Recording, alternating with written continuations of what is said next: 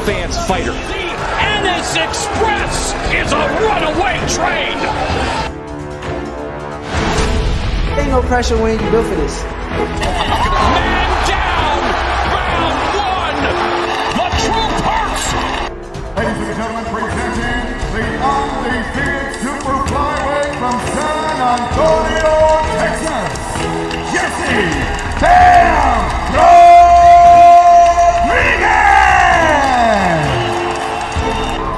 The universally recognized undisputed lightweight champion of the world, Devin the Dream Haney.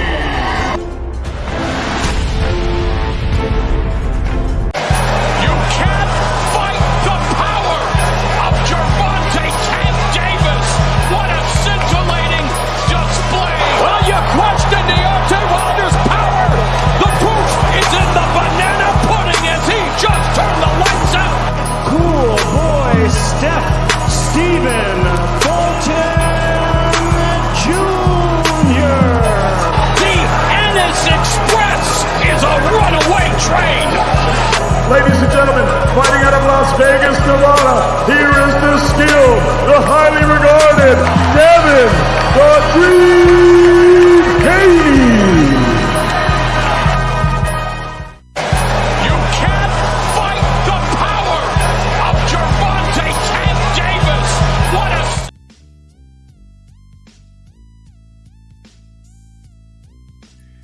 What's going on, family? Welcome back to another episode of Rocking with Right Side, the after party, the debate recap, man. I wasn't planning to go live tonight, but I had to.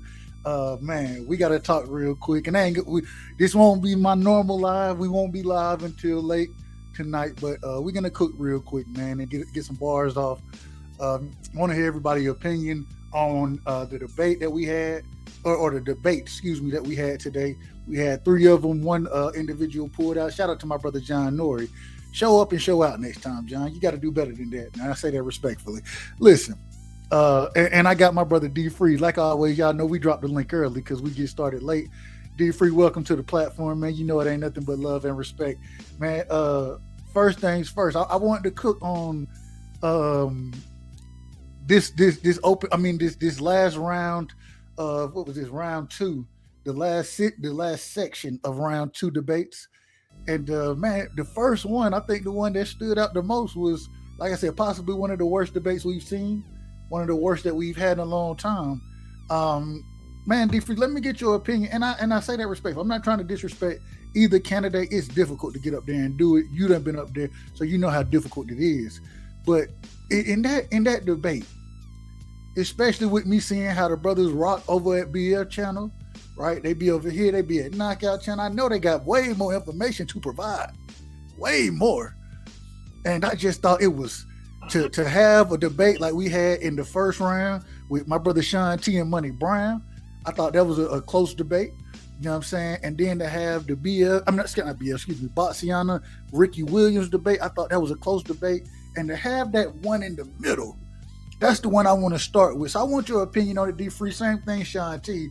The Terrence best videos versus Steph, Devin Haney versus Shakur Stevenson, 2 of the hottest boxers in the game right now.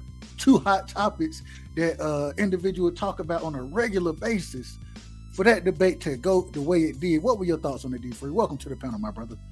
What's going on? Appreciate you having me up, man. This is a product of 2 guys who had a bye in the first round. Neither one of these guys battled anybody in the first round, and it showed because I think they both, when you got money on the line, they didn't bring no energy, and it was like they didn't really care. And I said it in the chat. I said I know Doug Whiteside is kicking himself for losing in the first round because from the performance that they put on today, there's no reason these guys should have been in the second round. There's no, and then like I said, it's because they didn't battle nobody in the first round. And so when you ain't into it, it's going to show. That's why every time I gotta pull something out of them when I'm debating. And even if I don't know everything about the topic that I'm debating, I'm going to hit on what I do know, and I'm going to hammer that all the way through. I'm going to bring the excitement as much as I can for the points that I do know. Even if I don't know a lot about the topic, I'm going to hit on what I do know, because you don't know what the judges are listening for, and you don't know how the judges are feeling. And if you come out the way they came out, no, and like I said, no disrespect to neither one of them. I think it's just they didn't battle nobody in the first round, and so it showed that they wasn't up for the moment. And like I said, when you in a debate and it's money on the line, you got to bring it every single night, because you don't know who's going to bring it. It might be somebody. I saw him last time. I'm gonna beat him, and then you come out there flat, and this man brings it home. So you gotta get yourself in that mode every single time, because you never know how the judges is feeling. They don't like, you might have hit some facts, but it came out dry, and so when the judges is hearing it, they like, damn, what the fuck are we debating? Y'all ain't got no enthusiasm. No enthusiastics for the debate. Y'all act like y'all don't really care about being up there. And so the judges is going off of, okay, who said the most facts, who was a little more interesting than the last person. So it's kind of hard to debate it. And I felt y'all pain, because I'm sitting there listening. I'm like, wow, this is how we going in the second round. You trying to make it to the quarterfinals, and this is how y'all bringing it to go to the next round. And so I understand what y'all was saying when y'all said it, because that's how I was feeling. I wasn't even judging. I was in the chat. Hey, man. And you know what? Real quick, I got to shout the family out. I skipped the family. Y'all make sure when y'all get in here, y'all hit the like button. Shaun T, after I shout the family out, I'm going to skip you. I say that respectfully. But we are the first debate we are talking about. We have my brother Terrence up here. He was a part of it. So I'm coming to you right after him. But I want to let the brother defend himself with everything that we're talking about, and then we'll let you cook on it as well. So give me 1 second. Let me shout the chat out as always. We got my brother Mike Biggs in the building. Much love, Mike. Hey, I might have a chance to rock, which I don't know yet, Mike, but you know what it is. Nothing but love and respect. Cash Crypto in the building. My brother Edgar Chavez in the building, always coming through. Both of them showing up, showing out, always showing love, man. Man, we got the OG, the legend in the building. We had a great show. If y'all missed it last night, we had a hip hop show. Crush, man, we had everybody in here. They was going in on the 80s, 90s hip hop culture. It was a hell of a show. I had a lot of fun listening, learning. You know what I'm saying? Much love to everybody who came on and showed out during the show, man. My brother Josh Sanders, 86, straight out of Kentucky, man. I know it because y'all know what it is. Shout out to the whole TWT team, the winning team. If you don't know, man, y'all make sure y'all go sub to all those brothers. They doing a hell of a job as a community, man, and nothing but love and respect for them. Nothing but love and respect. D Free, my brother D Free is up here with me, man. Shout out to D Free. My brother Zoom in the building. Salute to my brother Zoom. Nothing but love for Zoom, man. Nothing but love. Ty Swindle in the building, man. Shout out Ty Swindle. Always coming through showing love. My brother Bonton in the building. Bonton, South D-Town. Shout out to South D-Town, man. Much love, brother. DP Rocker in the building. Much love, DP. I be who I be, my brother. What's up, bro? Much love to you. Much love to you. Champion Heart. If y'all don't know, man, y'all make sure y'all check out Cooking with the Champ. He doing his thing over there. Always coming through showing love. Much love, champ. My brother, man, always in the building. Much love. I ain't seen you in a couple of days, bro. Much love to you. You know what it is, always. Let me see. I hope I ain't missed nobody. If I missed you, charge it to my head, not my heart. Oh, here we go. My brother Davis, 95. Davis, I done seen you here a couple times, bro. I got to get you right. Let me definitely get you right, bro. All right, you good to go, man. And my brother Opulent LD, I see him in the building as well, man. Shout out to Opulent, man. Much love to you as well, brother. And so, Terrence, man, I got to ask you. You heard how the judges, me included. You heard how we judged that debate. I thought, and I'll be honest, I thought it was a poor performance. I done heard you come with passion. I done heard you bring energy, and it just seemed it was a very lackluster debate. Terrence, man, break it down for me. How did you see the debate? I saw in the chat you thought that the judges were biased against you. Man, break it down. How did you see it, Terrence? Well, and as always, welcome to the platform, my brother. Nothing but love and respect for you. Yeah, hey, Doug. First of all, this guy's talking crap. Whoever's the top right of the screen, he don't know what the hell he's talking about. Listen, I don't have to freaking yell and be boisterous, again, in a debate. You want somebody yelling and screaming. I'm giving you points of fact. I answered all of the questions.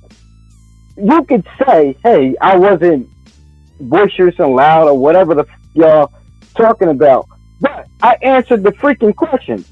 This man did not answer any of the questions. This is why I tell you, in BS, he's talking about I should listen to his channel and say what the fuck, excuse me, pardon my language. I don't gotta listen to his channel and have the same opinion as him. I don't give a damn what he said. I'll beat him in a debate. Give a shit what he says. He's talking about he said, oh, yeah, I talk every day on this channel on this subject. So what? I don't have to follow what you say. Hold on, Terrence, calm down, brother, calm down real quick. What I would ask, BF, he not here to defend. No, but you know, brother, you can't cut me off. Calm down, brother. Oh, well, BF is here, but all I'm saying is well, yeah, now. Can I continue? Hold on, Terrence, calm down, brother, calm down. I'm trying to get to. I want to ask you questions so you can answer these questions that me as a judge, not necessarily going off of anything. I ain't got nothing against you, Dub. This ain't. It's only help. It ain't nothing against you, Dub. It ain't about who it's against. I'm trying to ask questions, brother, real quick. Let me ask you. Go ahead. I hear the passion you coming with now, right? You got this is the energy I'm used to you coming with. The passion, the energy. My question is, why didn't you have this in the debate? Why not bring it to the debate? Because first of all, I don't have nothing against Steph. He seemed like a good dude, and we both had the same tone. We were talking facts, and the person who gave the most facts and answered the question should have won. But that didn't happen because that man was in his feelings. Because I was talking about Devin. He said that I should have went to his channel and said what he said. I don't give a damn what that man says. I ain't gotta go to his damn channel, listen to him and believe everything he say or agree with everything he say. Who the fuck do you think he is? I debate him. What is he talking about? I gave my the questions that were asked. I answered every question. The other guy, Steph, good dude, but he didn't answer. You guys know he didn't answer the question. He didn't even answer it. He didn't even make a comparison. The last question, it was a comparison between two fights. The man never even mentioned any fight between Shakur. He never mentioned Shakur at all. But see, this is why I say this guy was in his feelings. He came out attacking both of us. Oh, he's attacking that man because he's not saying what he wants him to say about Devin, and he's attacking me because I'm shitting on Devin. Listen, I'm in a debate. I like Devin and I like Shakur, but I'm trying to win this debate. Just because I'm shitting on that man, he can't be all in his feelings. He's a judge. He's supposed to put that. When you're a judge and you sit in judgment, you're supposed to listen to both sides and say, okay, even if I don't agree with this person, okay, he did win the debate. He answered more of the question, and he was more on point. He knows that man did, and he even said the guy ain't say shit. But he still went against me because I was shitting on Devin. That's all I'm saying, Doug. Is that's why I went at him, because I debate him. Because everything I said is factual. Now, I debate that way. Hold on, calm down, Terrence. Calm down. Just calm down. And this, I wish you would have brought this energy, bro. You should have brought this energy you got. I ain't got that against Steph. I ain't got nothing against Steph. Hold on, let me. I got it against BF. But let me. I ain't got nothing against Steph. Hold on, you ain't got to have nothing. Man, you done had this energy toward me, and I don't think you got nothing personal against me. You know what I'm saying? This just how we only because I'm talking about Bud. That's something passionate. I'm talking about Bud. That's something I believe in. So yes, I'm gonna be a little more passionate when y'all try to shit on Bud. But as far as hold on, Terrence. Yeah, go ahead. Calm down. Hold on. Go ahead. I gotta let my brother Shaun T cook, right? Because it's the same question. I wanted Shaun T to cook on how he felt the debate went and his thoughts. And we started off with your debate in this situation. So Shaun T, the floor is yours, and then I'm gonna bring my brother BF in. Listen, Terrence, calm down, brother. Calm down. You can't be over here doing. You know that ain't how I run my channel. You know that. So I'm gonna ask you respectfully to calm down just a tad. When BF get up here, it ain't gonna be no. We ain't doing all of that. We gonna keep it boxing, and that's what we gonna do. But Shaun T, get your bars off, my brother. Yeah, peace and love to the panel, man, in the chat. You know, I feel like this. You know what I'm saying? Like, number one, man, I love boxing. You feel me?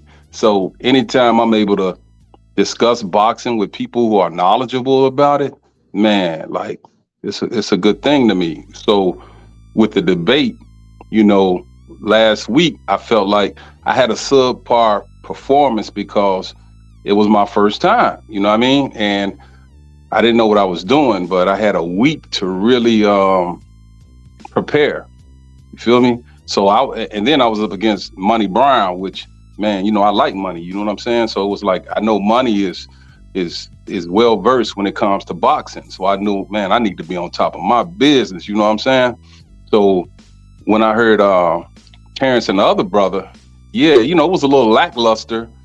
Well, it was a lot of lackluster, but I mean, but maybe that has something to do with, again, like the first brother had said, like they didn't debate last week, so they both came in a little dry. You know what I mean? With Terrence, you know, he's saying about he was, you know what I'm saying, answering the questions and everything. But part of the debate is the delivery as well. You know, I see that you guys stress on that. So you have to be a little, you know, energetic, because when I hear him speak about Crawford, man, he's standing 10 toes down. You feel me? And although I didn't know a lot about Raymond Ford, I knew about Shushu Carrington. It was like I had to do my research on Raymond Ford. You know what I mean? And I wanted to make sure that I was knowledgeable going into the debate, whether I won or I lost.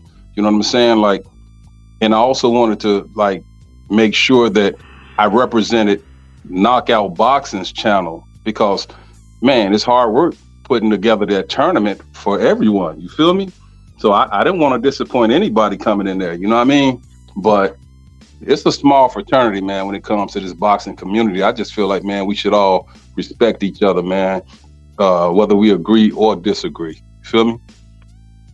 No, I ain't mad at that. I ain't mad at Shaun T, that. right quick up. I want to respond to Shaun T. All I want to say one thing, BF, one thing. Yeah, go ahead. I want to talk to Shaun T though. Yeah. All right, go ahead. You Talking to Shaun T. Go ahead, brother. Yeah, Shaun T, man, you did some good stuff, bro. You did. Like you keep saying that this was your second one, and you keep saying it's like you're doubting yourself. You did amazing, bro. Appreciate it. You did really good, bro. Like you did really, really good, man. Like that. If I can give you pointers as a judge, what I would tell you is don't worry about that other guy. Make him worry about you. You know what I'm saying? Don't worry. You say you did research on both of them. For what reason? Just be knowledgeable about your guy. Let him say whatever he wants to say, because at the end of the day, they need to hear your point about your guy. He got to prove his point. You don't got to prove no point with his guy. If you want to brush up on it a little bit, cool, but spend most of your time being knowledgeable about yours. Focus on yours. I thought you did amazing. I think he just did a little bit better than you. That's all. But I thought you did good. Appreciate it. I thought you let him off the hook a few times in like your rebuttals. You let him off the hook. You let him say some certain things, like you just said, you know, have a little bit of flair with it. You let him say some things and you just let him say it. And that's why I tell everybody, bro, you don't have to always be right. You got to be convincing. It's a debate, man. And if you have a convincing debate, if you convince people that you're right, or you convince people of your stance, then you win it. And if you and your delivery was nice, all right, don't get it twisted, bro. I think you did a phenomenal job. I just think you should have focused more on your guy and not his. Let him have to deal with you. That's how you know how Floyd Mayweather always used to say, I don't train for my opponents, they train for me. And I think that's a problem that a lot of people have, because they feel like I need to know mine and know yours. No, you just need to know yours. They gotta worry about knowing what you know. So if I could give you any pointers, that's what I would say to you. But I think you did great, bro. I'm not man. Appreciate it and point well taken. And I'll be ready next time for sure. You hear me? Yeah, hey, and I think you got a lot to offer to the debate series in general, not just the tournament, you know what I'm saying, just in general, because I did see the progression. I saw the progression from your first debate to this debate. And when you see progression like that, I mean, it seems like the sky is going to be the limit for you. One thing, man, y'all make sure y'all smash the like button. Smash the like button while y'all in the building, man. Real quick, man, I got to say this. I got my brother Baz Reeves in the building, a.k.a. Steph. He was the other debater that went against Terrence. Steph, I want to get your opening words, and then we'll let the people speak on it. I said it myself, and I'm not going to take it back. I thought this was one of the worst debates I judged. I thought there was a lack of energy, a lack of excitement, a lack of it was lacking a lot. The debate lacked a lot, in my opinion. My first question to you is, when you hear individuals, my brother D Free, BF, Shaun T, feel like this was a subpar performance from both guys, man, what do you think you could have done better, and what would be something you think you should focus on moving forward? Also, how did you think the debate went? Oh man, right then and there, I haven't heard anything on what anyone has said or anything like that. Salute to you guys. Salute to the panel. Salute to the chat. All you guys. And no disrespect whatsoever. No, hold on, Dub. Like it was nah. Hey man, this is nothing personal, man. That was dog shit. That was poor. I agree with everything you just said, but I didn't hear anything on what anyone else got to say. I see Terrence is in there. That's the reason why I clicked the link. So, yeah, man, that was poor. I could have done so much more. Starting with knowledge, starting with what's that? Like you said, excitement, enthusiasm, giving a damn. There's no excuse. This is a debate.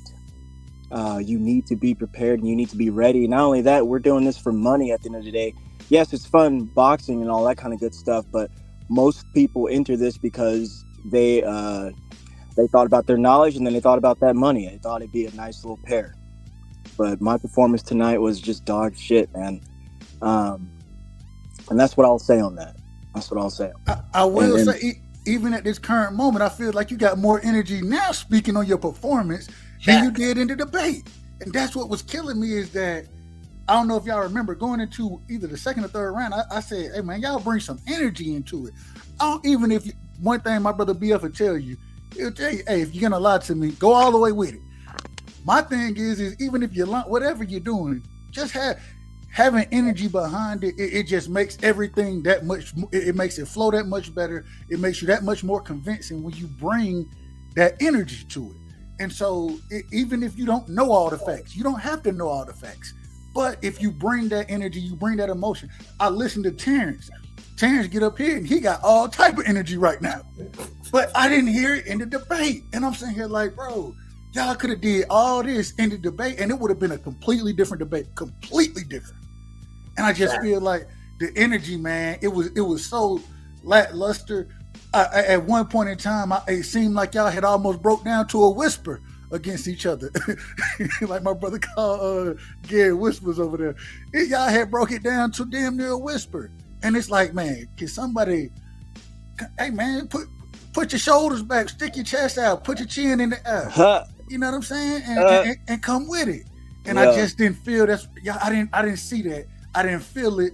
And it was just so, it was hard to listen to. It was hard to judge, just to be honest about you. Yeah, man. It's hard to digest. Yeah. You had two different opportunities. You had two different stances, right? If you're not gonna have the energy, then have the facts. If you're not gonna have the facts, then have the energy. You can't not have both. You can't just get there. You can't have nothing. And then you get mad at, bro, you was garbage, bro. You wasn't good, bro. Like, I don't know why y'all crying. Bro, you garbage, bro. You're not good. You're not good. You weren't good. You garbage, bro. That's fine. You can't be. No one, you know. Yeah, say it to yourself, bro. You garbage, bro. No one. I don't give it. You can't beat me. Anytime, bro. Anytime. Bro, I set it up, Dub. Dub, set it up. Y'all This guy's garbage. I didn't been on the platform. Set it up. This dude's garbage. This dude all hot air. All BS is hot air. Somebody got to listen to your channel. I don't give a damn what you say, bro. I don't care what you say, bro. But damn what you say. I ain't gotta listen to your channel. Questions, Doug. No, nigga. I don't want you to listen to my page, you goofy ass nigga. I don't want you to listen. Get off my nuts. That's what I want. I won't listen. I damn sure ain't listen to your channel, bro. I don't care what you say. You garbage. Hey, real quick, for both of y'all. Hold up, real quick for both of y'all. You care what I say. I want to ask this question. I bet I won't go to your channel again. I'm unsubscribing. You bum. You a bum. You a fanboy. You're a fanboy, bum. I don't want to y'all can't overtalk the host. Y'all can't overtalk the host. Bro, I was never subscribed to you, so I don't care if you unsubscribe to me. Thank you. Unsubscribe and leave. I never subscribed to you. So if you're telling me subscribe to me, cool. Cool, bum. Fanboy. Let me ask you a question, Terrence. Yeah, fanboy. You got a little. All right. You got feedback in your background, Terrence. Well, that's what happens when you're trash. Listen. I believe I saw it in the chat. I believe you said ask the exact same questions and you would cook BF on the exact same question. I believe you ask said me the exact same right now. Well, go ahead, bum. Answer the question, bum. What question? Any question, bum. Lord have mercy. I did not. All right, listen. Here we go right here. Go ahead, set it up right now. I'll show you how to do this. God damn. I was not expecting none of this. Go ahead. Ask the same question that was in the debate. Real quick. Okay. Real quick, I'm gonna let tell me why your man. Okay, wait, Doug. Tell me why your man Haney beats Shakur, bud. Boy, tell me. You got the floor. Go ahead. Tell me why your man's beat Shakur. Hold on. You can't give nobody. Hold up. You can't give nobody the platform. How you gonna get somebody the floor on my show, nigga? What are you doing? I'm sorry, Doug. Get the questions is getting out of control. Give me a second. I'll show you how to do it. I'm gonna get the questions. I'm real quick. I want to pass it back around real quick because let everybody get a little something in before I let you two go back and forth. D3, anything you want to speak on real quick, bro? While I grab these questions for the. What I was going to say to Shaun T is, you did a hell of a job compared to what you did last week. You showed a lot of improvement from what I saw last week, and you have nothing to be to hang your head about. You went up against Money Brown. He's a hell of a debater, but you held your own in it. And what I want to say to Steph, I seen you on Fanon and how you talk facts about Devin and Shakur and stuff like that. The energy that I see you on other people's channels, that's the energy that you need to have when you're doing this debate, because I've seen you actually talk about these other fighters and you have way more energy when you're talking about these other fighters on other channels. It's like when you got in debate, it's like you kind of froze up. Don't think of it as a debate. Think of it as you telling people what you know about these fighters. That's what you need to do. Because I see you got it. You know the facts. You just got to bring it out and show what you know. Appreciate that, Free. I ain't mad at it. Real quick. Shout out to Steph, man. So you got those questions, Dub? I'm getting them now. I want to make Dub, sure. Dub, can we start with the one with the tank one? That tank one. That's what that pissed them real. That really pissed them off. Start with that tank one. When who has a better shot between Shakur versus Haney with Tank? I know that pissed him off. That fanboy got real mad. This how we gonna do it. We're gonna do it right here. That fanboy got real mad. Hold up. We got 3 judges on the platform right now. There you I'll go. Go ahead use and these same judges. Use them. Yeah. Use Shaun T and use Bass and let D Free. That's what I'm doing. I'm using these are the judges we're gonna use. Let's get it. Shit, fuck. Here we go. Do the exact same thing. The exact same thing. Hold Same on. thing. I got you. Give me a second. I'm typing the questions up now. Damn, I was not. I wasn't even supposed to be live. I got you, Dub. I got you, brother. I know. I got you. All right. The question is, fuck. I ain't typing nothing up. I'm just gonna tell y'all the question. And flip a coin. Do the same thing. Same thing. I'm Let's do. let's do this. The tank question. Hold on. We doing all three. We do. And Terrence, I don't know what it is. You got me playing in the background somewhere. You're gonna have to mute it. You know what I'm saying? That's not me, dog. It is you. When I'm talking, I see when you're muted, I don't hear myself. When you're unmuted, I hear myself. It is you. 817. I know 817. I know, man. I was fucking thorough. I just wanted to peep my long head, forehead ass and see what's going on, dog. I'm gonna watch him get cooked, dog. I'm on the front row seat to watch him get cooked, dog. Hold on. All right, I'm out the way. Y'all let me know. Oh, shut up, fanboy. Can y'all see? Can y'all see the coin? Where your best videos at, Terrence? Can y'all see the coin? Yes or no? Yeah, I see. Yeah, Dub. I can see it. Who wants to call it? Call it. Tails it is. It landed on Tails. Let him go first. All right, bet. Give me a second. Let me get my time clock together. I wasn't expecting shit. Damn. All right, here go my clock right here. Stopwatch is on point. All right. First question, man. Terrence, you got to mute yourself, brother. I keep getting feedback, respectfully. Put it on the first screen. question was. Put it on the screen. Same thing. Oh, okay. Let me put it on. Damn, I got to type this shit up, then. Yeah, I don't want this goofy to be like, oh no, you robbed me, dog. You robbed me on the screen. No, the only goofy is yourself, bro. You the goofy one. You the goofy. I know you got it. Yeah, I got it. Yeah, I know you do. Yeah. Put it on the screen. Typing it up. Give me 1 second. Typing it up. Rich fighter. Coach with your bees. Just like that other theory. All right, here we go. First question, man. Shout out to my brother Knockout Boxing 86 TV for coming up with these questions. Great questions. Here we go right here, man. Do anything for clout.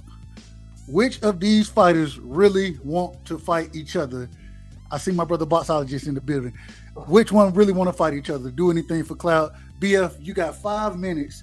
The time starts when you start cooking, brother. That's a great question. Which one of these fighters really want to fight the other?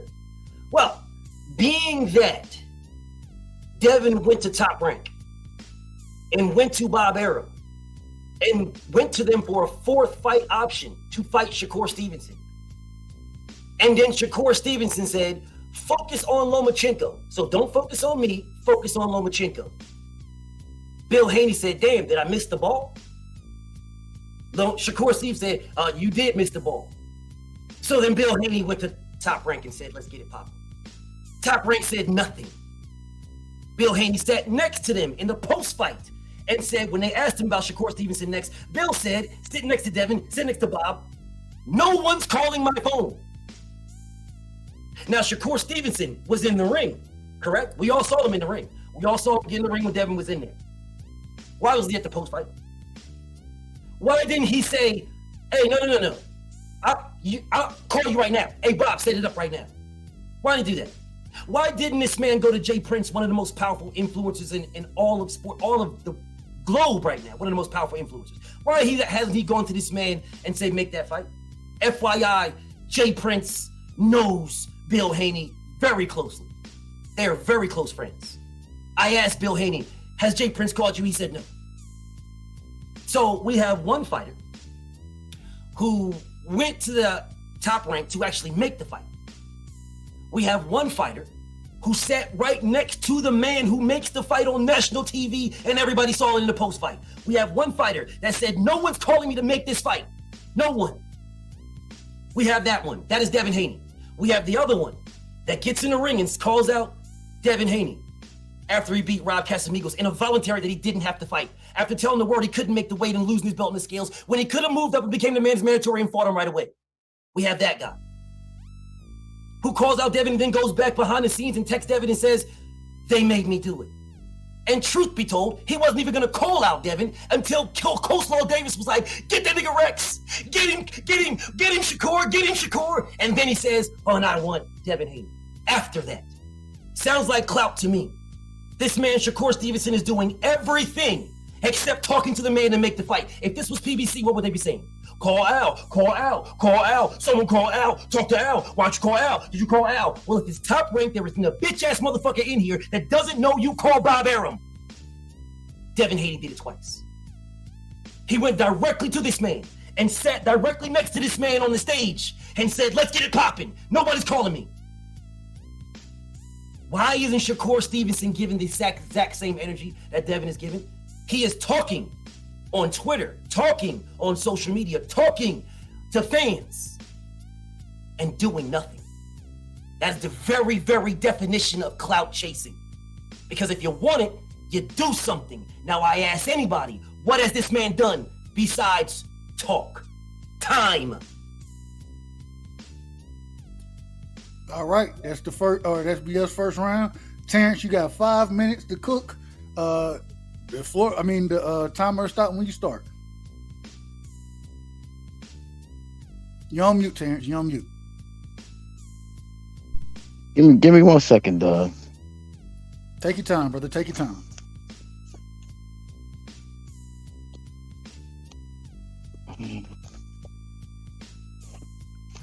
Okay, so the question is clout chasing and who wants to fight.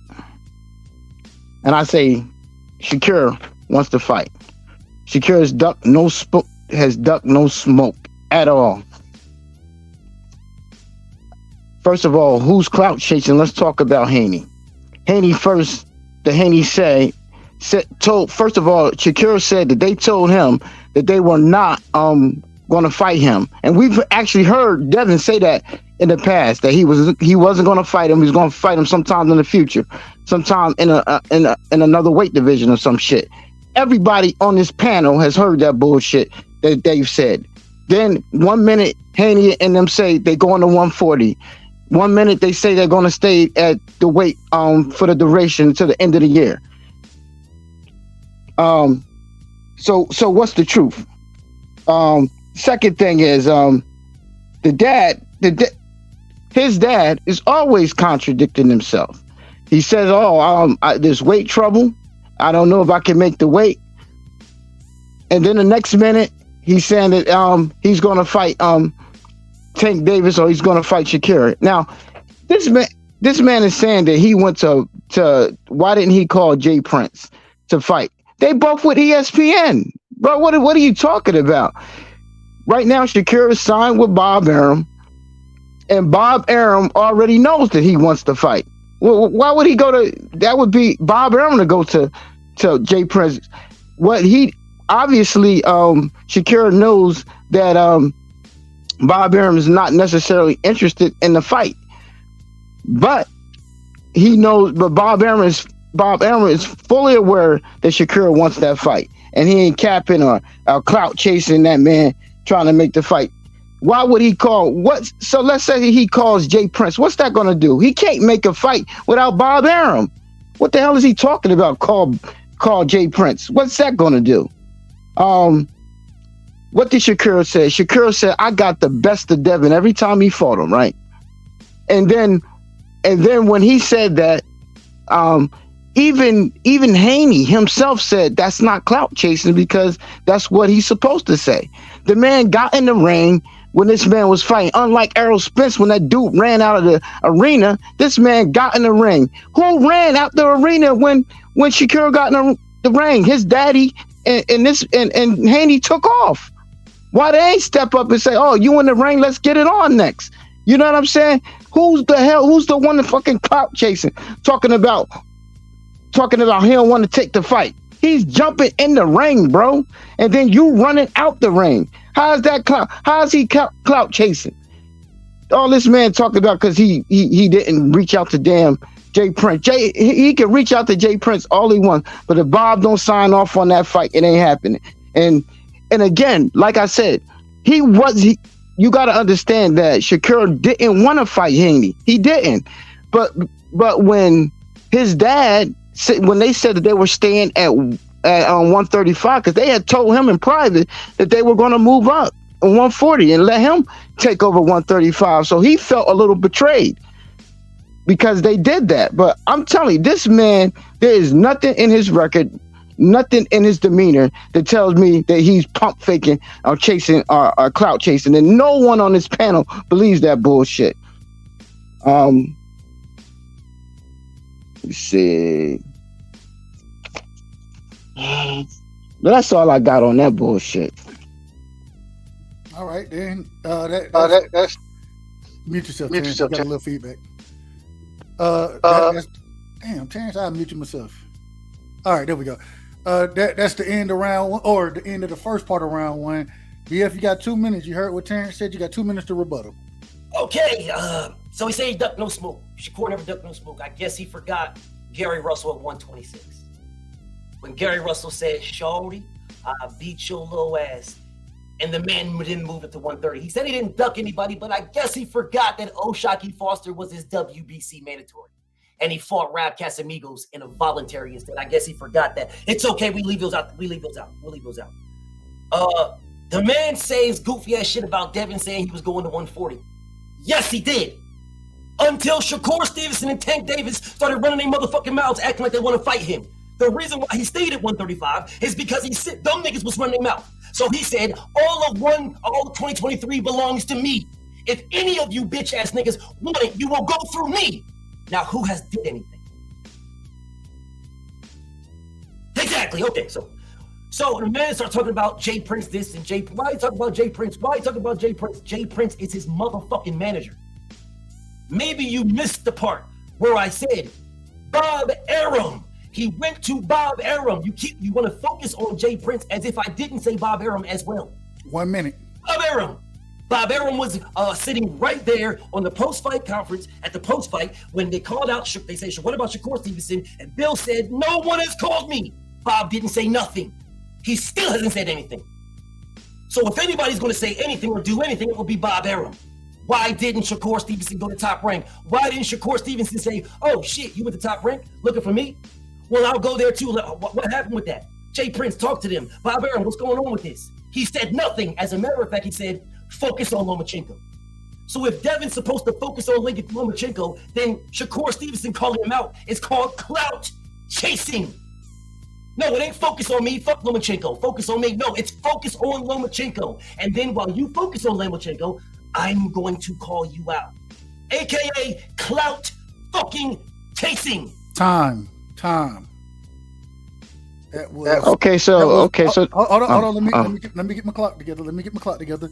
Go ahead, Terrence. Finish your rebuttal, or you got 2 minutes. 2 minutes.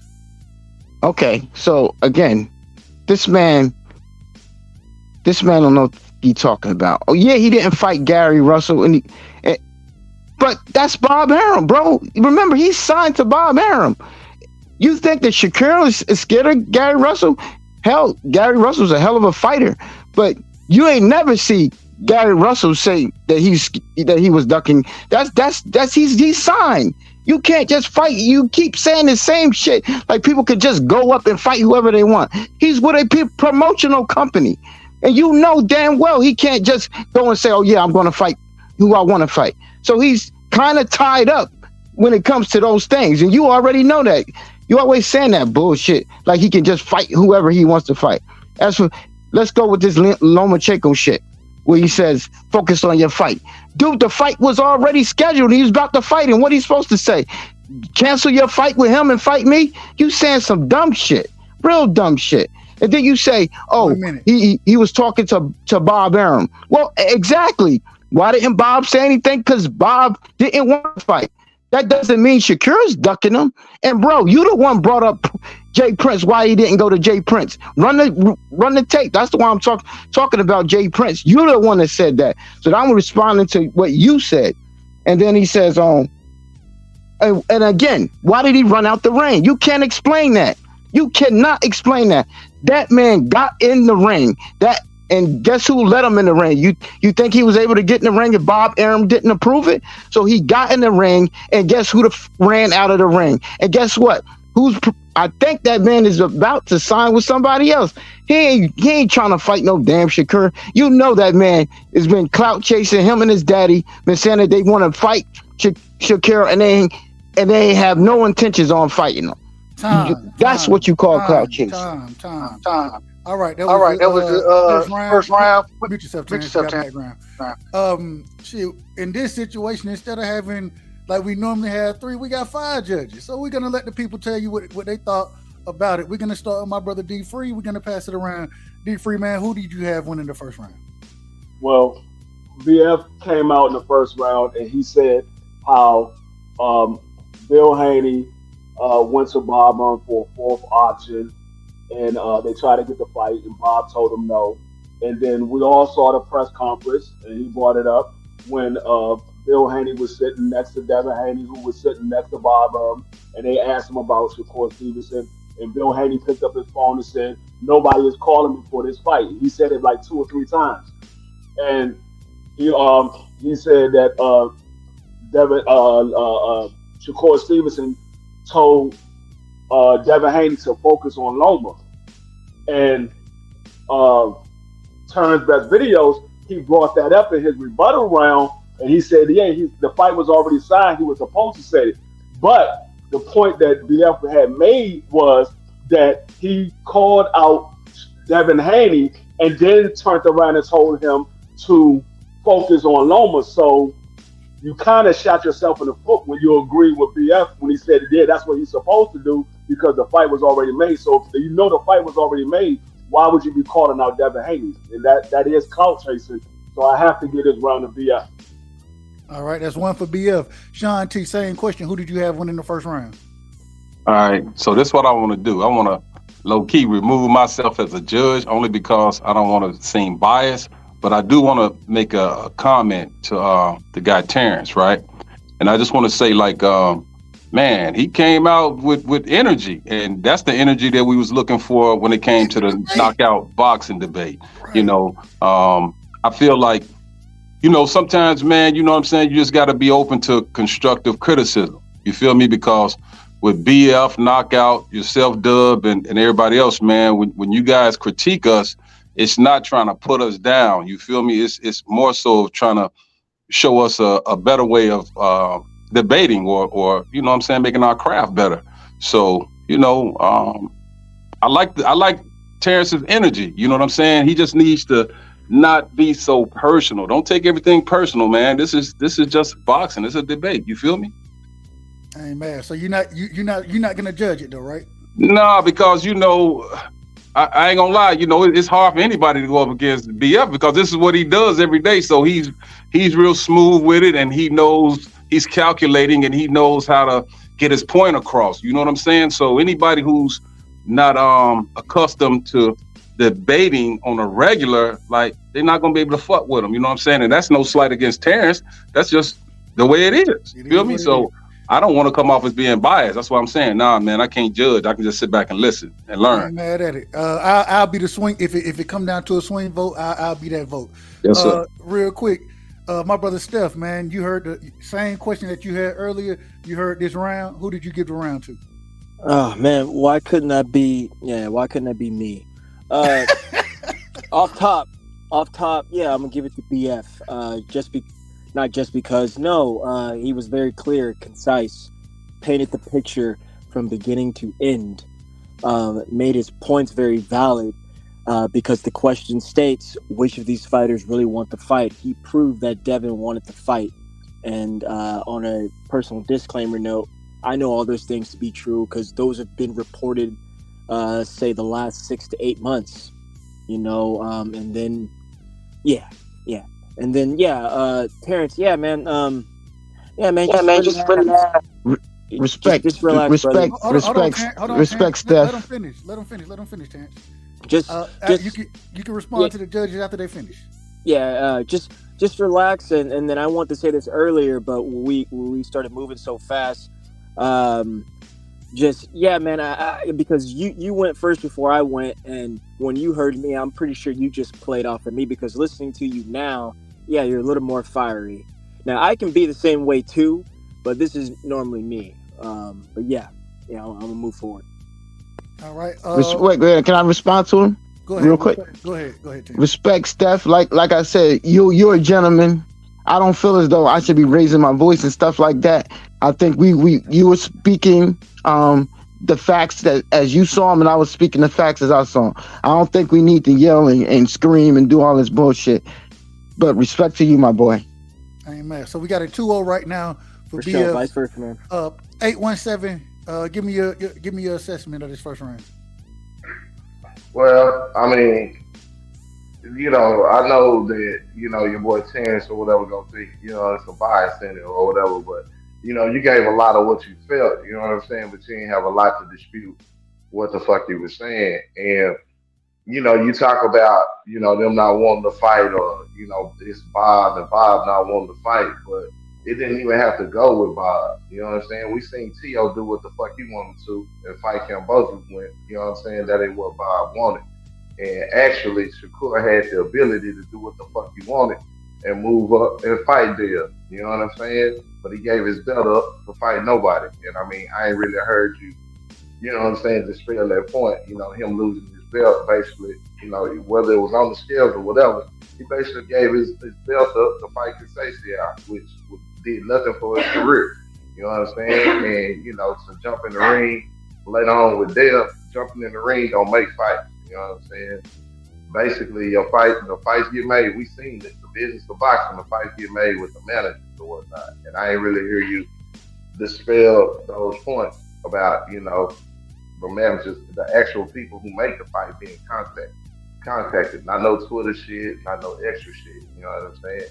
It's the business of boxing and it's the details. And those are the things that you was missing for me in order to win the round, because it's hard to convince without having those things built around your point. You feel what I'm saying?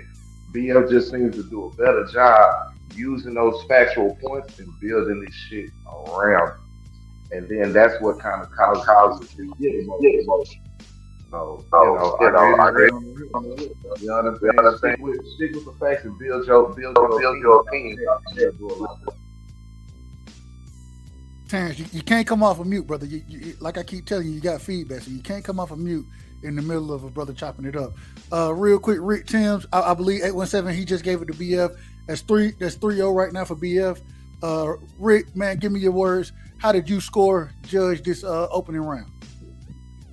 Oh wow, man, this ain't gonna take long. I actually kind of caught the second half of them when they were speaking. And man, you know, I give Bill hell daily in these chats. You know, I be coming for Bill ass daily. You know, but I don't come for Dale like the way I come for Bill. You know, one thing I will say about Dale, he mean what he say. You know, I don't see him really shucking and jiving and lollygagging when it come to demanding the smoke, so to speak. So it's kind of hard to take up for Shakur when he was very unprofessional and came in overweight his last fight at 130. You know, you don't come in and you're an elite, top-notch fighter. I mean, that's a very, very bad look. But when you know you got the skills to challenge Dale at 135, you don't miss weight at 130. So if you really wanted Dale as bad as you claim, you wouldn't have missed weight. I think 817 kind of just touched on that. So I mean, I'm gonna go with BF because it's kind of hard to take up for Mr. Stevenson fucking off weight when he could have came in 135 off the muscle and called Dale's name and got that Dale fight instantly. So I'm gonna go with BF. All right, and that's the first round. All the judges. Hold on, Terrence, you got to stay up. There we go. All the judges, they gave it to BF. The poll in the chat, they had it 95% for BF as well. We're going to the second question. I know, Terrence, this was a question you said you were looking forward to. I believe it's going to start with you this time, my brother. Terrence, the question is, Tank Davis, who has the better chance to beat Tank? You got Shakur in this conversation. Break it down, my brother. You got. Hold on. Let me get my bad. I'm doing a lot right now. All right. Timer starts when you start, brother. Okay, yeah. So, as I said in the previous debate, why I think Shakur has a better chance of beating Devin. What we saw in the Loma fight, and what we know, as I said before in the debate, I don't lie. Just like Ricky, he has a great jab. We know he has a great jab. He has good foot speed, and the key for him to win that fight against Gervonta is he's got to move and stick that jab out and stay away from Gervonta's power. The problem he's going to face against Tank, and the reason he has less of a chance to beat him, is that he slowed down in that Loma fight. Anybody that saw it, I say in the fourth round, if you look at him in the corner, and I was looking at him, he was breathing real heavy. And I think it's the weight. Like he maybe because he's draining, he's really, draining, trying to, he should, his weight, he's weight draining, whatever. That's why I think he's breathing like that. So the reason I think he's going to have trouble with Tank is that he's not going to be able to keep that pace up for 12 rounds. And Tank is a monster. He's going to keep coming, and you don't want to be tired when you're facing Tank Davis. That's all I'm saying. And that's my point, is that you can't have stamina issues against Tank. And on the Shakur side, why do I think he has a better chance? What is the number one thing that Shakur has? Defense. He's always defensively responsible. And to date, we have not seen any stamina issues. So he's more likely to be able to last 12 rounds of boxing with good defense. Now, let's look at the other tools that we know Stevenson has. Because he always making fun of the way I say Shakur's name or whatever. But anyway, Stevenson.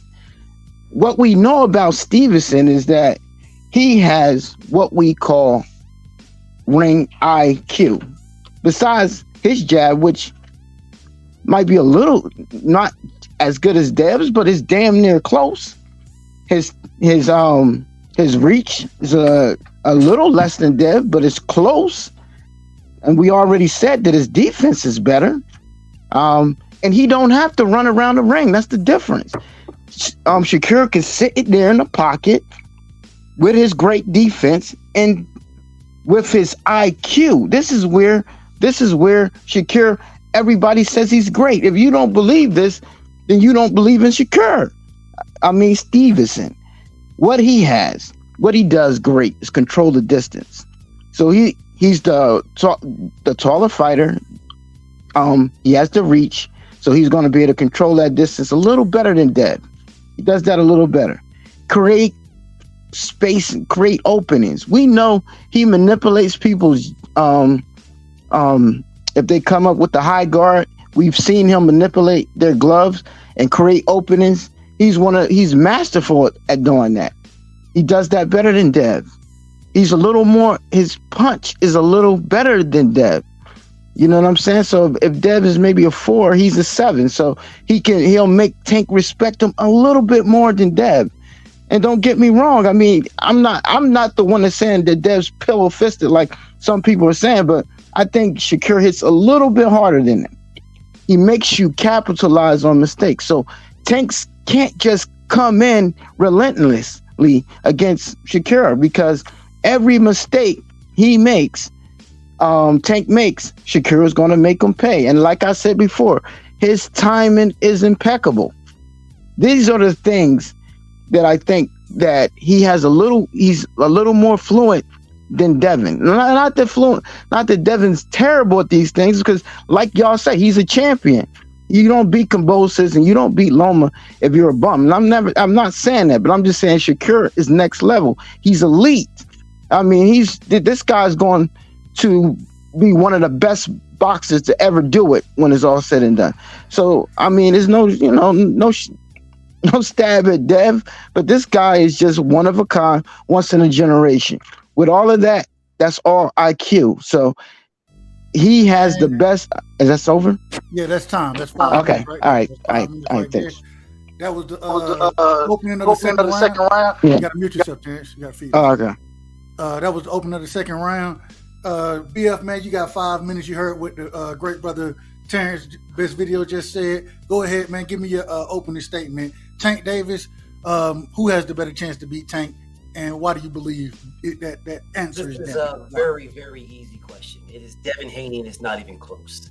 All right, people keep talking about this punching power. They have the same knockout ratio. They both have a 50% knockout ratio, yet Devin has more fights. So we can move past that when we're talking about punching power. Okay, we're talking about who has the better shot. It is clearly Devin Haney for all the points that he so eloquently put out. The longer reach, the footwork, and blah, blah, blah, yada, yada, yada. Yes, Devin has a longer reach. Yes, Devin, quote unquote, runs around the ring. That's called boxing. That is called hitting and not getting hit. That's what that's called. Boxing. When you guys start talking about he stands on the inside, that's stupid to stand on the inside with Tank Davis. That is stupid. Maybe you guys forgot what Shakur said when he fought Oscar Valdez. Oh man, he hit me so hard to the stomach. Man, it was the hardest punch I've ever gotten hit. What did Tank Davis knock out Ryan Garcia with? Wasn't that a body shot? Okay. So now that we got that cleared out, you stand there with Tank Davis fighting on the inside, you're gonna get put to sleep. All right, just stand there with Tank Davis. He's going to punch you in your rib cage and break your ribs. So when you guys talking about Shakur Stevenson, man, Shakur, he's going to stand right there with Tank Davis. Go do that. It'll be a short night. Stand there with him. Why Devin has a better chance is because Devin moves. Why Devin has a better chance is because Devin stays behind his longer reach and his jab. Why Devin has a better chance is because Devin already beat the man in sparring, made him quit. Can Shakur say that? The answer is no. And Tank and Shakur sparred. Does anybody know how that sparring ended? They don't talk about it. There's one sparring they talk about. That is Shakur. That's Tank and Devin. That's Tank and Devin. Yeah. They fought twice. And Dev made Tank quit. So when we're saying who has a better chance to beat Tank, I would go with the man that made him quit. Now, you can give me whatever excuse. Oh, man, he just got off the plane. I don't give a damn, bro. Man, he had Jolly Ranchers today, and he drank soda with Jolly. I don't give a fuck what excuse you give me. There is a man who made him quit. That is Devin Haney. I don't care if it's in sparring. He made him quit. They sparred twice. He made him quit. Can anybody tell me the stories behind Tank and Shakur? You cannot. You don't know them. They keep them inside the in-house, behind closed doors, because Tank beat his ass. Prove me wrong. You can't. You can't. There is one person who has the longer reach, Devin Haney. There is one person who has sparred this man twice, Devin Haney. There is one person who has the better footwork, of which this man just said, Devin Haney. And he has the exact same punching power as Shakur Stevenson. So I'm baffled at how this man would give me all these points about how he's got the longer reach and he's got the hand speed and blah, blah, blah. You would give me these points and then have the audacity to give me these points and then say that your guy has a better chance. You didn't give him any points. Oh, well, ring IQ because of the guys he fought before.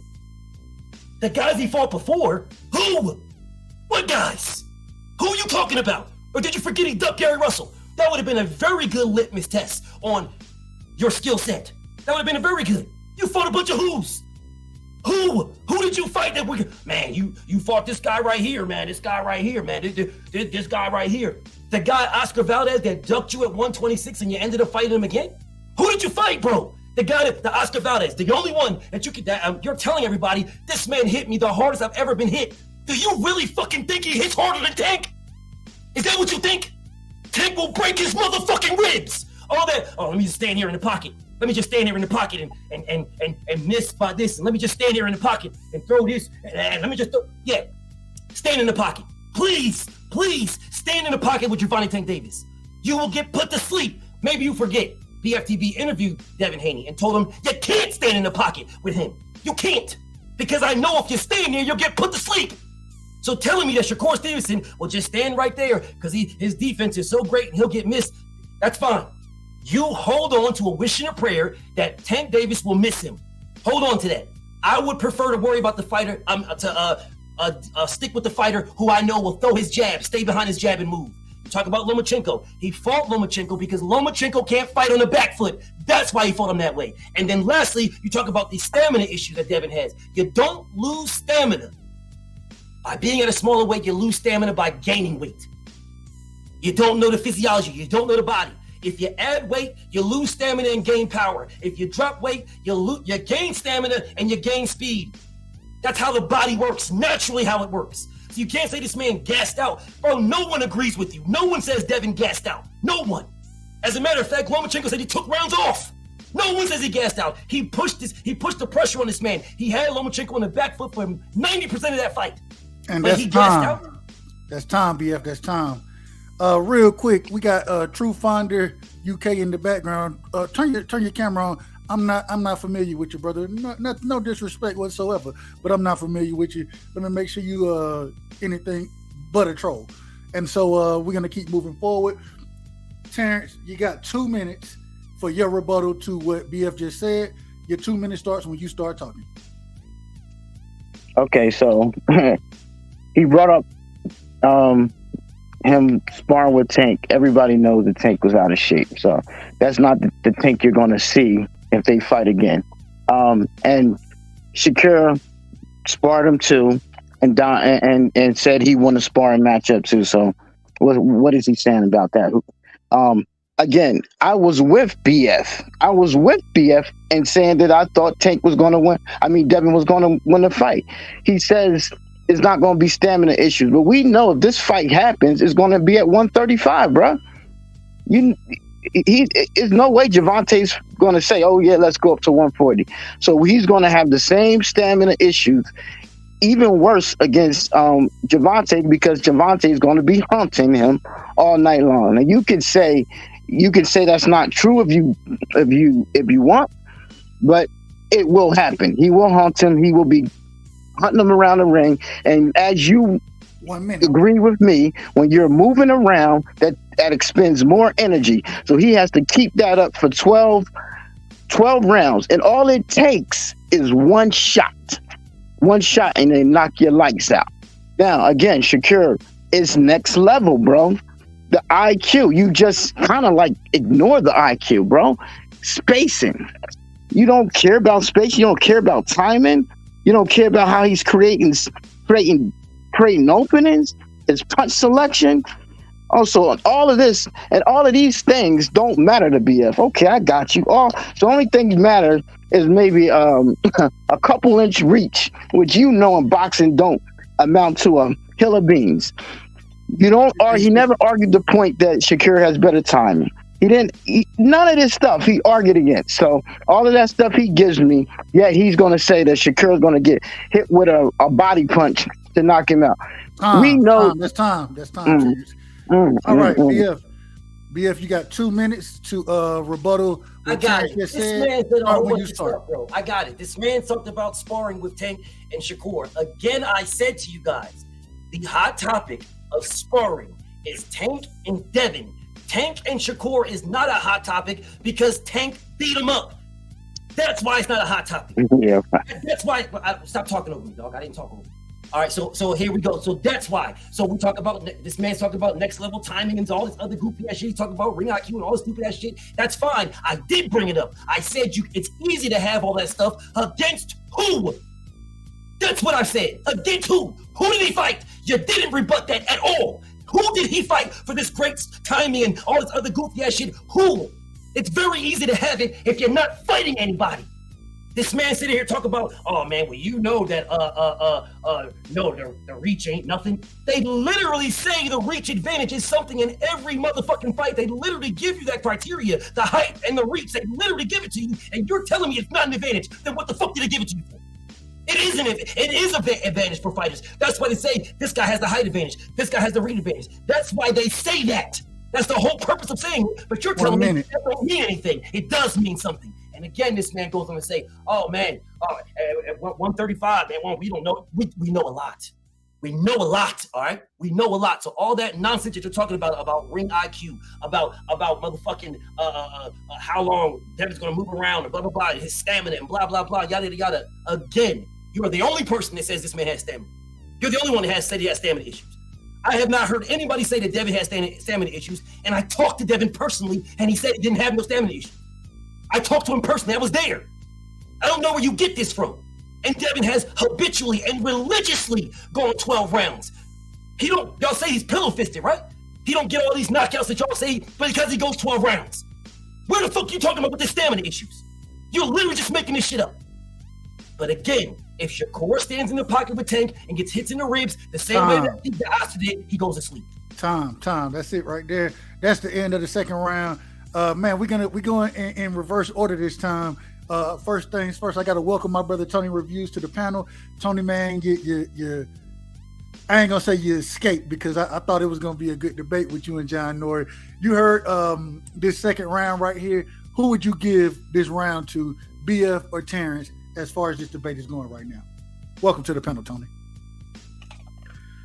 I mean, based off of what I just heard, I have to go with BFTB because I don't know who Terrence is, but the first guy that was talking, like, especially in that last rebuttal round right there, like every point he made, he pretty much just picked apart.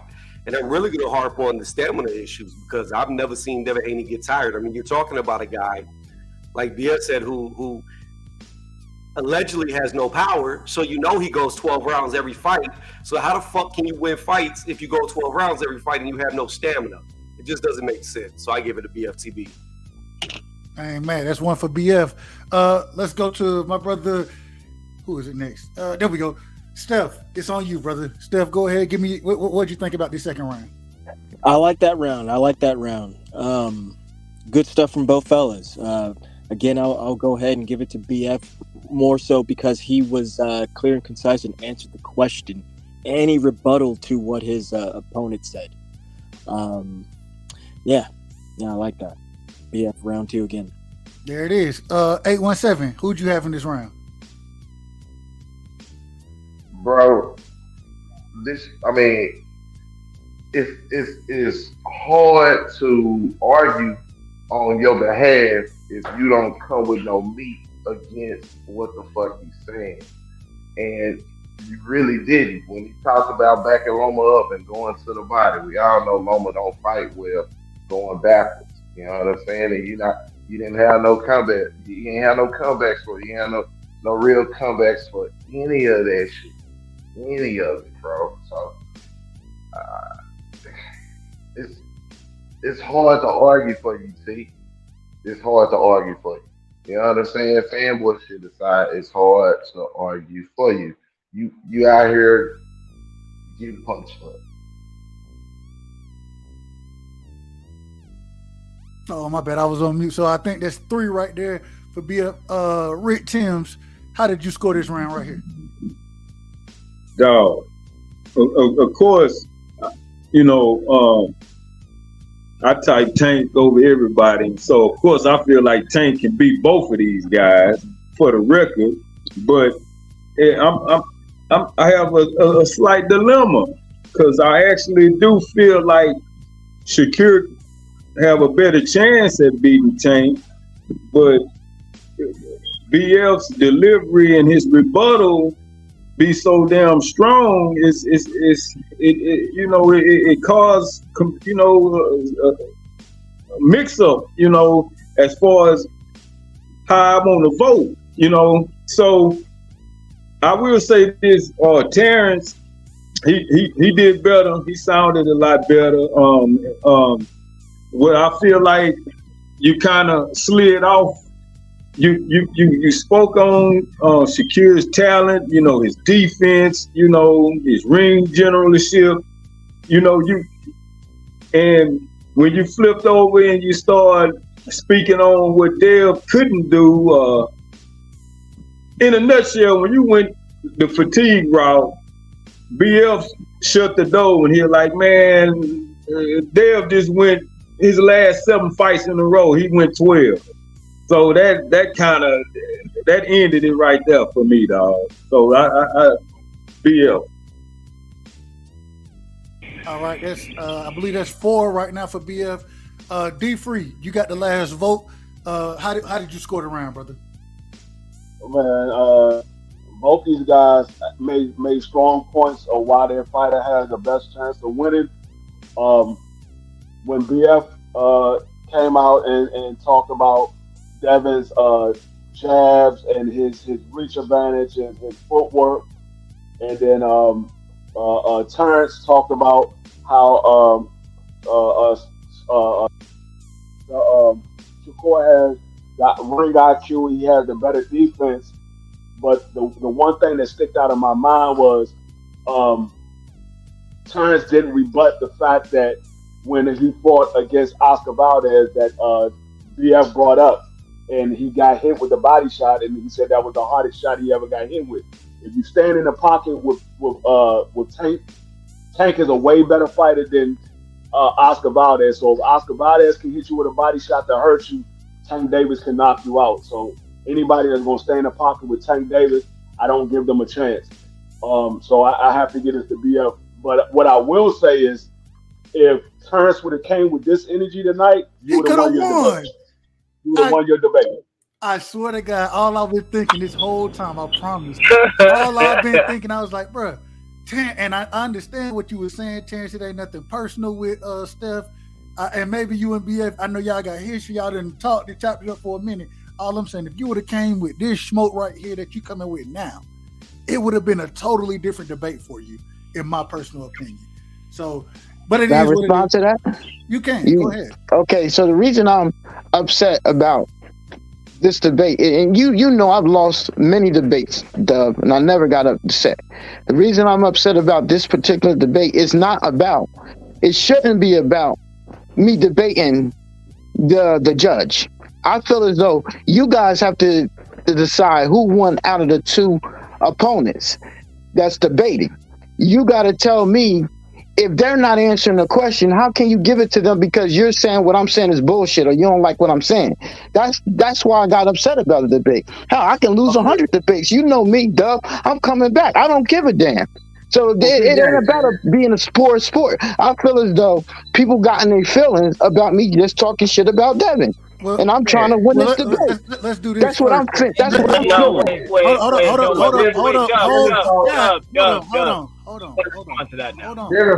Devin followed his better. Hold on. Damn. We can talk about that. We can discuss it, but let's get through this first. Let's get to the last round, the last question, and then we can speak on all of that. But let's get through it first, right? This is what y'all asked for, and right now it's 2-0 going into the third round.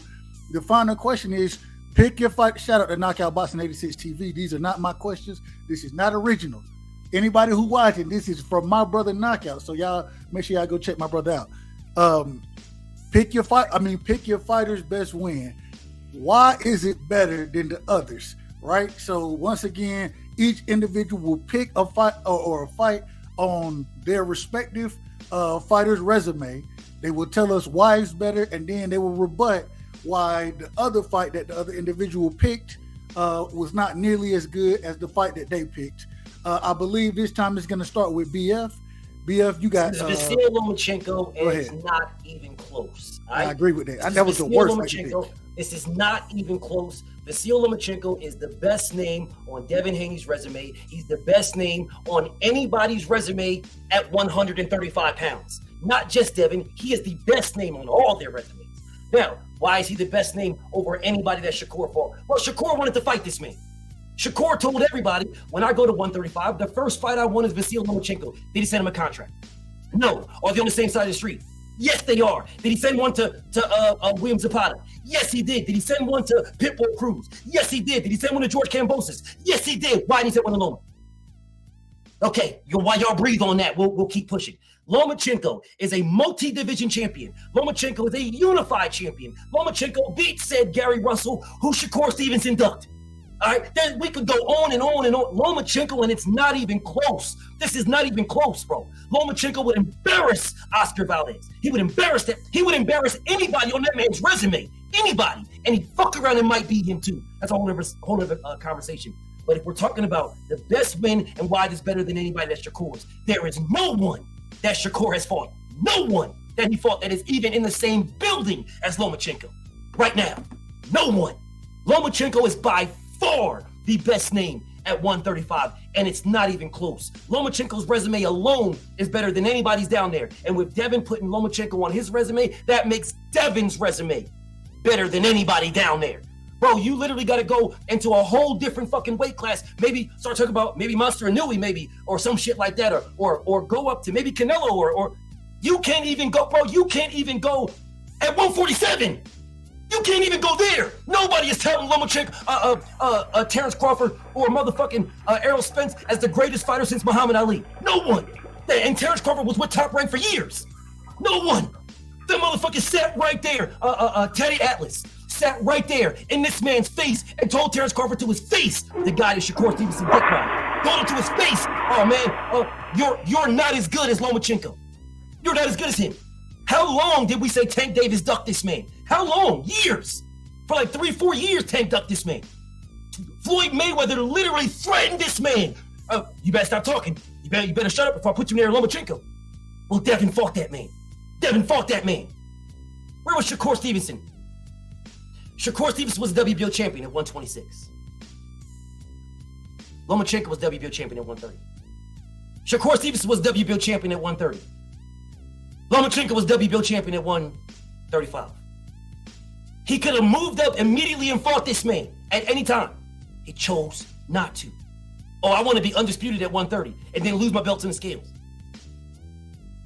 You could have fought Lomachenko. You could have moved up and fight Lomachenko. You could have did that. 2 times. Saying that Lomachenko won. You said Lomachenko won. Shakur said Lomachenko won. Loma won. I should be fighting Shakur. Devin beat him. So if Loma won and you should be fighting Shakur, then you're saying that Loma is the goods. What? I don't understand. What's the confusion here? Loma, and it ain't even close. He's the best resume, the best name on anybody's resume. And from 130, from 140 and down, he's the best name on anybody's resume. Lomachenko, the guy that they touted as the greatest fighter, an all-time great with like 6 fucking fights. An all-time great, the greatest fighter ever with like 7 fucking fights, 8 fights. The greatest ever. But here we are talking about, we're discussing the best fight? The best fight. Lomachenko is the best fight on anybody's resume. Not just Devin's. Anybody. I don't need to go no farther. Time. Damn, you still got a minute, but he called time, so I got to cut that off. Hey, Terrence, you heard the question? You got to pick a win. I know you got to pick a win on Shakur's resume and break it down why that win is better than, according to BF, Lomachenko. Time starts when you start, brother. You're on mute, Terrence. You're on mute. Okay. All right. So, I'm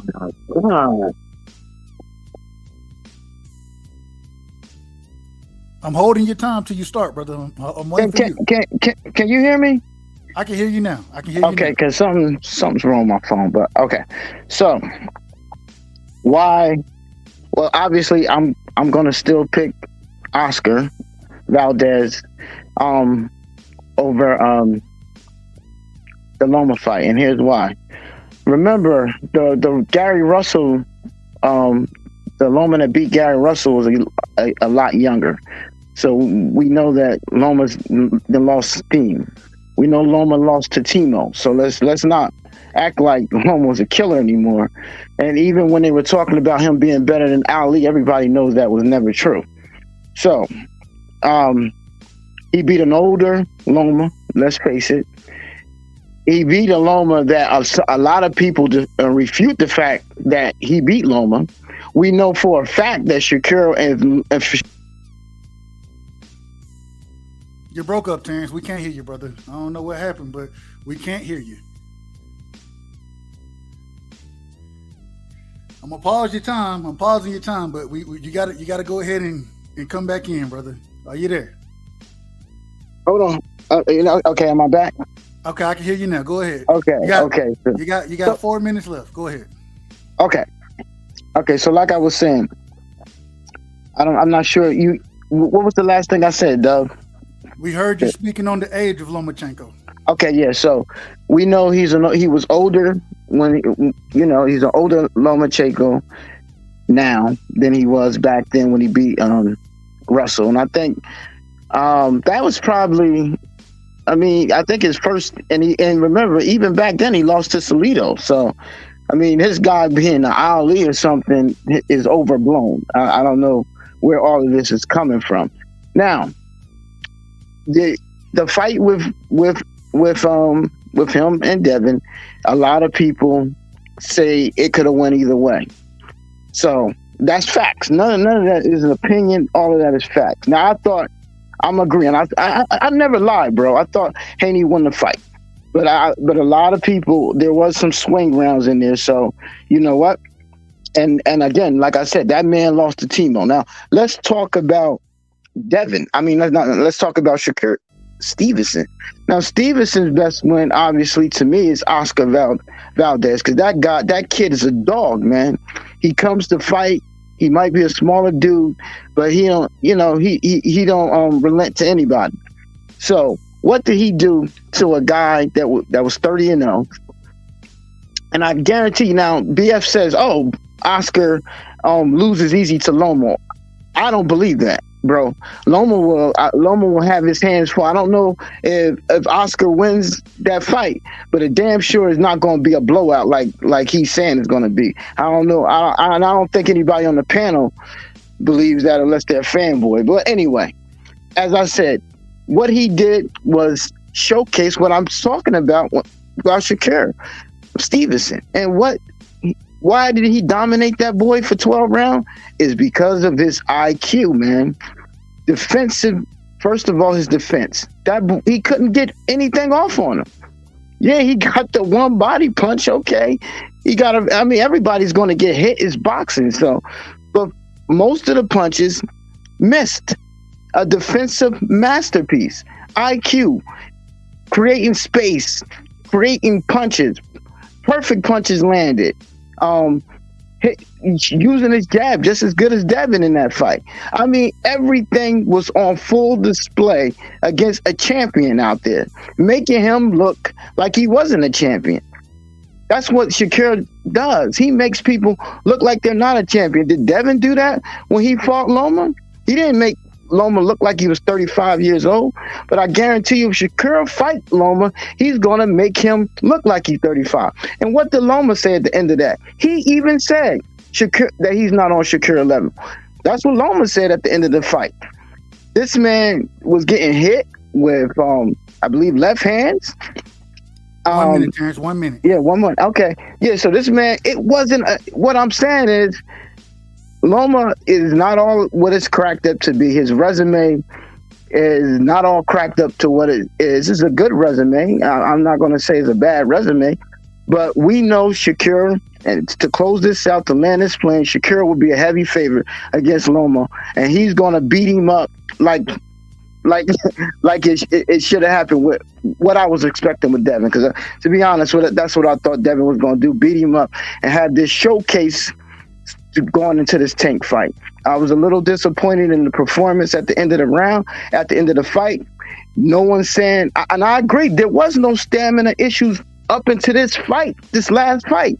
But if you look in the fourth round, he was breathing real heavy, and that's the only reason that Loma got in the fight. Because that's time right there. Okay. That's time. Okay.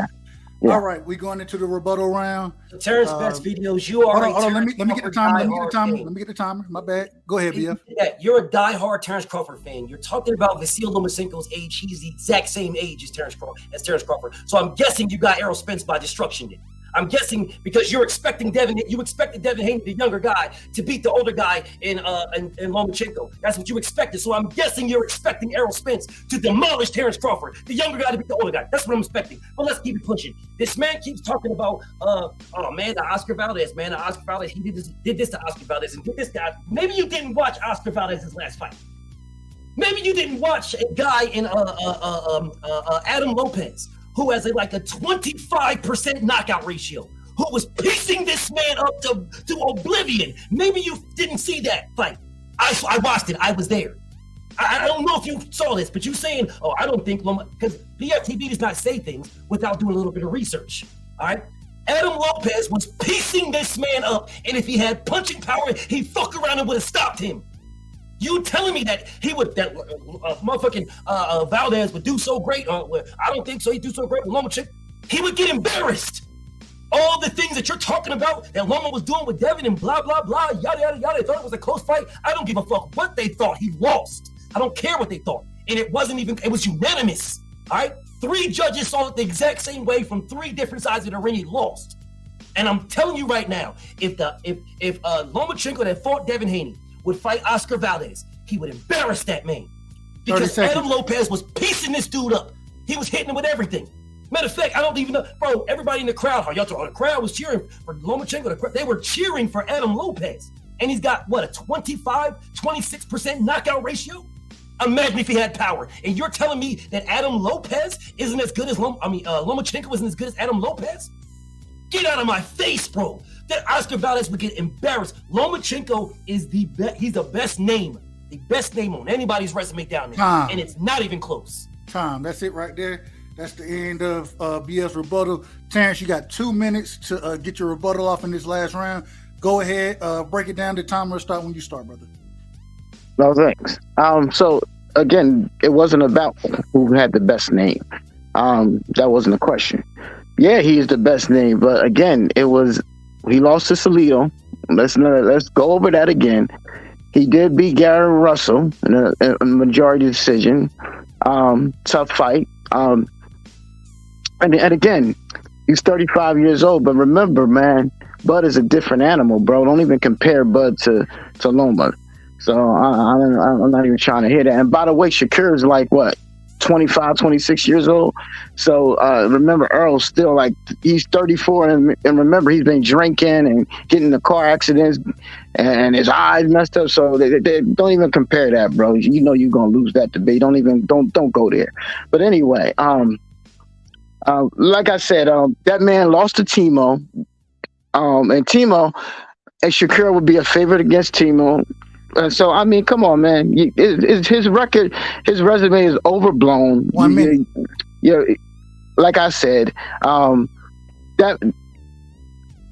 sometimes when you get beat that bad, like Shakur beat that man up, you lose confidence. Maybe that's why Adam Lopez did as well as he did against he's damaged goods. Shakur just beat him up, and now he lost some confidence. Now Adam Lopez got a little more confidence after he saw what Shakur did to him. I don't know. You can't we can't go into what happened after a fight. We only could go to what was happening before that fight, and before that fight, Oscar was a menace, and just had knocked Brissett out and was on a high when he fought him. So he was on a little low, and how the hell is he getting up for Adam Lopez anyway? So sometimes you don't even get up for a fight. So anyway, we know Shakur would be a heavy favorite against. That's time right there. Hey, I will say this was the first debate on the Right Side Show. Man, it was a good one to some degree. I got to get my brothers. We're gonna go in reverse order in this situation. Got to welcome my brother Bullet to the platform.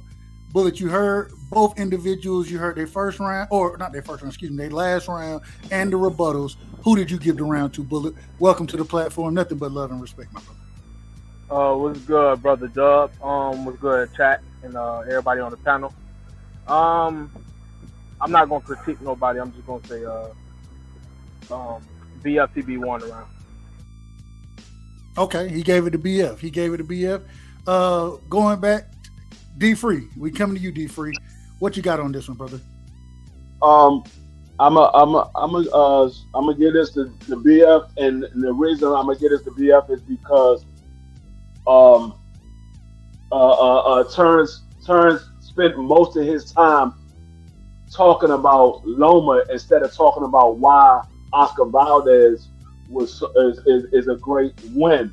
He talked about how Oscar Valdez a little bit in his rebuttal, but the beginning of the round, he spent most of his time trying to tear down Loma instead of talking about why Oscar Valdez will be a better win.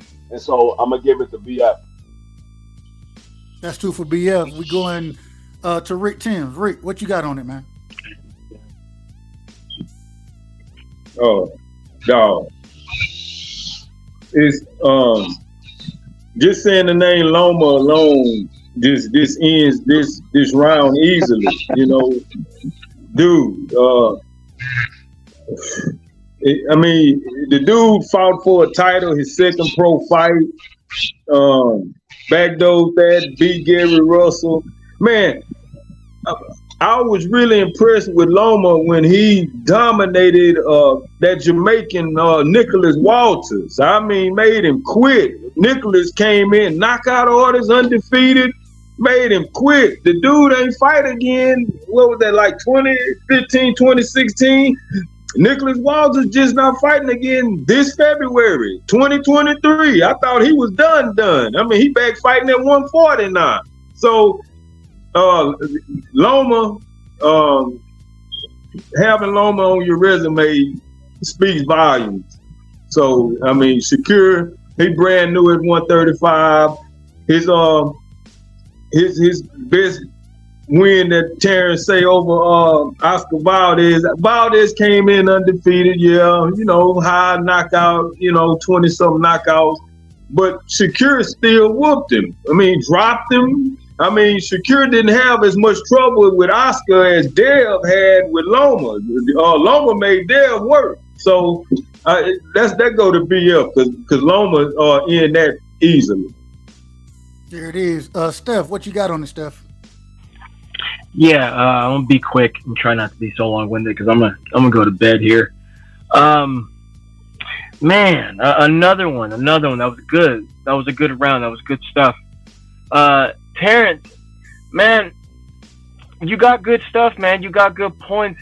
I see what you're trying to do. I see where you're trying to go, but sometimes you just shoot yourself in the foot and you get off track and start talking about something else rather than really mainly focusing on the question and or whom you're trying to rep. You end up actually repping the opponent. You did that with me, and I thought I was confused. I was like, oh shit. I was like, wait, am I getting this question wrong? But yeah, man, that's what I'm thinking. These last two rounds, and that's why I keep saying this is good stuff because you're saying some good shit. You kind of remind me of our first shitty ass debate where it's just a word salad. Just that shit's all mixed up. So I'm gonna give it to BF. Not only am I gonna give it to him, but he carried the point.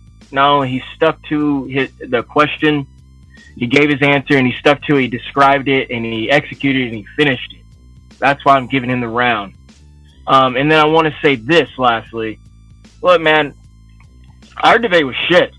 I'm a fan of that. Like, I'm a fan of saying like that shit was shit. Had I been on, I definitely would have beat you, dog. And that's just me with regular old confidence in myself. I would have beat you, dog. That's no hate. There's no disrespect. There's no beef. I would have beat you, dog. Because I know me. I'm a pest. I'm an asshole. Some of these people in these chats know me. I come with it. But I do all of that because I want to keep it real. That's my only main thing. I want to keep this shit real, and it's about the truth. And then also I want to say on that, those judges gave their opinion. Not only did they give their opinion, but it was based on the facts. The fact is, our shit was shit. So they were just saying it like it is. And frankly, if you would have gauged the temperature of the room, you would have been like, you know what, this shit's so bad, it's a coin flip. So that's what I was thinking. Because we all know each other, man. We all, meaning like we know how we do. We know when we're doing wrong. We know when we're doing good. So that's what I thought about that. Dove, thanks for having me, man. BF, it's always a pleasure. D Free, stay free, man. Bullet, welcome to the channel. Who's that? Tony's Reviews. Hey, man. Hey, just stay ready. Just stay ready because them buys, that ring rust, you get up there, you're gonna be looking like my silly ass. So stay up on it, stay sharp, and that's word, man. Y'all be cool. Y'all be good. Hey, much love, Steph. Be safe out there, man. All right, good night, Steph, man. Real quick, we're going to my brother Tony Reviews, then we going to 817, then we got my brother John Doe in the building, man. Tony Reviews, how did you score this battle? Or this round, excuse me. First and foremost, I want to say no bye week's going to get me off the game. The minute that it was over, I already went to studying, already went to practicing, already in the gym. So I'm already ready. outside of that, this debate, look, I'll say this is the closest round. I'm gonna critique BF because I thought he missed a lot, where he could have really just tore Valdez apart. Like, there's no defense for Valdez. He could have brought up his herbal tea. How after he got caught on his herbal tea, he hasn't looked the same. The other guy, I don't know his name. He brought up the point that Loma and Devin had a real tight fight. It was very close. However, BF could be like, well, a lot of people claim robbery whenever Valdez fought Conceição. A lot of people thought he lost that fight, and that was right after he got popped for his herbal tea. Then he loses to Shakur after the herbal tea. Then Adam Lopez, his last fight, he didn't look so good after the herbal tea. So the dude was a drug cheat. And ever since he's not been on his drugs, he hasn't looked the same. So I felt like that was missed, those 2 points. I got to give the run to BF, though, because at the end of the day, what I got from what you were saying is you tried to do your best to tear down Loma, but you did nothing to build up Oscar Valdez. So I was seeing the points that you were trying to make and what you were trying to do, but you forgot about the fighter that you were talking about. And you didn't give me anything to back up why Valdez is better. You just said what you thought about Loma losing to Salido, even though many people argue that, didn't think he lost. A whole bunch of low blows were done on Loma. He got a point taken away for no reason. But you didn't do nothing for Valdez. Like, I learned nothing about Valdez listening to you. I just learned why you thought Loma wasn't a good win. So by that, I had to not give you the round. I had to give it to BF. I'm not mad at it. I ain't mad at it. Real quick, 817. Break it down. Shout out to my brother Boxy. I'm King G, the Boxy top. I can't never say his damn name. The boxologist, man. The boxologist, man. There we go. I appreciate you, brother. I appreciate it. 817. Give me your how you scored it. Then we go into John Doe. Then we go into King G. That was a 10-7 round. I was on the apron with my motherfucking towel, asking the motherfucker to stop it. And then you gonna slide this motherfucker in before me. He cooked right on what I was going to. I felt like BF left a little bit of meat on the bone. You know what I'm saying? It was like he had mercy on him or whatever, and just said, "Fuck, bro, I'm just not gonna finish him. I'm just gonna make him suffer and watch him bleed." You know what I'm saying? Because he really could have hammered home on Conceição and how a lot of people think Conceição whooped his ass, and that was like the old boy said, like after he got off the tee. After he got off the tee, he didn't even really look the same. Because on the cool, when he was on the tee and he fought Lopez before, it was still raggedy, right? It was still raggedy, but he really could have hammered that home afterwards. So I thought he was going to lean on that. And then in the rebuttal, he came back talking about how Valdez was on a high. He wasn't on a high. He was actually being ridiculed because of the tee. So he wasn't on a high. His ass was actually depressed and shit. You know what I'm saying? So on the cool, you were supposed to be arguing against Loma.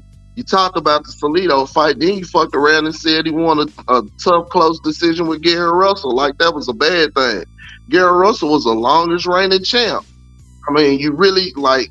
If I was Valdez and you was my defense attorney, I'd probably fuck around and catch 5 more years for trying to choke you, bro. Because they sending my ass to the chair. Because you leaned on Loma.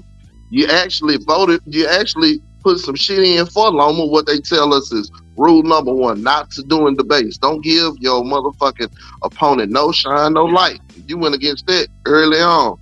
And then wandered off because he mentioned there was some parallels to Terrence Crawford and shit that fucked you off, and he knew. See, that's what makes BF a good debater. He set the fish hook out there to get you off the pad, and your motherfucking ass took the bait. Next thing you know, you in the boat and getting scaled. BF, bro. There it is. King G, man, you heard the round, my brother. How did you score the round? Hey, man, to be honest with you, bro, I don't involve myself in other man business, man, unless it's, agreed upon in the beginning. I'm a judge of it, bro. But it was a good little squabble. You know what I'm saying? To be honest, man, I just looked on here. I've been looking on here, man, and I saw my dinner for tomorrow, man, and potential dessert, you know what I'm saying, for the next week. If your boy get past, do what he got to do, man, you know what I'm saying? So, 817, and your boy up top, man, in the corner. You know what I'm saying?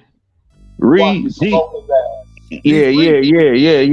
You, both of y'all, man. I'm looking at food, man. That's all I came on here to say and see, man.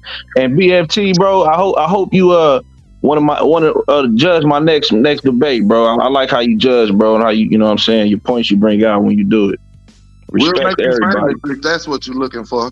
You called out the right ones. Hey man, you fool, man. You. Hold on, I'm gonna let y'all get into it. Shit ain't gonna help you. I'm gonna let y'all. Hold on. I want both of y'all to Hey man, stay. you so many things, man. There's so many things popping in mind. What's up? Hold up. I'm gonna be a lot on that ass too. All right, damn. I want both of y'all to stay because I want y'all to get y'all back and forth in. Before I do that though, it seemed like it was a unanimous decision. It was a 3-0 for BF. BF man, Terrence. Hey, I thought much respect to both of y'all for jumping on. This is the first debate over here, and hey, I appreciate it. But I will say, Terrence, you got to tighten up a little bit, bro. You got to tighten up a little bit, just a tad.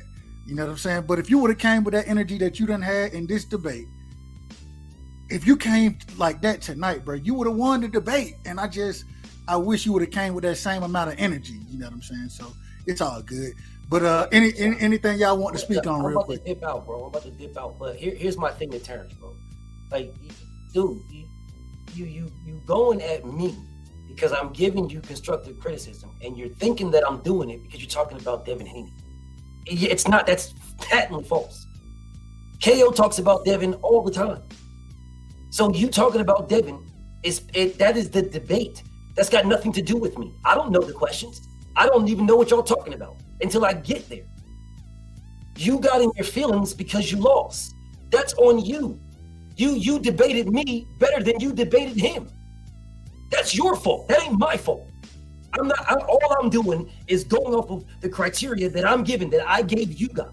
So you run around here crying and shit about how because I win at Devin Haney. So you think if Shakur beat BF, you froze up. You froze up, brother. I don't know if is that me? Or that him? Nah, that's him. I see Rick still moving. So yeah, he froze. BF, you froze, brother. But no, I agree. Back? Oh yeah, you back. Bro, if Shakur beats Devin, so what? If Tank beats Devin, so what? I don't care, bro. My name is BFTB, and the F stands for fighting. You don't see no O in there. I don't give a fuck about the outcomes. That's irrelevant to me. For real shit, dog. If you try to debate somebody, bro, nigga, if you can't use your feelings, then get out of them. If you can use your feelings, then run with it.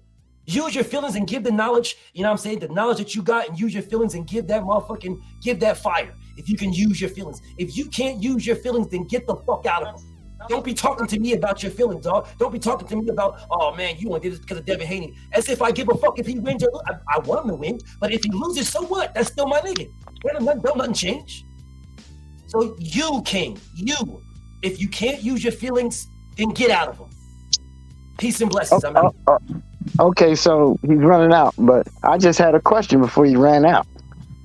This man gave this guy the round. Explain how you gave him the round. You didn't even explain how you gave him the round. That's why I say you a Devin fanboy. If you thought he won, you would have something to say. You said the man ain't say nothing, and the man admitted that he ain't do nothing tonight. Come on, bro. You got in your feelings about me talking about Devin. You can say what you BF can say what he want, but he know he got in his feelings. It ain't about me debating you, my boy. You the judge. I'm not debating you. So even if you can beat me in a debate, that doesn't matter. You got to go by what Steph was saying. And Steph ain't say a damn thing. And he know he ain't say nothing.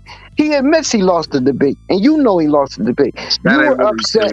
You were upset because I was talking about Devin. And I took that. I got that. I mean, I was talking shit about Devin, which I didn't want to talk about. But shit is a debate. What the hell else was I supposed to do? Not talk about him?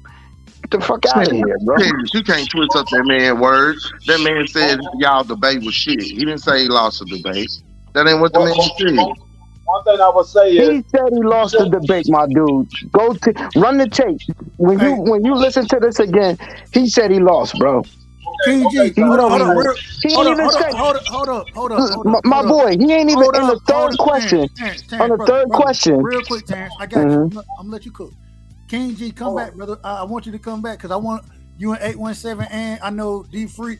We still got a lot of individuals on the panel right now who are in the debate series. So I did want to get all of y'all opinion on how things are going. So King G, come back if you can, brother.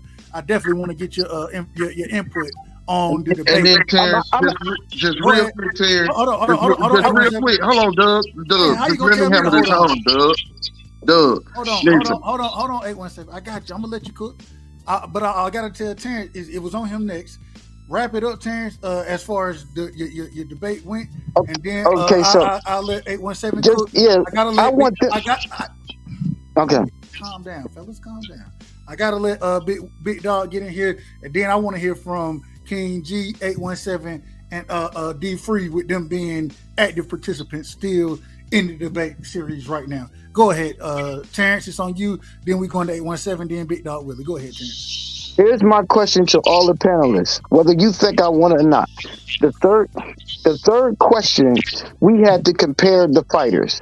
We had to compare one of the fights with another fight. Steph never mentioned anything about Shakir. Nothing. You go run that tape. He didn't answer the question, bro. How can he win a debate and he doesn't answer the question? Even if you say, "Oh well, shit, Terrence, I didn't like your answers." I answered the question. He never said nothing about Shakir. Run that tape back. So it was me against Steph, not me against BF, not me against any of y'all in the panel who might have said that I missed something. It's about me and that dude. We're debating, not none of y'all. So whether you think you can beat me or not, or I missed stuff on the bone or whatever the heck y'all saying, y'all can't. If you run that tape, the man did not answer the question in the third round. He had to compare two fights. He never did. So he should have lost the debate. So at the end of the day, I'm gonna let you cook. At the end of the day, as a judge, this is why we have 3 judges up there. Everybody see things differently. There are times me and BF disagree. There are times me and Knockout disagree. Everybody sees it differently. So when you have a debate happen like it happened tonight, and a winner is chosen, I don't think it was anything biased from the judges. Me being one, I think it was just a situation where it was a coin flip as far as who won the debate. Did he answer the question, Doug? It was so much. Hold on, I got you. Because both of y'all did so little in the debate. I think you may see it one way, Steph may see it one way. But I'm asking you a question, Doug. Hold on, I want 817. My question to you, I gotta let 817 get in. Go ahead, ask the question. Then I gotta let 817. My question to you, Dub, is: did he answer the question in round 3? In my opinion, yes, he did. He said, okay, so how did he answer it? Lomachenko was his answer in round 3. That was the fight. He had to compare to. Did you read the question, Dub? He said no. Go ahead and read it. Pick your fighter's best win. Why is it better than the others? Okay, so he has to compare to another fight, Dub. The reason he said, according to him, the reason he said that was the better fight is because Lomachenko was more accomplished, which is true. What was he comparing to, though? Oscar Valdez. He never said that, Dub. Lord have mercy. He never said that, Dub. You got it. He never said that. I'm not going to argue with you about it. When I score debates, anybody who's ever heard I'm just saying he never said that. I got you. Anybody who ever heard me score a debate, they understand the criteria I give you. And when I understand your criteria, Dub, but I'm just saying he never said that. Calm down, Terrence. Calm down. I understand that. All I'm saying is at the end of the day, when we score in this thing, I don't give a damn which one of y'all win. I ain't in it. So I'm going literally off of what y'all are saying. And like I told you, it was like listening to paint dry, and it was hard to score that shit. It was a tough round to score, and we scored it the way we scored it. If you disagree, I ain't mad at it. But at the end of the day, it was your job as a debater, the same way it was my job when I lost, right?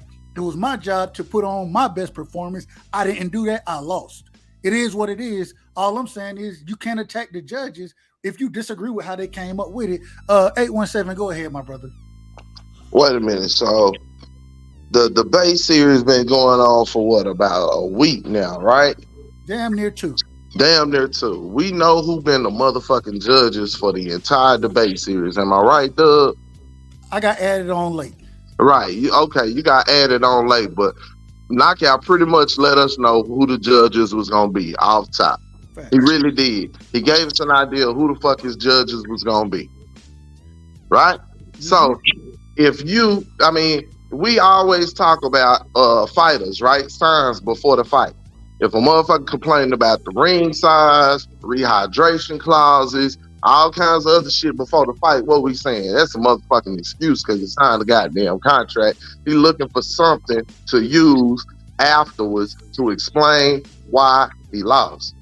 So for you to sit in here and bitch about the judges and say, hey, I was going against him, I wasn't going against the judges, you bitching about the judges. If you bitching about the judges going in, you wasn't confident in your shit going in that you was going to get a fair motherfucking decision instead of focusing on the goddamn debate or the fight.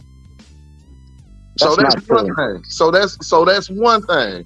And then number two, you in the debate, everybody that came to the fight, if we reference it towards the fight, everybody that came to the motherfucker said it was a shitty goddamn performance by both fighters. The judges say it was a shitty goddamn performance by both fighters.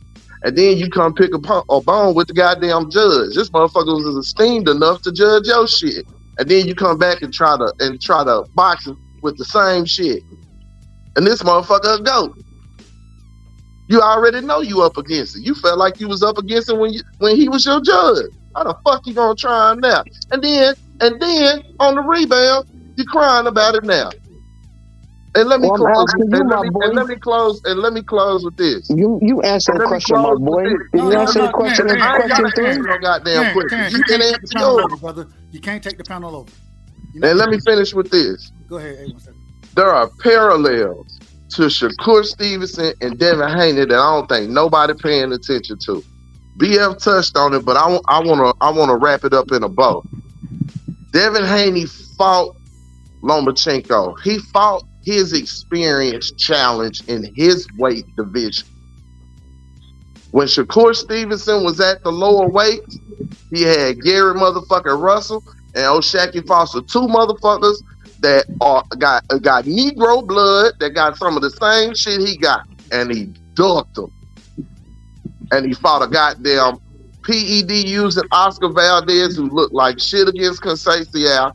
He didn't go take on that veteran and struggle. Nah, he went and found a veteran that he knew he could beat in Jamel Henry. It was tactical. Pay attention. So the two motherfuckers, Gary Russell was the longest reigning belt holder. And then you got O'Shaquie, who turned right around and became a goddamn champion as soon as he left. Why didn't he get a piece of him? To solidify himself so that he could have them names on his resume, so that when he took his shot and just said, fuck a Conceição or anybody else, I'm moving to 135 and I'm taking on the champion, we can look back at his history and put that with his Olympic pedigree and say, the boy ready. Yeah. But you want to cap on him jumping in the ring after the man went in there and proved himself against a quote unquote great motherfucker that they was putting up on everybody's list. A legend, an ATG. Allegedly. Motherfucker that was fast track, got a championship fight in his second goddamn fight. Come on, bro. You really got to bring some meat to the table when you arguing them facts, bro. And you ain't bring no meat. You brought a bunch of feelings. And your feelings made you jump in on me just now. But I ain't do nothing but tell you the truth. Hey, I ain't gonna hold you. I was just asking you a question. I ain't gonna hold you. The debate, that debate is over. You know what I'm saying? The original one. The debate with BF is over now. So we're gonna move forward. Big Dog Willie is in the building, man. I gotta get my brother word. I gotta tell Big Dog Willie, please don't bring nothing about Khan. Sorry, in here. Because I'm gonna have to chop in. You goddamn. No con.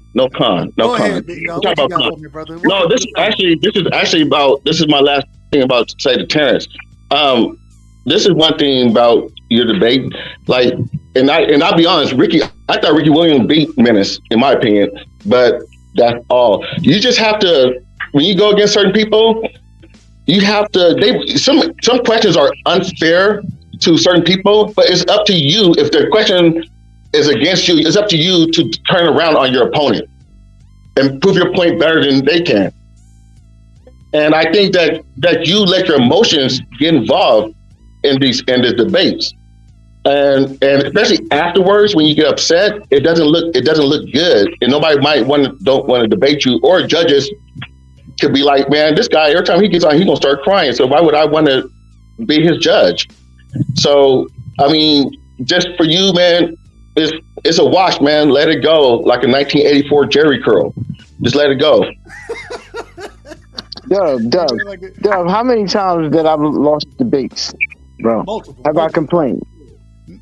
This is the first time I've seen you now, fam. I've never seen you rock like this. I've never. Dub, how many times? So couldn't y'all tell you the know time. I'm not a complainer, bro. I feel as though the man never answered question 3, and he should have lost. That's all I'm saying. He never compared two things. That was the question. This man just talked about Loma and really didn't say much about Loma. All of the judges said he ain't say nothing, but then they just give it to him. That's my problem. Like, where did they? This is the problem. And Terrence, we're gonna move forward. We have to move forward. We can't spend too much time. The shit is over though. But at the end of the day, even though we didn't feel he said that much, you didn't say that much. And so that's why. This is why I'm saying it was a coin flip. You left, both of y'all left a bunch of. This is why I said when I first started this. What did I say? One of the worst debates I judged. And the reason being is because both of y'all did very little in the debate. It is what it is. If you came with the energy you have at this current moment in time, it would have been something totally different. But that's not what you did. And so because you didn't do it, this is how we were judging the debate, bro. And if you disagree with it, file a petition like I filed. I disagree with JusticeForLoma.com. Hey, I disagree with how they judged my debate. I thought I was robbed. But at the end of the day, I filed my petition. The YouTube Boxing Debate Commission told me you got your ass whooped against Truth Speaks. Truth Speaks didn't even show up for his debate, but I got my ass whooped against him. I'm going to take my L like a man. I'm not going to attack nobody, especially the judges, individual who put time and effort into doing this shit. Big dog, I'm going to mute you because you got feet. But individual putting time and energy into doing this, I'm not going to come at him because that ain't what it's about. You feel me? Yeah, but Dub, I never attacked you, Dub. I'm muting you again, Big Dog. You got background. You got feedback, brother. It's buddy below me. It's buddy below me. Yeah. I got him. Damn, hey, no, Boxitologist, come back. I'm about to get off. Let me hop in real fast. So, Terrence, I'm going to tell you what your issue is. This is your biggest problem. Tonight, you had like no energy. It sounded like you needed to take a Red Bull or something because you were just dragging on like you were half asleep. Secondly, the reason why BF beat you in the 2 rounds that I heard, and he beat you pretty easily, is because you get lost in the question. The thing that you've got to learn how to do, which is going to improve you, and listen to how BF does it because he does it well. You've got to learn to discredit a point and also bring up your point. So you have to discredit them while giving acknowledgement to yours at the same time. You get lost on either discrediting somebody and not bringing why your way is better, or you'll bring up your way but not discuss why their way is worse.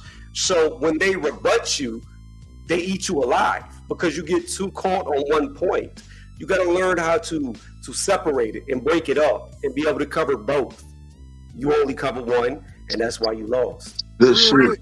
Good shit. Hold on, real quick. All right. Now we got to move forward, and I apologize, Tony. I know with you. I know you got a ride. Come back, damn it, Tony. Real quick, man. I got my brother King G. I got 817. I got D Free. Tony was just up here. That's why I want Tony to come back. But with y'all being currently in the tournament still, moving on to the next round, right? I want to go to my brother. Well, I was going to him, but he jumped off. So I'm going to 817 first, then D Free. If Boxologist come back, we're gonna get him in here as well. Man, how are y'all looking at the landscape of the debate series right now? How do you feel about your next debate, and where you think you stack up with the individuals left in the tournament? Starting with you, 817, going to D Free. Shit, we starting to get to deep water. You feel what I'm saying? Like, I think after tomorrow, we're gonna be in deep water. It ain't nothing but sharks out here. You know what I'm saying? Pretty much after tomorrow, after them first couple of debates tomorrow, like shit, ain't no easy run. Real talk. Everybody knows something. and the topic's gonna get tougher, and knockout ain't gonna cut no slack. So you know what I'm saying? Shit, I'm training, I'm preparing. You know what I'm saying? I'm eating right, goddamn me. And I'm got your staying focused. nutritionist out there. You got your nutritionist 817. Hey, man, I'm staying focused. I'm on my anybody can get it shit. You feel what I'm saying? And I'm keeping the motherfucking sheets polyester so they itch. So I get up, goddamn me, more often than I need to. So real quick, 817, you the can man out this thing. Fuck you mean? I can. And I can't get comfortable. You know what I'm saying? Because I know these motherfuckers on my heels. I actually got trolls that follow me to other chats now. You know what I'm saying? So, you know, as much as I'm enjoying this shit, I'm having to, you know what I'm saying, learn how to move. You know what I'm saying? I feel like a rapper who's starting to goddamn me actually make some money. You know what I'm saying? I got to learn how to move now. But yeah, man, I'm ready for this shit. Everybody out there know what time it is. And really, on the cool, I ain't worried about nobody but Windmill Waukesha. I said it. Windmill Waukesha. Handshake her laugh. That's her. I want to take her behind the couch. You know what I'm saying? I gotta stop you because I got your opponent up here now. Boxer or King G, he back. I'm gonna miss his name. I apologize, King G. Oh, that's your opponent up here. The topic being now, that's T-Pain versus Boots. So yeah, hold on, 817. I want to hear from him first. You know what I'm saying? I want to ask him the same question. I'm gonna let you respond. Then D3, we getting you in here. But these two, they are facing off with each other, so we definitely want to have that conversation. King G, I apologize, man.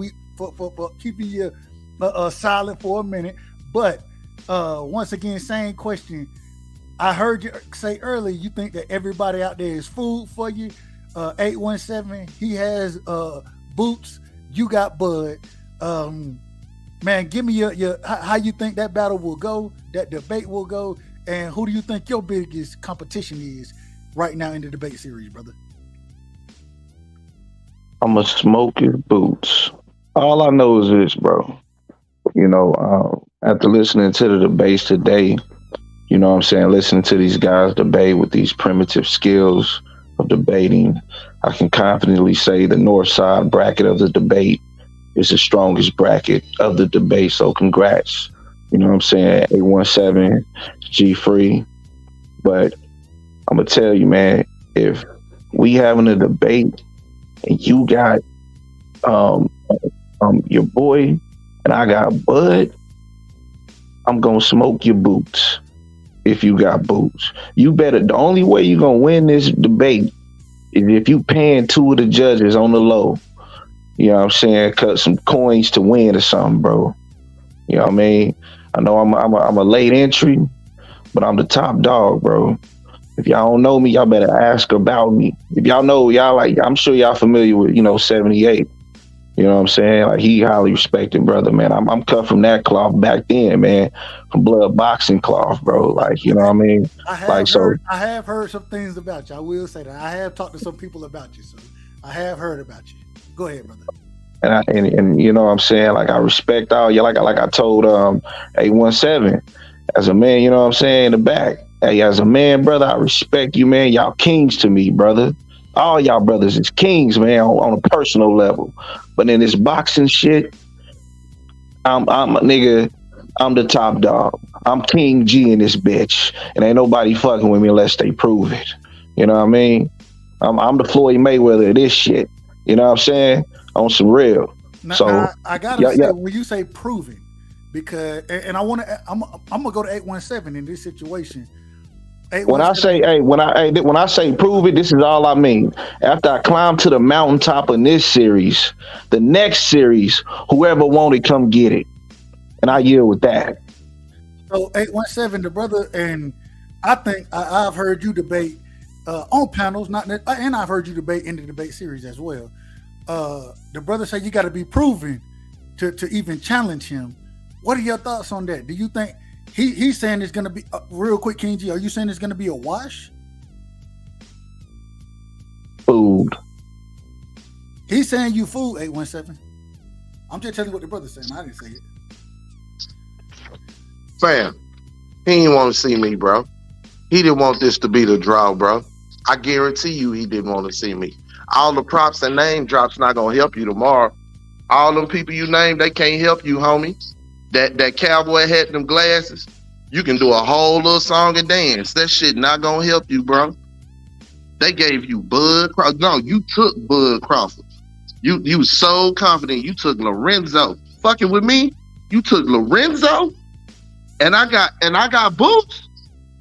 Bro, I'm gonna embarrass you. I'm gonna undress you, and I'm gonna listen. I'm gonna undress you with a motherfucker with no trinkets. Watch me work. Y'all got me fucked up. Man, I'm excited for tomorrow. I'm excited, everybody. King G, did you want to respond to that before I get to my brother D Free? First off, I ain't picked. Hey, listen, man. This is the thing, man. I'm gonna tell you the difference between a debater that's a dog and these scary debaters, man. The scary ones. You know what I mean? The boy BFTB that just got off here, I respect that, bro. I think he's a dog. You know why? Because he'll show his face while he debate, bro. You know what I mean? You see me, I'm a dog. I show you my face as I debate. I ain't gotta be ruffling through no notes and clicking on the internet and typing up shit on my phone and getting feedback from my homie next to me and shit, man. I'm really about this, man. You know what I'm saying? Show your face tomorrow. That's all I want to see. Show your face tomorrow, and look me in my eye and tell me how this dude is better than Bud Crawford, bro. Explain that to me. You know what I mean? But like I say, man, hey, man, I see you soon, D Free. I see you soon, brother. Hey, it sounds like real quick. We got the psychological games going. Are you going to be willing to show your face like the brother is calling? This is what he asking for. I don't know what that has to do with the debate, because in my opinion, hey, what you say is what you say. But maybe he feel you're using somebody else. I don't know.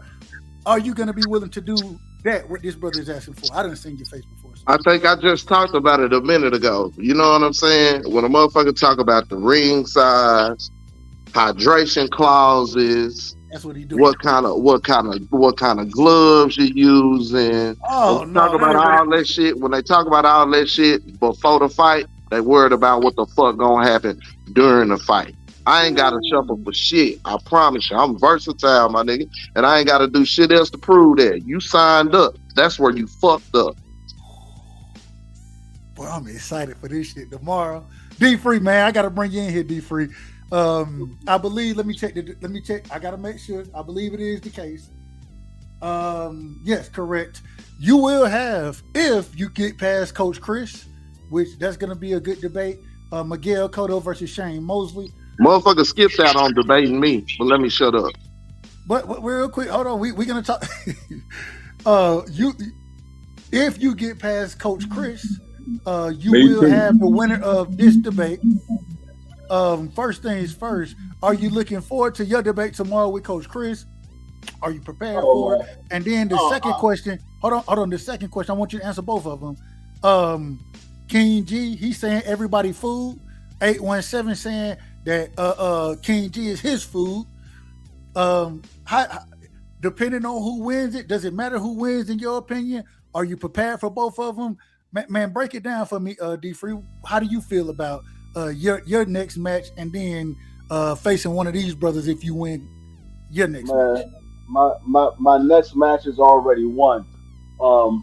See, the thing about it is, everybody is doing this debate for the money. I'm not doing the debate for the money. I'm doing the debate because I want knockout ass. I see knockout as food. That's who I want. I want to win this debate to be knockout. The money is just a plus. I want knockout ass. So everybody, I see everybody as food. I got respect for everybody, but everybody is standing in my way. When we get in that ring, we ain't no friends. We can be friends after the debate is over. You already know I come from a boxing family, so we friends after the fight is over. There it is right there, King G. Did you want to respond? I know my brother 817, he hopped off, but did you want to respond to that, King G? Hey, man, the words of T.I. To make it understood, you going to have to show me I'm King G. You want to overthrow me? You know what I mean? One of my favorite solos, too. Hey, bro, you don't have to show me, G. I'm cut from a different cloth, man. I hear you. It sound good, bro. It sound good. I came to cut the head off a snake too. I gotta go through you to do it, unfortunately. The only way I can show you is if you make it to me, because I'm gonna be there. And vice versa. It's gonna get worse. I'm telling you, bro. They gonna have to. You gonna have to cheat me to beat me, bro. I'm about when it comes to this fighting shit, this combat shit, this boxing shit, this gladiator shit, man. I'm about it in all angles, bro. All I eat, sleep, all I do is watch boxing. I'm about versing video games, man. I don't do no basketball. I don't do no football. I'm gonna do combat, mano y mano, your brain against my brain, 1-on-1, me and you, and anything. I can outthink you. In a video game, I can outfight you. You know what I'm saying? In a debate, I can outdebate you. That's what it's about, man. That's what we respect this boxing, man, because as a man, we want to see who can outfight who. What man's will is stronger than the other man's will. I didn't know who was, and I'm going to tell you like this, bro. I didn't know who was going to be in this debate. It could have been the best debaters around the world. I don't know. But all I know is I didn't see what I liked when I saw, a partner of mine debate on the show. So I said, you know what? I'm going to make an example. Whoever it is, bring it on. Whoever it is, bring on up the fighter. You pick the fighter. You pick the rounds. You pick the questions. Whatever you want to do. Whoever's gonna come, bring them all. And it's 30 of them. I'm cutting down 29 of them. I got 16 more to go. 15. Hey, I hear you talking, but all I gotta say is you can ask Knockout. I was the first one to sign up. I take on all comers. And I was the last one to sign up. I just want to make people meal. It was going to be enough food to eat. He was the last one. I was the first one to sign up. I didn't care who was in there. Hey, to be honest with you, you know why I was the last one though? On some real, I didn't have no intentions in signing up to this debate, bro. No intentions. You know what I'm saying? Not one, because I don't feel like I have to prove shit to nobody, low key. But I know what I know. I know what I know. And I don't know when I don't know. But when it comes to this boxing shit, I know. You can lie. You gonna have, like I said, man, you gonna have to cheat me to beat me. You gonna have to cheat me to get around. You gonna have to cheat me. I'm telling you, bro. I knocked out the first. I did something that ain't never been done in debate history to this day. I already broke a record on here. I got the fastest knockout of a debater in TKO debate series history already. And they threw me in there first. And they threw me in first. I'm not worried about a knockout. I like to beat you up for 12 rounds. I ain't worried about getting you out there early. I want you to feel this pain. Ooh, it sounds good. Let's go. Hey, man. It sounds good. I'm ready, bro. I'm from I was made for this. Go ahead, bro. It's a Midwest Southern thing, bro. You wouldn't understand it, bro. I'm gonna go up and down up on you, bro. You know what I'm saying? It's gonna be a wrap, bro. You gonna think about continuation of debating after this, bro. If you make it, if you make it, and if you think you as good as, look, I tell you like this, because we gonna have Larry Holmes and Lennox Lewis. Yep. If you, and I tell you this, D Free, I tell you this, if you good as you say you is. Let me pick my opponent and you go first. And I guarantee y'all destroy you. Hold on, no, we ain't gonna do that. That's you can't run after saying nothing like that, King G. You can't run after saying that, brother. You can't sit here and say that I'll destroy you if you let me pick and you go. You can't do that. If you the good, you're saying you are. And I ain't saying you're not. I'm not saying it. I'm looking forward to all these debates. I'm looking forward. But at the end of the day, we need to keep it as even as possible. If you really the goods, you don't want no advantages. You want it to be as even as possible. I want to let D Free get his bars off, and then I want to hear from the panel as far as the debate series and where y'all think it's going right now. Go ahead, D Free.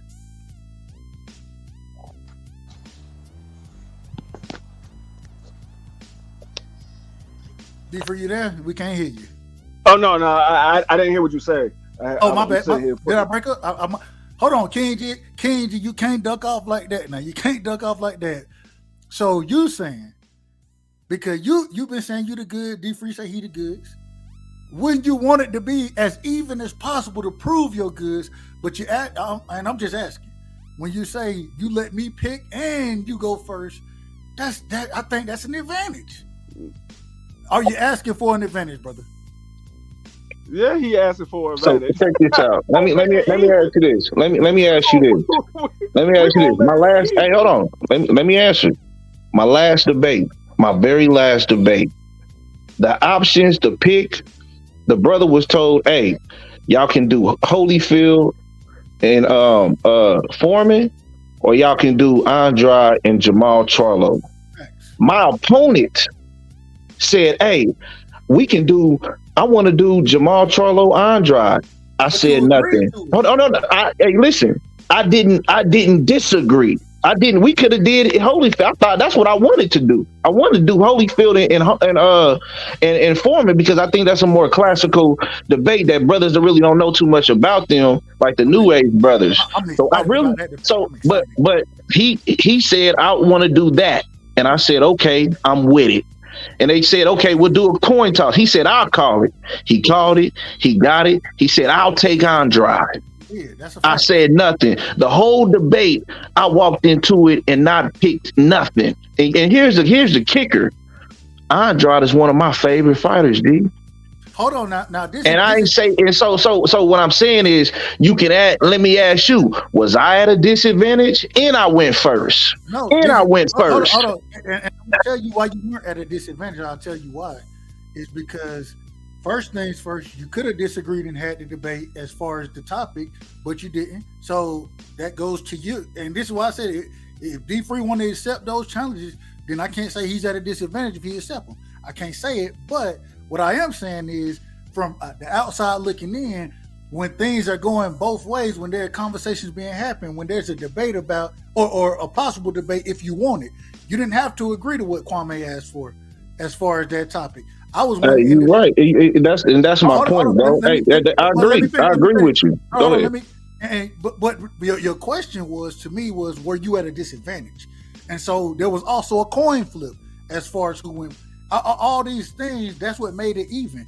If you lose the 50-50 debates or the coin flip, those type of things, I'm not going to say that you're at an advantage or a disadvantage. You went through the process the way you're supposed to go through the process. What I am saying, though, is when you come out and say, you take this and you take this, and then let's see how good you are, then I feel like you're trying to gain an advantage. I'm not saying you're doing that in the other situations either way. If it come down to it, y'all gonna have the coin flip. You know what I'm saying? Do y'all even know? I think y'all have already picked who y'all will argue for, didn't y'all? No, we haven't picked that. Okay. All we did was for the quarterfinals. We ain't make it to the semifinals yet. Okay, so even then, it'll be a coin flip to give somebody an opportunity to pick it. If you lose the coin flip twice, then I mean, that's 50-50, bro. You know what I'm saying? I can't nobody help that. But when you throw things out here from the beginning, then it's saying, okay, that's when I would say an advantage is created. Go ahead, KG. No, that's what I said. I said I'm gonna leave it the same way it's been going. What I'm saying is, if he's that, my actions, even after he picked that. Well, this is what I'm saying. This is my attitude, right? I'm not. First of all, I'm not looking. I'm putting myself at a disadvantage. Let me say it like that. I'm putting myself at a disadvantage. So if another guy say, hey, I know boxing better than you, I'm like, okay, cool. And these are the two juicy topics. We got Foreman, Holyfield, Andrade, Charlo. Which one you want, bro? You can have it. Which one you want? I want this one. Okay, cool. We got a coin flip. You can call it, fam. Okay, I got this. Okay, who you want? I want to pick him. Okay, cool. You can have it, fam. We got another coin toss. You call it, bro. What you want? Oh, you go first. Okay, cool. I'll go. No. I'm not saying no. What I'm saying, I'm not saying this. No, I'm saying bring it on.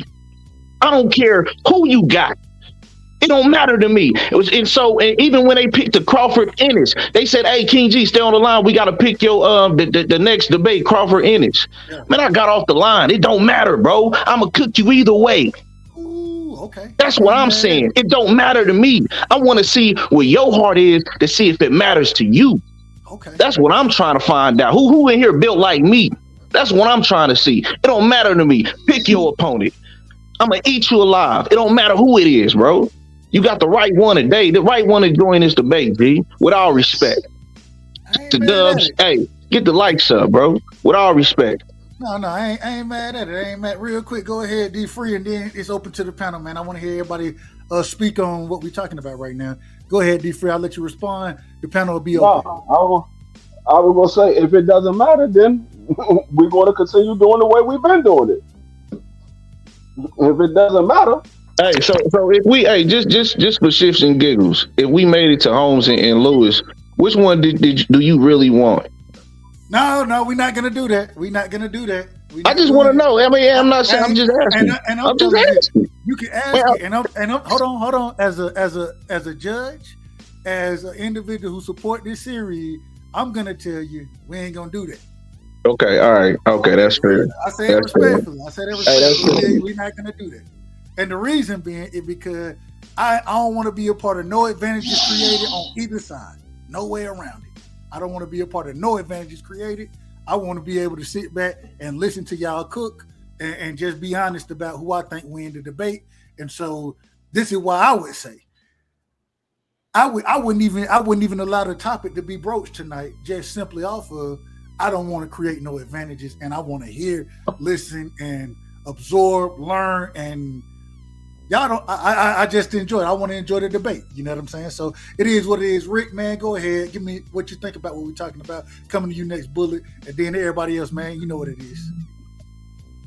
Yeah, dog. In a nutshell, I'm loving all the confidence I'm hearing from all the competitors, and to be a winner, you gotta see it before it happens. You gotta expect it. You gotta know you're gonna do it. And shit, that's all I hear from everybody that's still in the tournament. And shit, I'm loving that. And at the end of the day, all you gotta do next is perform. The questions are the key to this whole last filling out of the debate, man. How you answer the questions and how you rebut. So, hey, dog, I'm excited. I want to see who gonna mean what they say, who gonna show up, who gonna fold, it's crunch time almost. It's the quarterfinals tomorrow, I think. Yeah. So. Yeah, man. It's almost time to put up or shut up. Kind of like Jimmy Buckets in that Game 7 against them Celtics the other night. Jimmy Buckets can do it. Man. So playoff time, dog. And this not sparring. They was talking about sparring earlier about Dev and Tank. Man, I don't give a damn about junior varsity, what you did on the junior varsity level.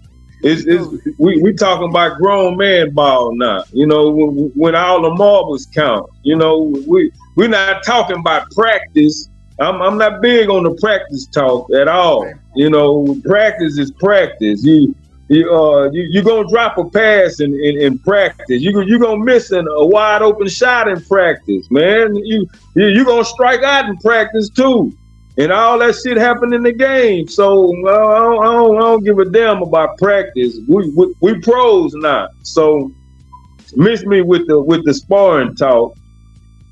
Hey, I want to ask real quick, Rick. Then I'm getting to my brother Bullet.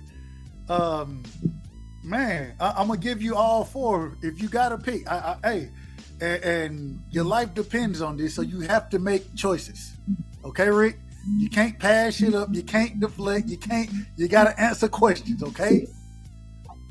817 or King G, who you got?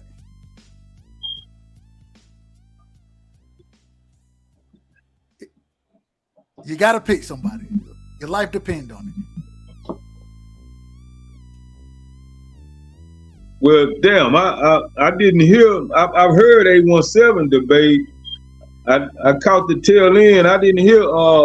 That's Buddy with the cowboy hat, right? Yeah, the one Yeah. who cooked him. Yeah. He See, cooked Frank D. I missed it. I missed it. So You I'm see kind the of first stuck one? on that. You see the first one? Listen, the first one don't count because it was a half or, and I give you credit for that. I give you a ton of credit because But I still went though. And I was just gonna say I still haven't seen. Although I still haven't seen Frank D to this day. He might have changed his name. He might be in the chat. He changed his name, but I have not seen the brother. Respect, and I say it respectfully. I'm not trying to shit on him. I'm just saying this is the truth. I haven't seen the brother since that day, and I hope everything is good with him and his family. But it seemed like the brother ducked off, and he done tucked his tail and has embarrassment going on in his life. No disrespect to him whatsoever. No disrespect. And then real quick in the loyal to the game, Kwame, that's my brother, man. I fought with Kwame. I thought you showed up and showed out in that one as well. And so I give you credit, bro. Like I think you and like I said, I done heard about you anyway. So it's interesting. It's interesting. But Rick say he can't pick nobody. Real quick, Bullet, can you pick somebody in this debate? King G versus 817. Have you heard both of them? Are you able to pick somebody? Yeah, I heard both of them debate, and I'm gonna say like this. Just me keeping it 100, because in all reality, I don't know none of these guys in real life. You know what I'm saying? You see guys you be on panels with, and you just be respectful. You know what I'm saying? And it's all just like you gain a level of respect and love for somebody just based off boxing knowledge. I've been in more panels with not more panels, but I've been in more places with what's the other guy name? 817. Yeah, so it's all respect, you know what I'm saying? But if I'm gonna keep it 100, I think King G will beat him in terms of the boxing debate. I like the knowledge that the dude got. Like I've been following 78 for a long time, and I've heard, like I said, I never had a YouTube channel. I was always somebody in the comment section. So I've heard people talk boxing, and I know the guy can talk some boxing. I know that for a fact. That's just me being 100. I ain't mad at it. Next question, D Free, real quick. Did you want to? And I know with them being a possible opponent, you may not want to speak on it, but did you want to speak on that? Who do you have in that debate? Well, can I say something real quick though, Doug? No, go ahead, Bullet. Go ahead, Bullet. I'm gonna keep it. I wanted to say something about Terrence earlier, but go ahead, get it off. Letting them guys get with it. I think Terrence's problem is he's too. It's like no disrespect to the guy, but he's obsessed with Terrence Crawford. If that's not the subject, then he don't. Yeah, if that's not the subject, then he don't really have no real knowledge of it. Because I remember when they was asking him about these guys, and he was like, "Who?" He didn't know who the fuck these people was. You know what I'm saying? So it's no disrespect, and it's the way that he debates. That's really his problem. It's not like, I'm not saying it's not just his lack of knowledge, but it's the way that he debates. He debates with too much of his emotion and too much. And I know debating, a lot of it is just really based off of what you can get the people to agree with. But it's like his whole thing. He debate with his with his heart on his sleeve, and everything is just like, well, I feel this and I feel that, and I know most of the subject is based on your opinion, but every single subject, whether it's a subject that can be factually proven or not, he just go in it with straight his own mindset. I feel like his biggest problem. And I thought that because like I said, I was going for Dub, and I'm gonna keep it a stat just because I fought with Heavy. But after you got out, I kind of thought that Smoke was gonna be the one to win the debate series. I ain't even gonna lie to you. But after hearing King G, I ain't gonna lie, he might be my favorite to win it all. I thought that Ricky Williams also beat Boxiana as well, but it is what it is. I thought he won the first 2 rounds to me. Yeah, I scored it 2-1 for Rick. I thought Rick won it first. I scored it 2-1 for him, but You know, it is what it is. It is what it is. But I right now, as of right now, with the debaters, I would kind of favor King G the most right now. But yeah, Terrence, I seen you came up. Yeah, I was talking about you. It wasn't out of disrespect. I just feel like you debate too much with your heart on your sleeve. That's all it is, Joe. Go ahead, Terrence. I know you want to, you jumped up to respond. Go ahead, Terrence.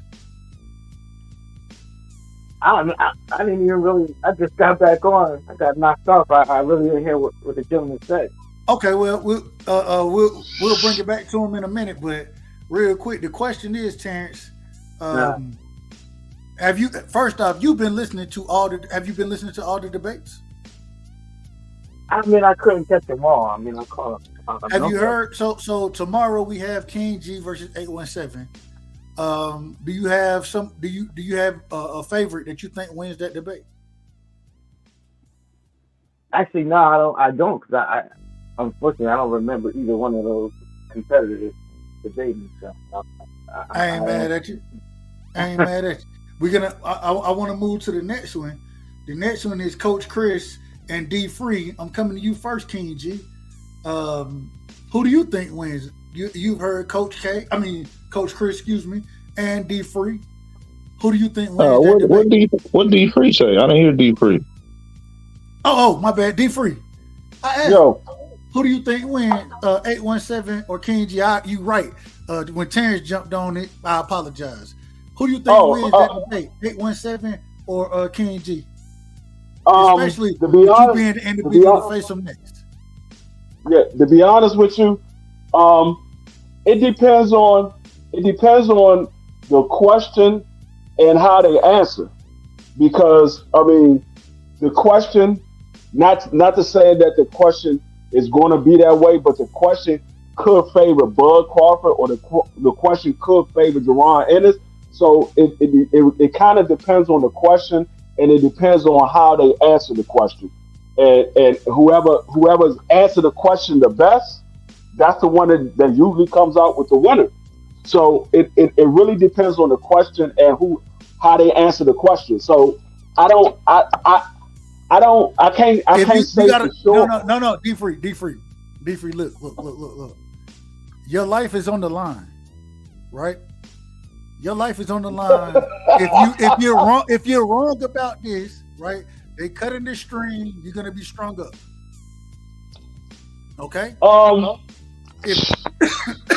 And so if you get this right, they don't cut the string. Who are you picking to save your life from getting strung up? I would say,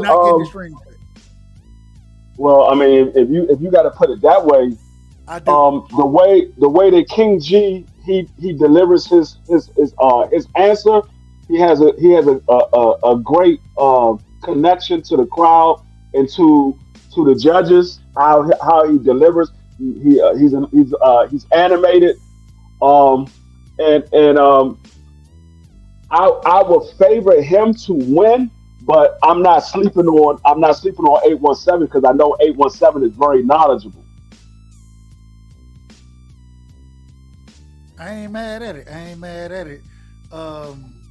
It's gonna be an interesting one. It's gonna be very interesting, and so I'm excited for it.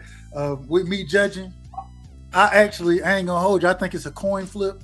I think there's certain things that both guys do well. It's gonna be about the knowledge that they bring, the questions that I ask, and it's gonna be interesting. So I'm looking forward to it. I'm looking very, very much forward to it. Same question though, coming back around. D Free versus Coach Chris. I was coming to you, King G. I'm gonna come back to you. Have you heard D Free and Coach Chris both cook? I know you heard D Free, but I don't know if you heard Coach Chris. Yeah, I heard a little Coach Chris, and I heard D Free cook. Who do you have winning that debate? Who do you have? I would agree with what D Free say. Like it's gonna come down to the questions. You know what I'm saying? That's the trick. That's the tricky part. You know what I mean? But I'm like, as long as they keep it boxing related, I'm gonna be all right with my shit. But you know what I'm saying? But with him, I've also heard about him, from some brothers from the round table. I kind of inquired about him, and they said he's sharp. D Free, he's boxing. They spoke very highly of the brother. So I think somebody. Shout out to the round table. Shout out to man. Shout out to the Lions Den round table in this joint, man. But man. I think if somebody had a gun in my head, I had to put my money on it, man. I think I'm gonna go with D Free, man. I even heard some people say, some rumors say he could possibly win it all, whatever. So I definitely hear he's respectable, and I commend him as a brother and debater. But he gonna have to make me respect his skills too, man. But yeah, man, I'm gonna go with D Free on that one, man, for sure. Same question around the panel. Terrence, we coming to you. We going to Bullet. We going to Rick. Terrence, what you got on it? Have you heard? Once again, have you heard both debaters debate? All right, Terrence, we're gonna come back to you. You're still on mute, brother. You're on mute. All right. Bullet, go ahead, brother. Go ahead, Bullet. And the question is Coach Chris and D Free. Yeah, in that particular debate, I would favor. I'm trying to, because I don't really remember. Like, for some reason, I don't know why, but Coach Chris's debate is not really memorable to me at this moment. So I don't want to be unfair to him, and just because of D Free here, make it seem like I'm picking Cuz. Because like I said, I don't know none of these guys, and there's no disrespect to none of these guys. No. I don't really real remember quick, Coach Chris's stuff. I was gonna say real quick, and you may not remember, but Coach Chris, he debated Phantom first. After he debated Phantom, he just beat Jay Chestnut, and this is how he ended up in the round with D Free. It wouldn't really not be fair not for me to memorable. pick. Got you. Yeah, it wouldn't be fair. Rick, I mean, Hey, Rick, what was Chris's topics? Do you remember?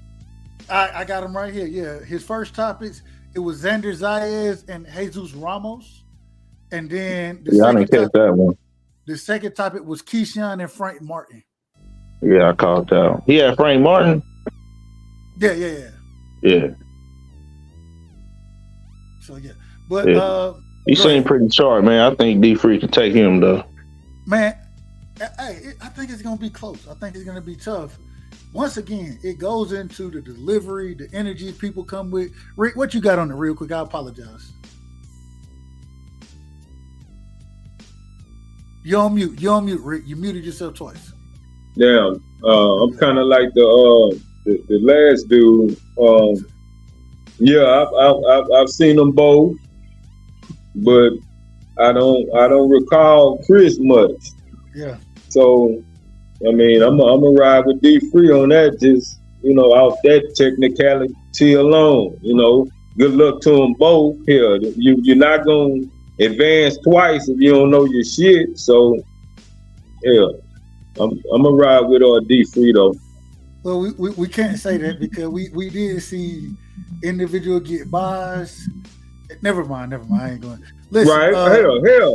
Hell, just like day one when Lil Lorenzo punk bitch ass want to call me out and shit. I jumped up on the link and shit knock out my email and shit. When the day when he was picking out the list, that bitch backed out.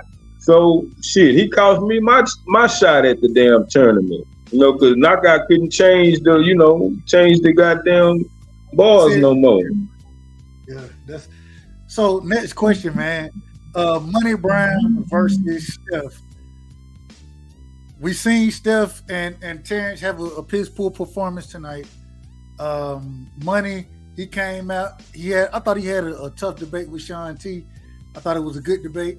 Who do y'all have in that round? I know it seemed like it's going to be a wash, but I think Steph, if he goes into the lab, and I done heard Steph cook before. This is my problem. I done heard him cook on the panel, but then in this debate, same thing with Terrence. Y'all heard Terrence in the debate with BF, right? That was a total different Terrence than that was in the debate tonight. And that's why I'm like, man, I've seen the same thing from Steph. We're going to you first, Terrence. Who do you think wins that battle, Money Brown or Steph? All right, Terrence. There we go. You off mute. Go ahead, brother. I'll say this. Listen, man, I've listened to Money a lot, and Money might make you don't make a lot of points. So if Steph gets in his bag and is prepared, he could beat Money. But that's what I think. You think he's gonna be in his bag? If he gets there, yeah. I mean, Money might. I'm telling you, Money might make. He has a lot of fluff in it. Like, he'll say something or make a point, but then he'll be talking about other things that really. Terrence, where was this energy tonight, brother? Where was this energy? What? I'm being honest. I listen to a lot of the guys. For me, I'm just telling you, my debating it's just regular debating, bro. I don't. When you're debating like in a real debate, you don't really have to raise your voice. It's really points that you make, and the people have to rebut your points. I remember my Terrence Crawford debate. I would make 14 points. The guys never rebut anything, but I don't get any points for it. I'm just saying that's how it's supposed to be in a real debate. Any point, my point. If I make a point, a factual statement that supports my argument, someone has to say something, but they don't have to say nothing because no one's going to take any points away from them when I make a point. I shouldn't have to bring it up. Okay, I made this point. He never responded. That's for the judges to say, okay, he never responded. I should automatically get that point if they're not responding. And by the way, I respond to everything. If you don't like the way I respond to a point, then guess what? You're just not going to give me credit for it. But even Knockout, because Knockout even said, he said, oh, you didn't say this, but I had said it.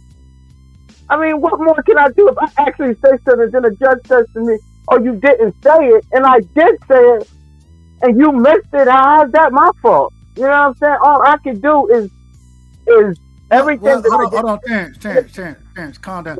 You're on a soliloquy right now. Look, if you, and this is why I say, I've always said delivery matters. When I tell you it's like paint drying, right? When I say that, what that means is maybe you make a decent point. The problem is your delivery is so poor and pathetic that it's hard to receive the point as powerful as you think it is. And so when those points are both delivered, and I mean, once again, you have judges, and the points that y'all are making at times are opinionated points, which when it's a debate to some degree, I gotta show I understand an opinion. I want you to focus on facts, but if it's just not a hardcore fact and you make it to the point where it's, I mean, we are all human, and those points maybe get looked over. I don't think they do usually, but this is why I say the way you speak now is how you should be speaking during the debate. Bring that energy real quick, man. I gotta welcome my brother to the panel. Y'all know it ain't nothing but love, respect. My homie JD is in the building. JD, welcome to the panel, brother. Give me your opening statements. Did you see the debates tonight? Did you hear any after the debate, Terrence and BF? Do you have anything on the brackets of the debate? We have my brother King G in the building. He's currently a contestant. We got D Free in the building, a current contestant. JD, man, give me your opening statements, brother. Welcome to the panel. What up with everybody, man? Been a minute. Hey, I figured you've been working, brother. I figured you've been working. Yeah, man. I got a whole bunch of shit going on, with the car stuff. I finally started that build I'm about to start collecting content for it. So shortly thereafter, just real quick, I was gonna say shortly in a couple of weeks or so, maybe like a month or so, I might be posting some content on my YouTube channel, or I might just be on IG. So, just stand by for that. Anybody interested in German cars and tuners for specific aspects of certain builds, that's what I'll be doing. That's what I'm into. But yeah, man. I'll definitely, real quick, I'll definitely be checking it out, brother. Let me know. We'll share the content over here as always, man. It ain't nothing but love and respect. Yes, sir, and I appreciate that, Dub. You know that. Salute to the chat, first of all. Salute to the panel.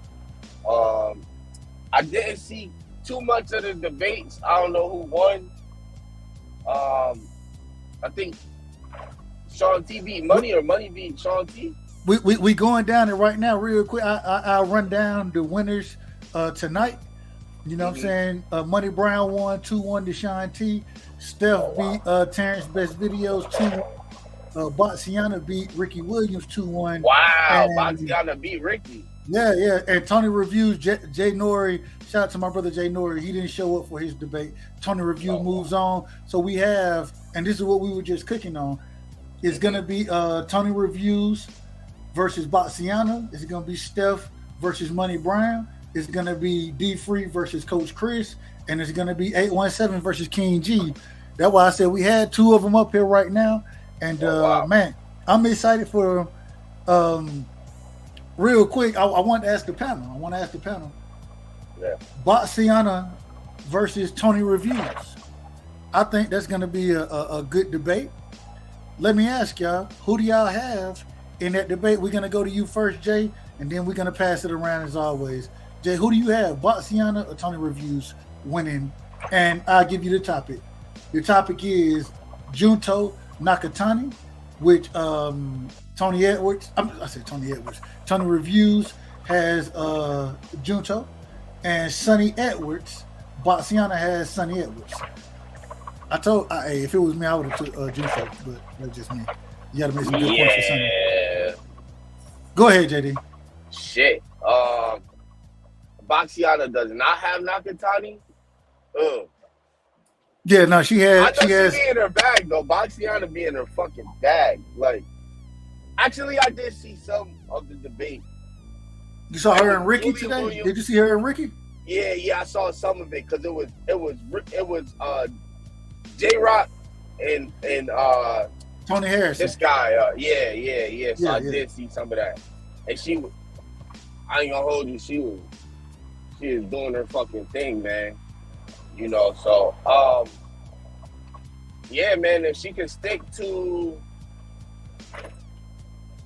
the facts, it's gonna be hard with a Sonny Edwards versus Nakatani. She got Sonny, right? Yeah. Yeah, that's gonna be tough because shit, Nakatani for the most part, he fought some real good fighters in his career. Well, it is what it is.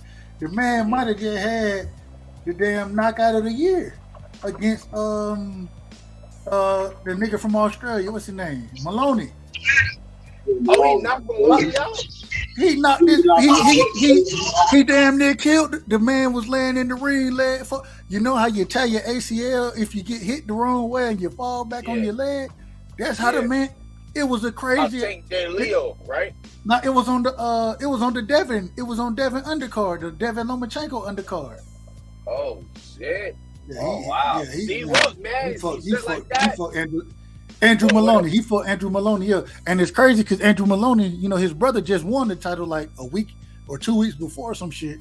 And Jason Maloney. I did see something about that. Yeah, I did see Jason Maloney winning the title or something. But I wasn't sure which one of them got knocked out or who knocked them out. But then Nakatani did that. Damn. Damn. That's why when I seen that, I was like, man, you better pick Nakatani. Shit. Yeah. And I think Sonny Edwards can fight, bro. I like Sonny Edwards, but at the same time, and you know, in boxing, a lot of times this was fresh on the mind to some degree. But at the same time, I'm just saying, bro. This man, Sonny Edwards, I think he got like 5 KOs or something, bro. Like, okay, I gotta see how it play out. I gotta see how the debate play out. Yeah, like you know, boxing is what have you done for me lately, and Nakatani has been. Well, he got knocked out by Loma, right? No, that's not the same. That's a different Nakatani. Oh, okay. Juntao Nakatani. I can't say. We talking about Juntao Nakatani. This nigga, he fight down at like 115. Oh, you talking about him? Yeah. Yeah, he's the beast. Yeah. Damn. Yeah, Sonny, I don't know why I was thinking about somebody else. But yeah, Sonny Edwards. That's not a good. I really wish. No, it's a good. It's very debatable. It depends on the questions. It's very debatable. Yeah, that's you know what I'm saying. Because Sonny Edwards done beat some good people. He ain't no big puncher, but he can fight, bro. Like he can box. He's a really good boxer, bro. Like so. Yeah, it just depends on the questions. It depends on the questions. Again, like I said, boxing is what have you done for me lately. Of course, the more exciting fighter is going to be the favorite in the debate. But when it comes to skills is easily arguable. Do you follow me? Like, for instance, with a Tank and a Devin debate, it's very debatable that Devin can outbox Tank because of the stature and his IQ and boxing ability. Hold on, we going too far. We going too far. Before we get there, I'm just making.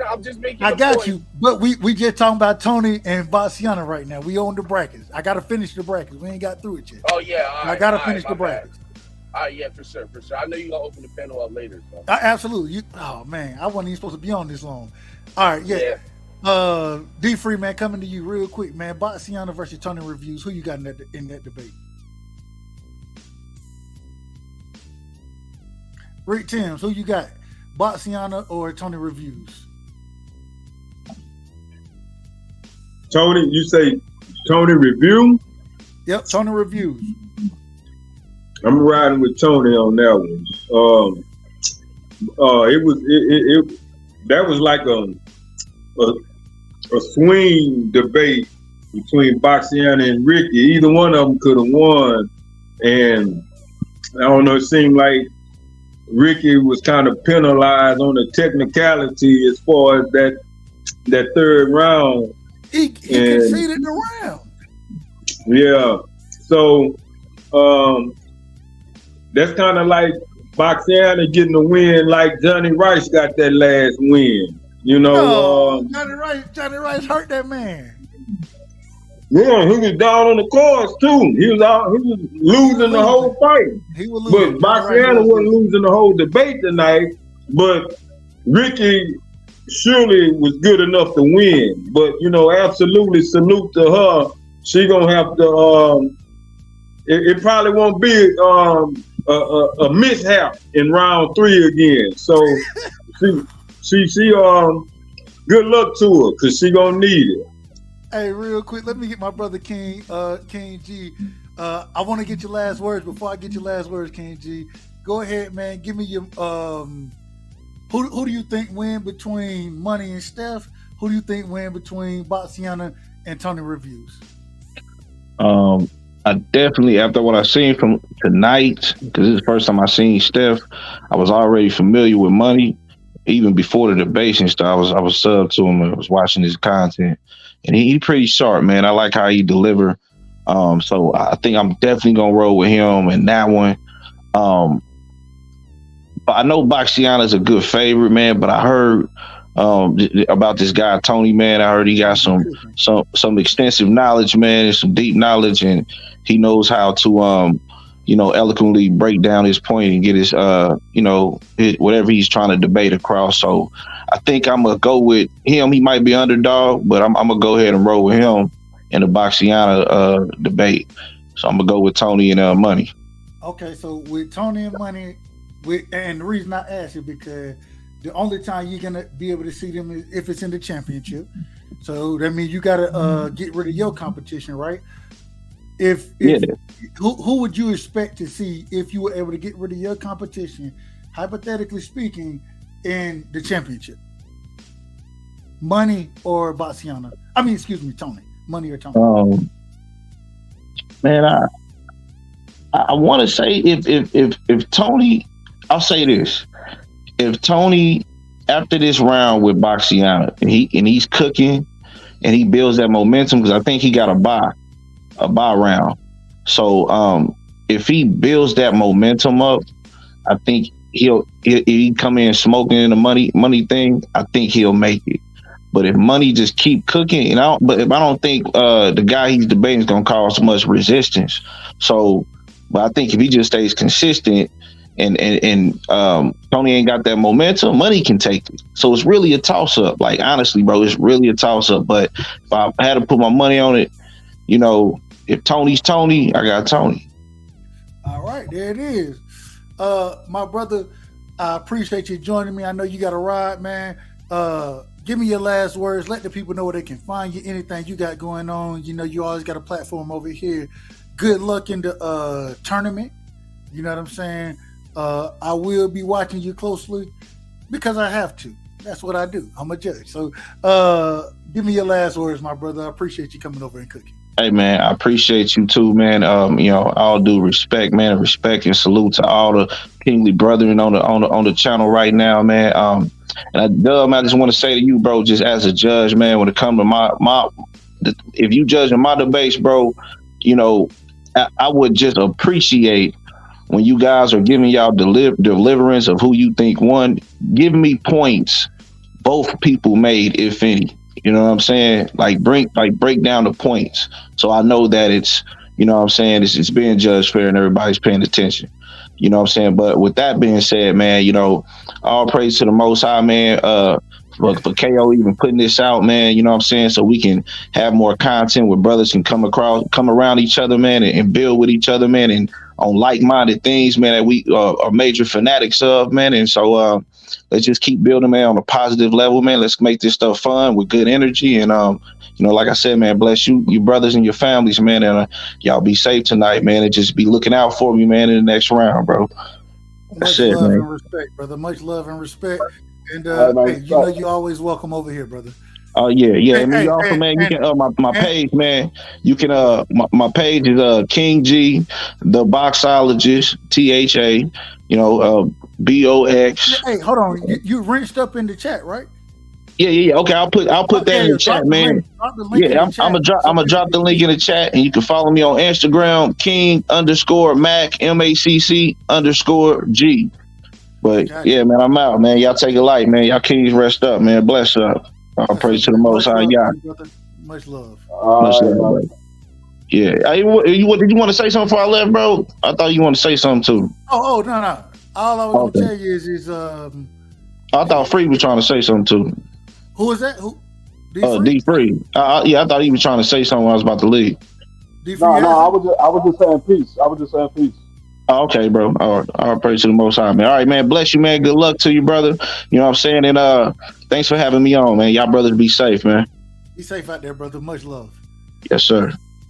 Absolutely. Y'all make sure y'all go sub to Yoda as well, man. The OG, he just dropped his in the chat. Coffee and donuts in the morning, man. Y'all make sure y'all check the OG. Yeah, he be. Hey, we'll talk about it later. Look, finishing it up though for the brackets. Boxiana, Tony Reviews, Rick. I believe you said you had Tony Reviews winning that one. D Free, did I get your thoughts on that, brother? No, I didn't do it. Go ahead. Boxiana, Tony Reviews. Who you got, brother? Well, if Tony Reviews show up, because he was like he don't know about tomorrow, but if he shows up. I seen that, D Free. I was like, no, don't tell me that, man. But Bastiana said something very similar. She was like, tomorrow. I was like, right. Hey, look, like I said, I'm trying to get this out of the way. But if they do battle, I'm a lean towards Tony Review because I think Tony Review, he's a stronger debater than Bastiana. She's still trying to grasp how to debate. She's getting better. From her first debate that she had with BF, she got a lot better, but I don't think she's strong enough to beat Tony Review. Actually, I don't think she was strong enough to beat Ricky. It's just Ricky gave up that last round. I understand what you're saying. I understand exactly what you're saying. Terrence Best Videos, what you got on it, man? Who you got, Boxiana or Tony Reviews? Well, I've heard Boxiana a few times.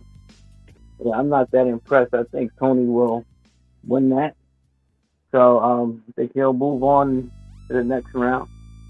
But I just wanted to comment on what that gentleman said. And I think as y'all guys get closer to that money, like he was saying, that he would like to know exactly what points you're giving them and what points you're gonna give him, because a lot of times people are just saying, "Oh yeah, I don't got nothing. I'm just giving it to the person." I read and hold on real quick. And this is what I didn't want to jump into it. And D Free, Rick, JD, Bullet, Terrence. I would ask any of y'all to tell me I'm lying when I say this. Mm-hmm. When I judge a debate, the majority of the time people tell me I go too far into. No, you're good. That's what you're supposed to do. I literally, as I'm taking notes, mm-hmm. I take notes of each point that I think is hitting. Right. And I can literally go down and speak directly to them. Only time I choose not to is when I think it's more of a one-sided affair. If I think it's close, and y'all correct me if I'm wrong, but the people had told me, right side, you're too long with the way you breaking it down. Well, I don't have a problem with that. Omega Red with HUD. Your ass.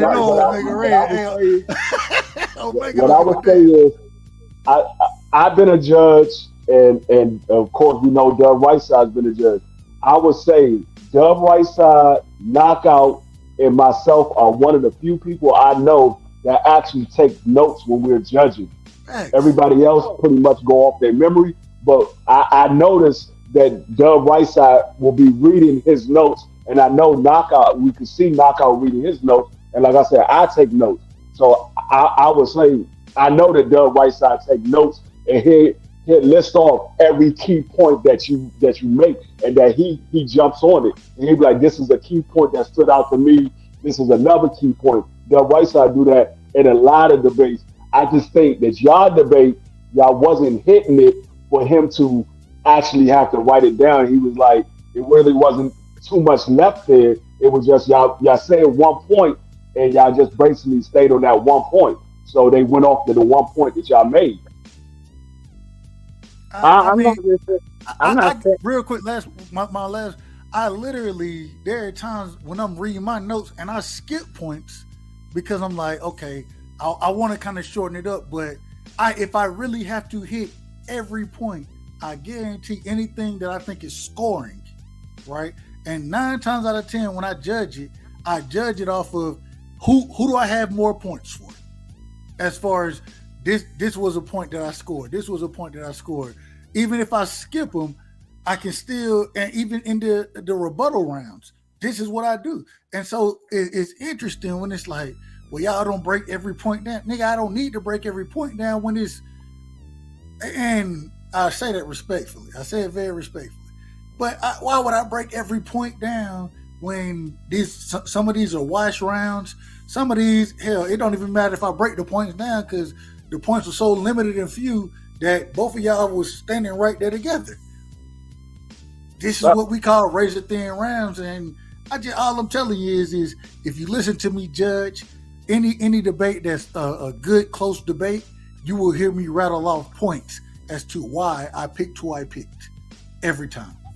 And what I would say, Doug, most of the time that's correct, but a lot of these guys are not saying anything. And then they just say, I just gave it to this person. And there's no rhyme or reason. I think that's the point the guy's making.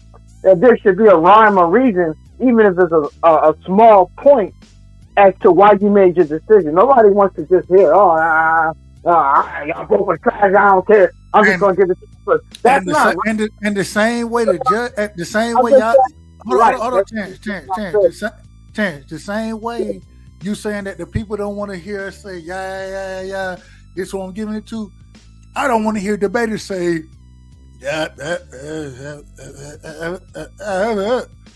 and then I have to say, this is who I give it to.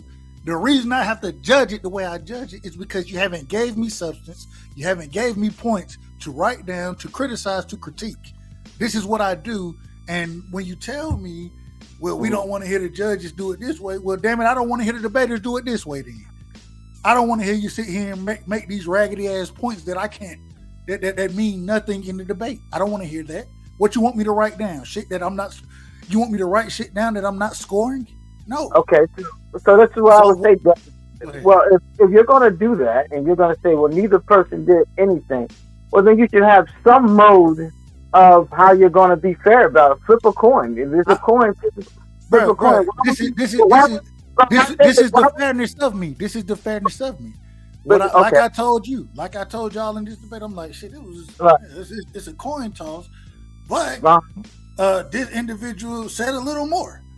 Even if it got to a point where it didn't even matter because y'all weren't making points on topic. And so, like you just said, when you don't give me nothing to judge off of, well, I have to find other things to judge off of. It is what it is. So I agree. So I don't understand the argument. My argument, Doug, is that we both, me and Steph and everybody else is here. We're spending time researching this stuff. And all I'm saying is we just deserve a little bit, like saying, if it's that little thing, just tell us what it was. Just to say, oh yeah, I'm just picking this. Y'all both were garbage. I'm just picking this. And to not give us any rhyme or reason after we didn't put time and study this is not kind of fair to the. I mean, I appreciate you as a judge. I appreciate VF, y'all taking y'all time out to be a judge. But keep in mind that we're helping as well, making this thing work because we're doing the debate. So I think that you give us something. Give us something. Just don't say, oh, all right, y'all both suck, and I'm just going to give it to this person without a rhyme or reason. Give us something. If you're going to flip, just say, oh, I'm going to flip. No, BS did that. That's why I didn't go at you. I went at BF. That's why I didn't go at you. I didn't go at you, Doug. I went at BF because that's basically what he said. Oh, y'all both suck. And I don't make no decision. I'm just going to go with Steph. That's why I call him a fanboy, because I'll take that as him being upset that I'm going after Devin. That was my whole point tonight. I never went at you, Doug. Okay. Let me ask this, and I want to pass it around. Yeah. I want to pass it around to the panel real quick, Terrence. Real quick, and I want to ask, and I understand where Terrence is coming from, being a debater. Even me, like I told y'all, I thought I won my debate. I thought you did too, Doug. That's okay. Hold on, Terrence, hold on. I thought I won, but the judges said otherwise. Yeah, I made jokes about petitioning. Who am I petitioning to? No damn body. I'm just, you make light of it, you make fun of it. It's a debate. It's all in good fun. I made mistakes in that debate. I let rhabdomyelitis beat me. It is what it is. That's literally what happened. I let rhabdomyelitis beat me. And so I wanted to ask the people, though. I hear what you're saying, Terrence. So my thing is judging wise, what do y'all think about the judging so far in the tournament? It's open to anybody who want to respond to it.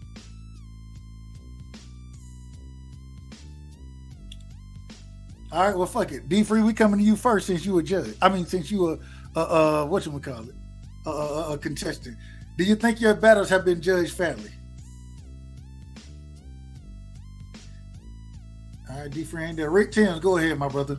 Hold on, real quick. Bullet, are you there, Bullet? Yeah, I'm here. Go ahead. Hey, let me get you in here real quick. Do you think that the battles have been or the debates have been judged fairly? Yes, I do. I think it's been judged very fairly. I will say this, and I'm gonna keep it a stat. Keep it. No, I'm gonna say this. Like, personally, I felt that today, in this particular battle, I did feel like Terrence won against Steph.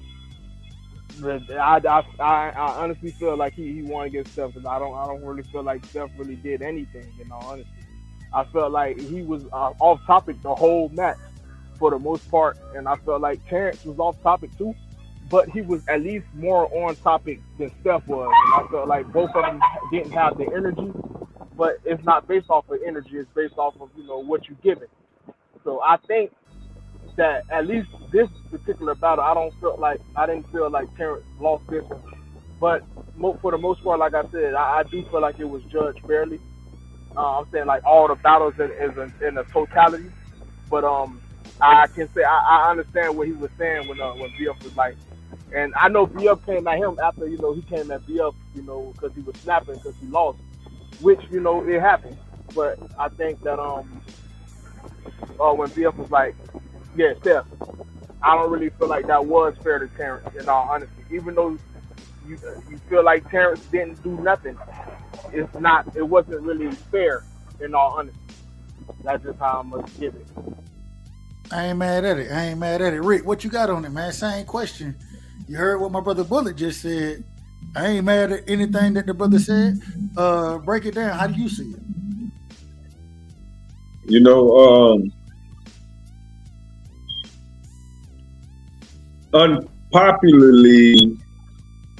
popularity somewhat matters in these debates, man. It didn't matter for me. Hey, that's the small percentage of it, sadly, but you know, the majority, you know, of course, depends on your knowledge, your delivery, you know, being able to rebuttal people's points, you know, effectively, all plays a big role in staying on topic. So the judges really hold you accountable for that. So that part, which means the most, you know, stands out to me more. But you got to keep it a buck. You know, popularity can help some.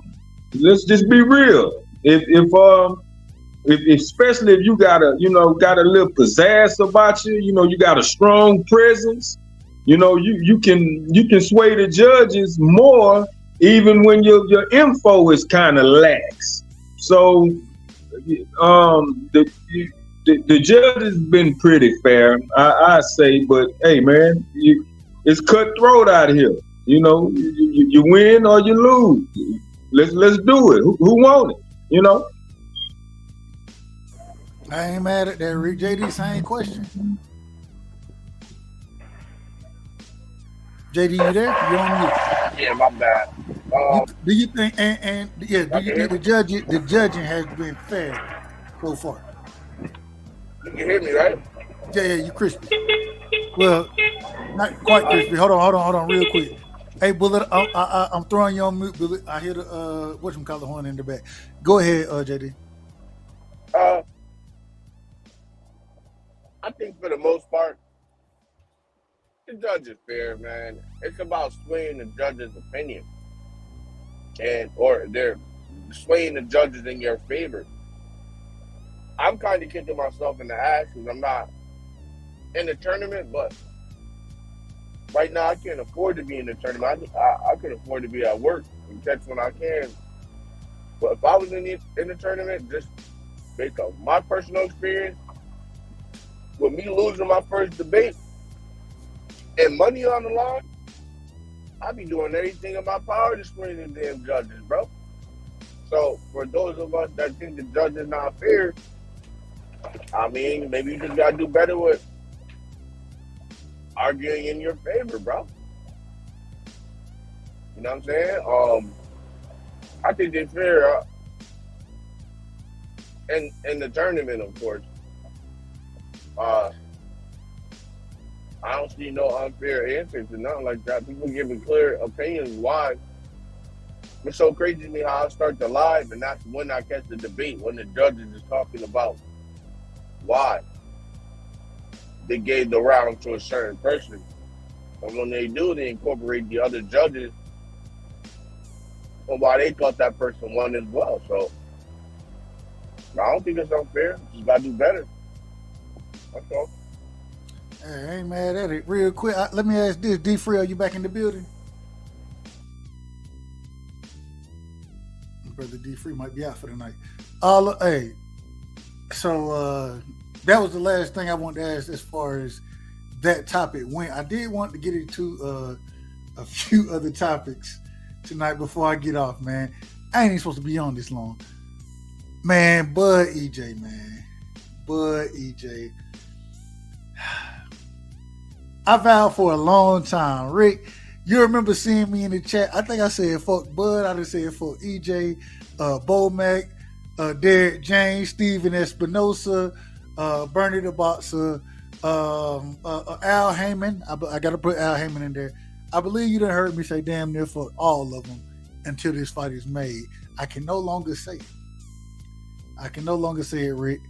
And it seemed like I seen this earlier.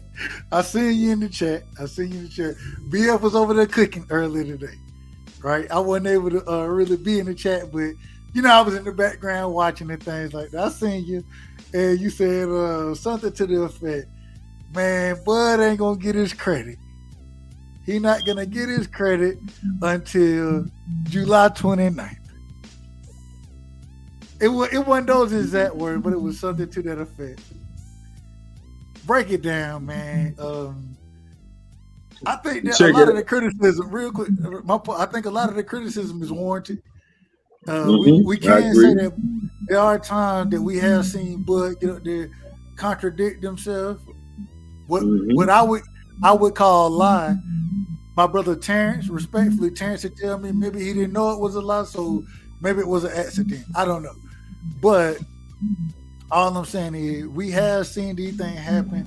Man, how the fuck you lie on accident, G? Come on. Hold on, Jay. Hold on. We gonna get there. The fuck? Hold on, Jay. Calm down, Jay. It's on Rick. Bad, It's on Rick. All right.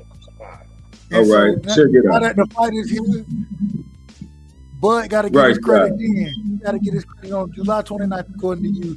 Break it down for me. Do you think all the things that he's been criticized is warranted? I got to apologize to him. I done called him a duck, and I done said all these things. But at this current moment in time, he has made the fight, and I ain't got nothing but respect for him now. I take the duck title back, and he done made the fight. Go ahead, Rick. Look, man, dog. Okay, see, this is the angle that I was mentioning early on BL and shit. Anywhere else I go, and most of the hosts, they won't address this, because they really can't.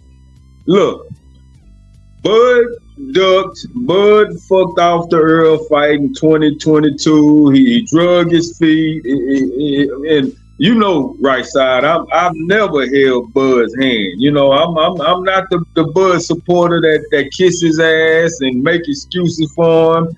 Hey man, I was very disappointed with Bud, and since November I've been very strong. He must see Earl next, or just retire in shame. Fuck Bud. I was gonna be done with him if he didn't see Earl after David Advil. So here's my dilemma, right side panel, whoever left in the chat.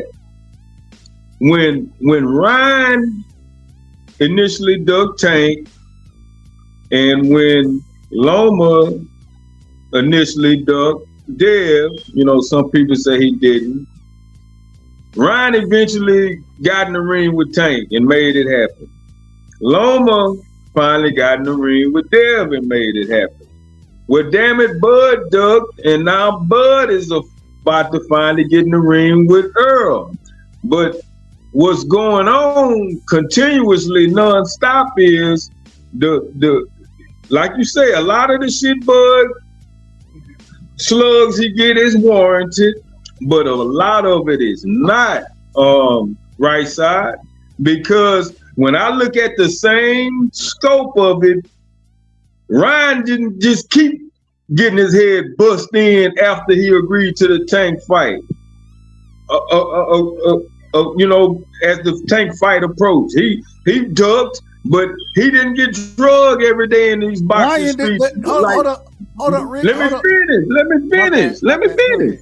Go ahead. So Loma wasn't getting drugged in these boxing streets just constantly over and over after he finally agreed. So my point is this: the Mexican ducked and finally fought, and he ain't just continuously getting drugged. The white boy ducked and finally fought. He ain't just continuously getting drugged. The black man did. But the black man, he getting his ass bust every goddamn day, and he have finally agreed to the fight. I mean, what more y'all want Bud to do? The fight happening. Fuck everything else. Fuck the past. July 29th is all that matters to me. I don't give a damn about nothing else. Nothing else matters. I agree. Hold up, John Norrie. We got questions about you right now. We're gonna address those in a second. And I say that respectfully. This is what I'm trying to tell you. I ain't mad at nothing you're saying. If you heard before I gave you the floor, what did I do? What did I say? I had to recant calling this man a duck. Right? He has made the fight. Hey, you know what? Here we go. Shout out to my brother John Noy. John Noy always tell me he ain't a duck. He just a scam artist. That's what John to tell me. But this is the thing. At the end Hey, the scam won this. Hold up, John. John, don't do that. Because we got to talk to you. You know what it is, dude. You know what it is. Real quick. At the end of the day, man, Bud, he has made the fight happen. I'm gonna give him his credit for that. I'm looking forward to the fight. I'm excited. Rick, you know I've been excited for this fight. You ain't heard me the same way I've been pushing for Tank and Devin. And I'm still pushing for Tank and Devin. I want people to be clear on that. I've been pushing for this fight. You know it. And so my thing is here now. And so I don't give it.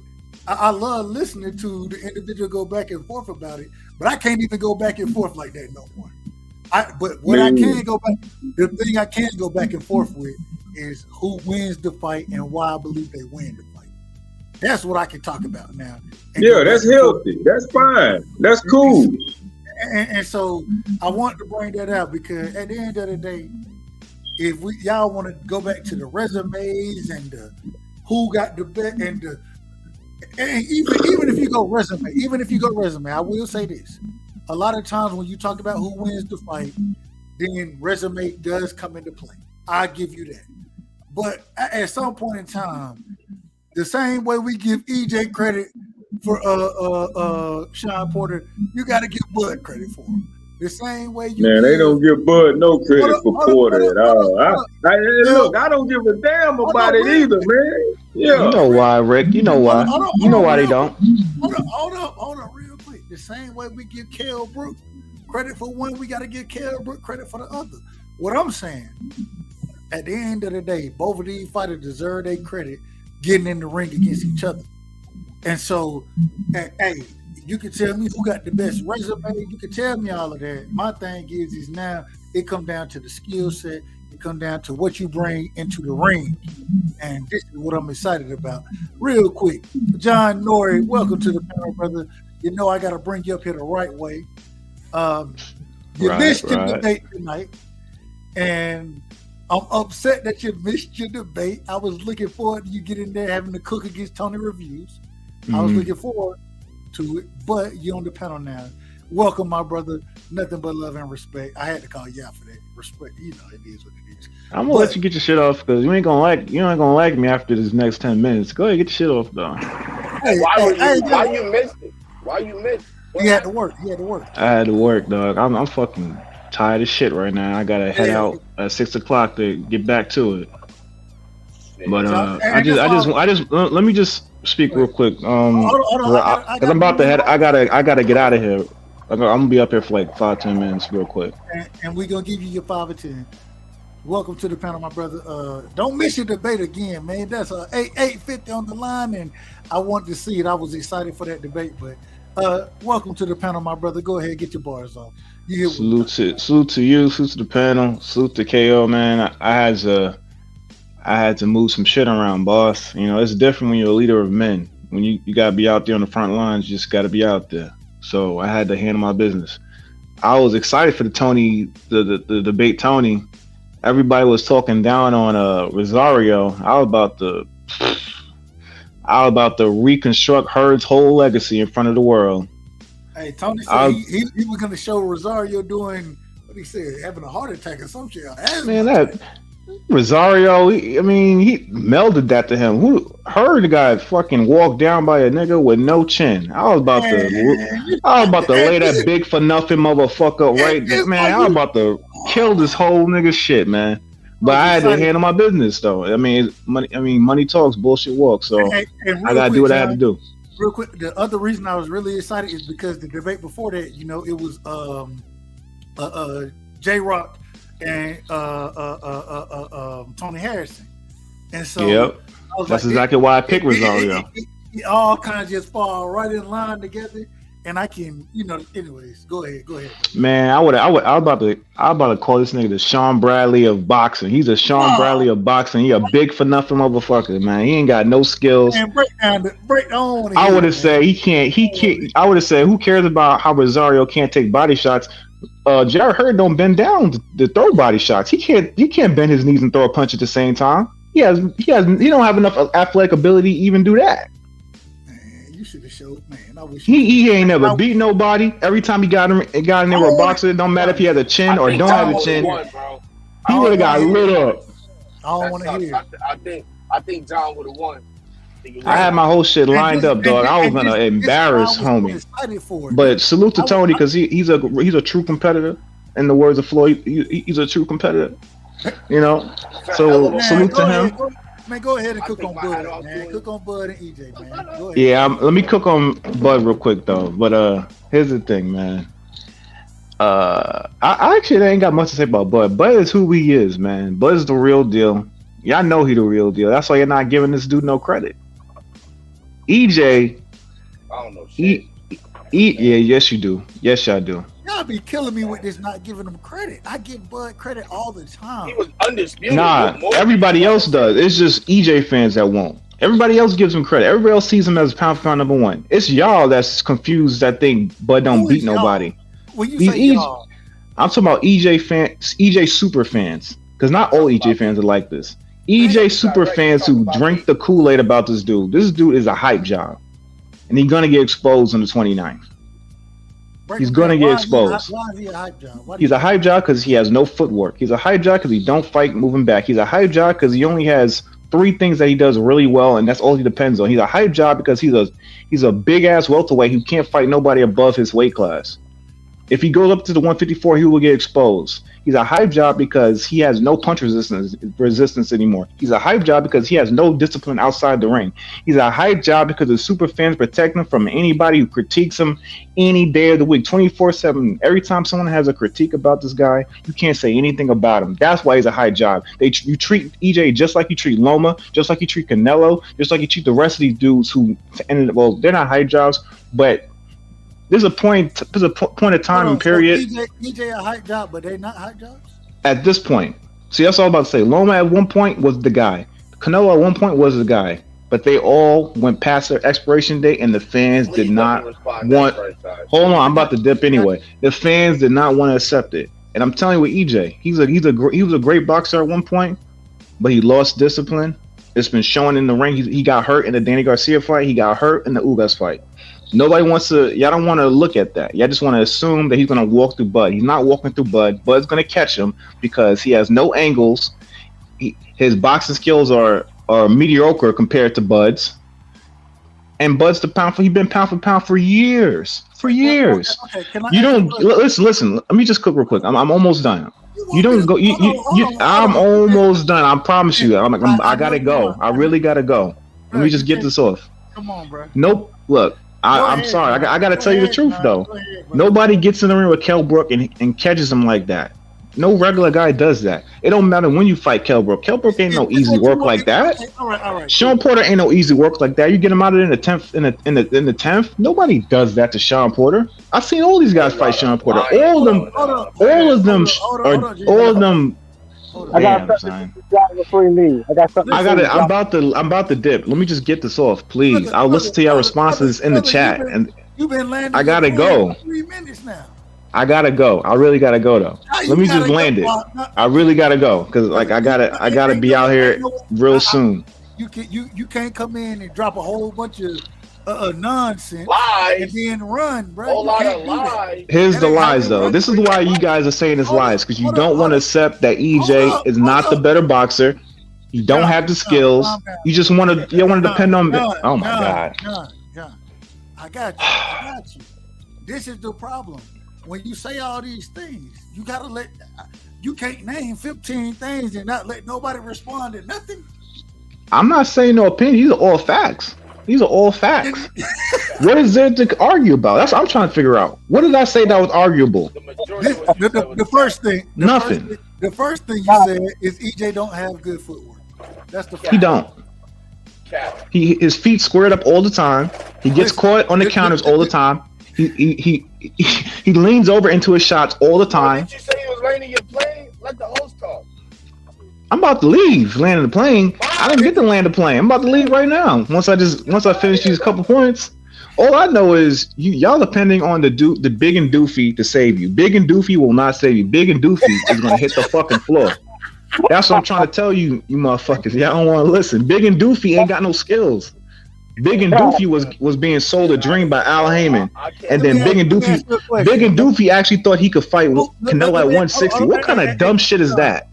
John, let me ask you, Just a big Doofy motherfucker. John, let me ask you a question. Let me ask you one question. Who do you think has the better fundamentals? Bud, without a doubt. Amazing. How can y'all say that and not look? See, yo, this dude doesn't even hold the phone when he throws a right hook. He don't even hold his chin down when he's in the inside. That's why Ugas caught him like 100 times. Let me ask this dude is a hype job. I like EJ because he's exciting. He has exciting fights, but he's a hype job. Holy shit, John! Let me ask you a question. Hey, go ahead, Jay. Go ahead, Jay. Get your boys off. Hey, look. So I just want to know because you said a whole bunch of bullshit, right? So you said that Errol don't fight nobody. He's a hype job, but you're naming guys that he beat before Bud, right? Tell me this: has Errol ever been down? You talked about him being injured. Unofficially or officially, has he ever been down? Visibly, have you seen Errol hurt to the point where he was down on the ground, clinching? I'm not doing this fucking resume game with you motherfuckers, man. This guy got no fucking skills, dog. I'm not doing this. I'm not going into this whole EJ. I'm not doing the PBC EJ rabbit hole where y'all want to just look at the eye test and then act like the shit don't exist. The motherfucker ain't got it. He ain't got it, nigga. Nobody in the boxing world think he had. John, calm down, brother. You can't just keep over talking. Brother. Look, if he don't have it, I ain't mad at it. I ain't mad. If he don't have it, right, that's cool. I got you. If he don't have it, the brother asked the question speaking on what you saying, the punch resistance. You said punch resistance. Did Green Machine, did Gamboa, right? Two smaller fighters. Were they able to hurt Bud Crawford? Yes or no? Did I say Bud Crawford couldn't? You hear me? Did I say Bud Crawford couldn't? Yeah, listen, dog. Did I say Bud Crawford didn't get hurt? I didn't say that. I said this motherfucker that y'all think about to walk through somebody that can't take a punch. That's the problem. Bud Crawford can. Man, let me just land it. Bud Crawford can move his head. He has skills. He has footwork. Because how am I lying? Did I say Bud Crawford can't get hurt? Did I say that? What part did I lie about? I'm about to tell you. When you say that EJ can't take punches, you say his punch resistance, right? And correct me, and I'll be very clear, John. You said EJ can't take punches. His punch resistance is no longer there, according to you, correct? According to the video. No. According to what you said. I'm talking about what you said. Yo, I gotta stop. I'm not saying opinions. I'm talking about what happened in the fight. So will you why are we arguing this? Will you answer the question though? Will you answer the question? You're saying that EJ's punch resistance isn't there, correct? Correct. Are you saying it is? Are you saying it is? Answer that question. Do you think his punch resistance is good now? Wait, hold on. I got another question. Brother, hold on, JD.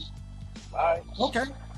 If you say EJ's punch resistance isn't there, please give me proof that his punch resistance isn't there. He can't. Because he got hit. He got hit by a non-puncher like Ugas, and he started an investigation in the middle of a fight. That's why. Touch the canvas. Hold on. Did his knees buckle and did he not jump? Did he not fall into the ropes? If the ropes weren't there, he would have been touching the canvas. His head would have been all over the damn canvas. So that's your proof that he doesn't have punch resistance, correct? Did he or did he not I'm start an asking, investigation in two fights back to back? Did he or did he not start an investigation on the floor? Is it your? You gotta go. You gotta ride soon. I'm trying to make it short, quick and simple. You gotta ride, not me. So look, is that your proof? Y'all, wow, man. So let me get this straight. Let me get this straight. The guy who can't take a punch anymore is going to walk through the harder puncher. All right, we're gonna move forward. Salute to that. The brother's not gonna answer. Y'all better get your boots and. The brother's not gonna answer questions straight up and down. Hey, John. Y'all better jump the boots and this. That's your guy from now on, because 29th this ends. Hey, John. Go boots. Wait, I got one question. I got one thing to say to John. Nah, man, I had a question, bro. This nigga cooked for 15 fucking minutes. It's on JD. It's on JD. Yo, so look, you say all that. You say, all this shit about Arrow being the hype job. He don't fight nobody, right? Tell me who was ranked or champion that Bud Crawford fought at 147. That proves he is who you think he is at 147. Also, how is he gonna get over the hoop of Father Time being undefeated? Because he's fighting a fighter who's undisciplined. He's fighting a fighter who's undisciplined, who fought Keith Thurman's leftovers, and you motherfuckers are delusional. And when Errol Spence gets knocked out, I hope you are Boots fans for a long time before he gets exposed too. Hey, real quick, I want to say I could care less if Errol get knocked out. I could care less if Bud get knocked out. I don't have a dog in the fight. But I gotta say that I do pick EJ to win. Rick, did you see what just happened though? I told you, Rick. I told you I wanted to talk about it in the ring, and this is why I said what I told you. I said at some point in time it's gonna come down to resume. This is what these people are gonna do. I'm not doing a resume talk with y'all. I don't give Bud no credit. But I'm a holler, dog. I got to do.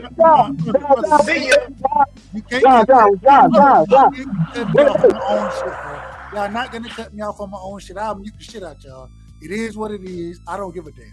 I will mute your ass. Do not cut me off when I'm trying to ask my brother Rick something, because and the reason I'm asking him, I literally said, Rick, I said I want to keep it in the ring. I want to talk the sport of boxing, this and that. But when we start talking it, what it's gonna go back to is resume. I told you that, Rick. And what is that what we just saw? Break it down for me. And if I'm wrong, cook me and tell me I don't know what the fuck I'm talking about. Because I don't. Hey, you know what? That's right side. That's the norm. That's the Bud protocol. You know, you gotta make sure you keep busting his ass on every little thing, whether it's his resume, whether it's his size, his fat ass trainer. I mean, Bud get penalized because he got a fat ass trainer. You know. Mr. Cheetos. I hear more about Bo Mac and Cheetos than I hear about the July 29th. You know? So, dude, I never gave up on the fight.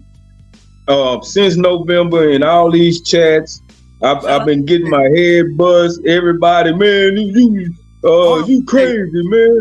Shout out to you, Rick. Shout out to you. Salute to the OG. Yo, T, check the email. T, check the chat. Whatever your opinion is, bro. I never do that, OG. From the beginning, what I said, I gave you and John credit because y'all were two individuals who told me when I said this shit is not happening, y'all said right side. The fight happening right side. Both of y'all told me that. And so I go back and give both of y'all that credit and respect for it, because you heard me say fuck all of them. Go ahead, Rick. So, I never do that to you, OG. Just so you know, I never diss you like that and say you're not entitled to your opinion. You'll never get that from JD. I just wanted to clear that up so you know that. Go ahead. Yeah, man. So since November, since the David Advil debacle, oh man, that was all the ammunition they needed, and Bud foolishly gave it to him, you know. So when Earl never gave up them belts, that made me never give up hope, because Earl made it so clear he did not want Keith Thurman. He wants that last belt, and no matter how much Bud shuck and jive and lollygag, Earl wanted that belt. So while everybody was busting my head, telling me I'm crazy, that duck never gonna get in the ring with Earl, I say, man, he ain't got nowhere else to go because he reading these chats. He see people busting his ass. He see Earl making it obvious he wants to fight. So the fight gonna happen. So, and it's finally happening. July 29th is all I give a damn about. I'm not going back and forth with nobody about no resumes, about Bud lying. I don't give a fuck about what he lying about. July 29th ain't no goddamn lie. So I don't care, man. Let's just get the fight. And they gonna settle it in the ring, and we all gonna be blessed with a lovely ass bout. They both coming to fight. They both extremely confident. They both expecting to win. Somebody's old gotta go, and I can't wait. Real quick, man, I gotta do this the right way. I gotta do this the right way, right? I would always be remiss if I didn't show my big homie love. You know what I'm saying? The OG is in the building. The legend himself. Crush, welcome to the panel, my brother. I appreciate you. Much love to you. You know it ain't nothing but love and respect. And you always come through and show me love, OG. I appreciate you, man. Let me hear what you got on the topic tonight. I know you've been listening. Oh, I've been listening the whole damn time. And you know, normally I come up on the panel a little earlier, but sometimes I like to sit back for hours and take what he's supposed to do instead of just jumping out there. First of all, I want to talk about the debate real quick. Great debate tonight. My man Shaun T got performance of the night, even though he didn't win, but he got performance of the night. He did a hell of a job. He keep going at it, man. He's going to be a lot of problems. He's going to be hard to beat. The man got a total package with him. He shouldn't be down on himself. Salute to him. Terrence and Baz. Stay ready so you don't have to get ready. So next time you get in debate, like show up like that, you won't be flattened. You see what I'm saying? Because both of you guys was flat. I tried to listen to the debate, but respectfully, I really couldn't get anything out of it. And honestly, I didn't pick a winner because I don't think neither one of you guys bought enough to pick a winner. But you know, like I said, just advice: stay ready so you don't have to get ready, because you did sign up for a debate series. And just because you get a week off, you know, that don't mean you take a week off from not preparing. So I just want to put that out there, and don't get too emotional with the shit. You see what I'm saying? But other than that, you do a good job and everything, but just don't let your feelings override you, and stay ready, man, because y'all want to get in these debates. Some of us doing it for the money. Some of us doing it because they want everybody to know when it comes to boxing knowledge, they the man and ain't to be F with. So with that being said, y'all got to be in the gym, just like these fighters is in camp. Y'all cats in these debate series, y'all got to be at work.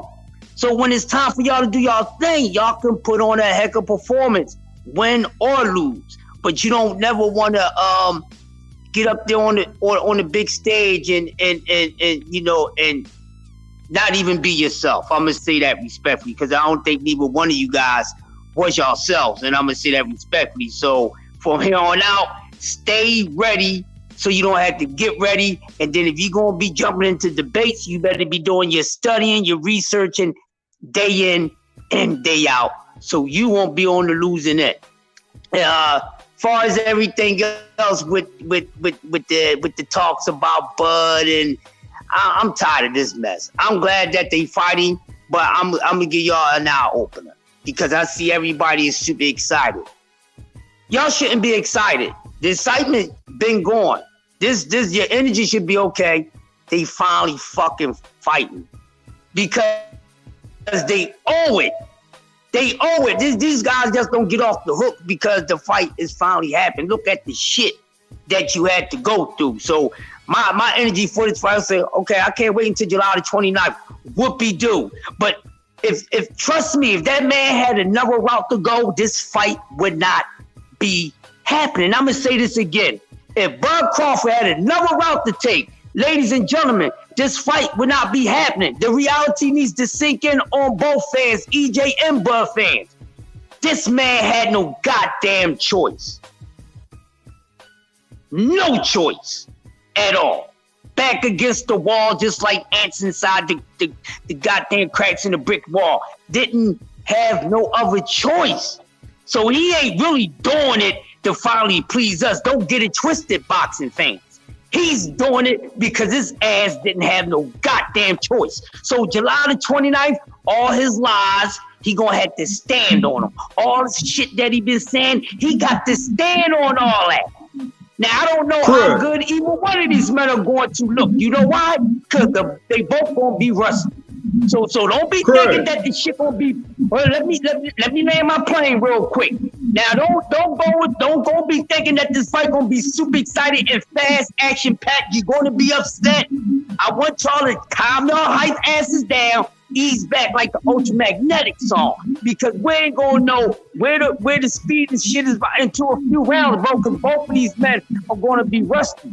They're gonna be hungry, but they're gonna be rusty. We ain't gonna really see the action kick into about 4 rounds, man.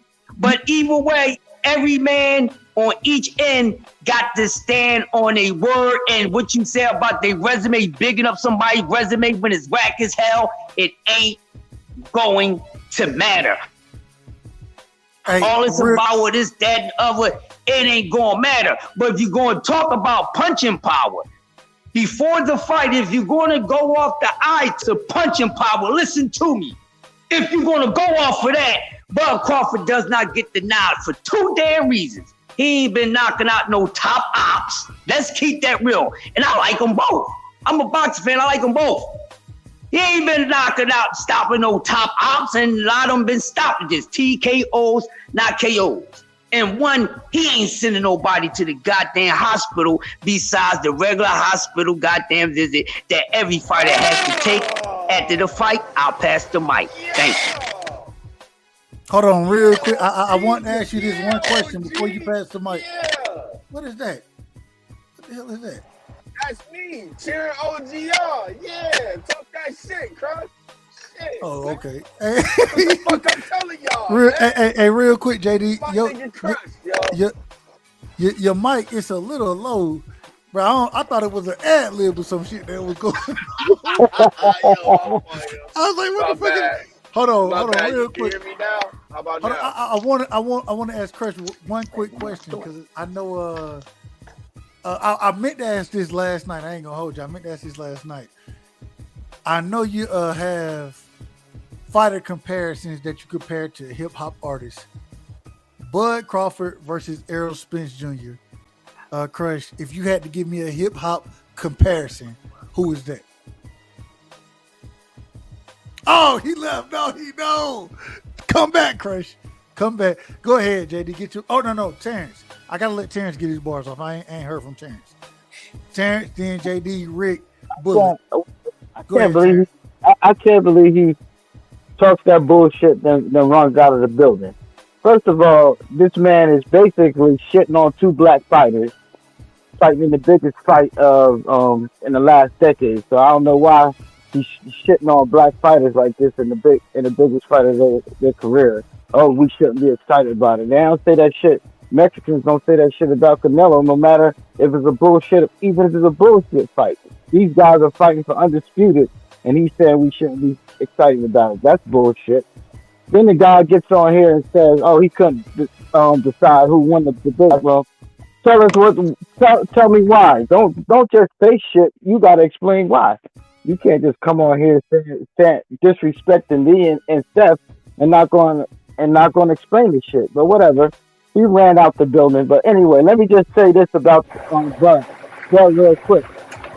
Everybody keeps pointing. What the hell is that noise, bro? What is that? Hello? Hey, JD, you got to mute yourself. Yeah, you got background noise, bro. Go ahead, Terrence. Yeah. And before I let you continue, you can't disrespect OG Crush. I'm pretty sure he'll be back in a second, but Crush gonna stand on his. Anybody gonna stand on it, so it is what it is. No, I'm done with that. But what I was going to say about the fight, oh yeah, you mentioned Bud Lion. here's a classic like on that show, $1 million whatever interview, right? They say to Bud, oh, you started the size of the street. Now, obviously, everybody we all watch this shit intently, so we know what fucking Tim Bradley said. How do y'all fucking know that? How does everybody know that Bud Crawford heard what Tim Bradley said?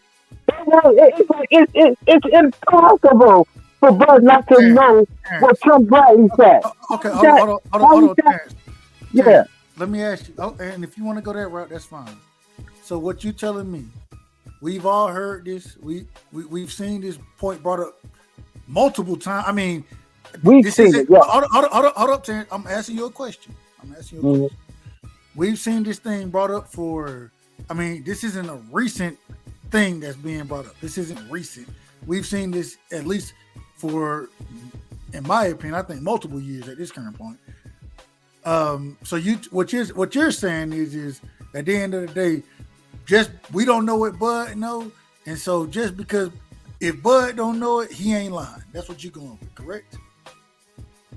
Because this is what I'm saying. Well, first, is that correct? That's not correct. Okay. I'm trying to explain. Go ahead. I'm trying to explain to you what I'm saying here.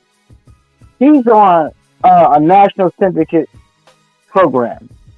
You think that if he honestly saw this Tim Bradley video, and he knows, everybody knows about this following this, knows what Tim Bradley said, he's just going to sit up there and say he started it without acknowledging Tim Bradley. And he knows this.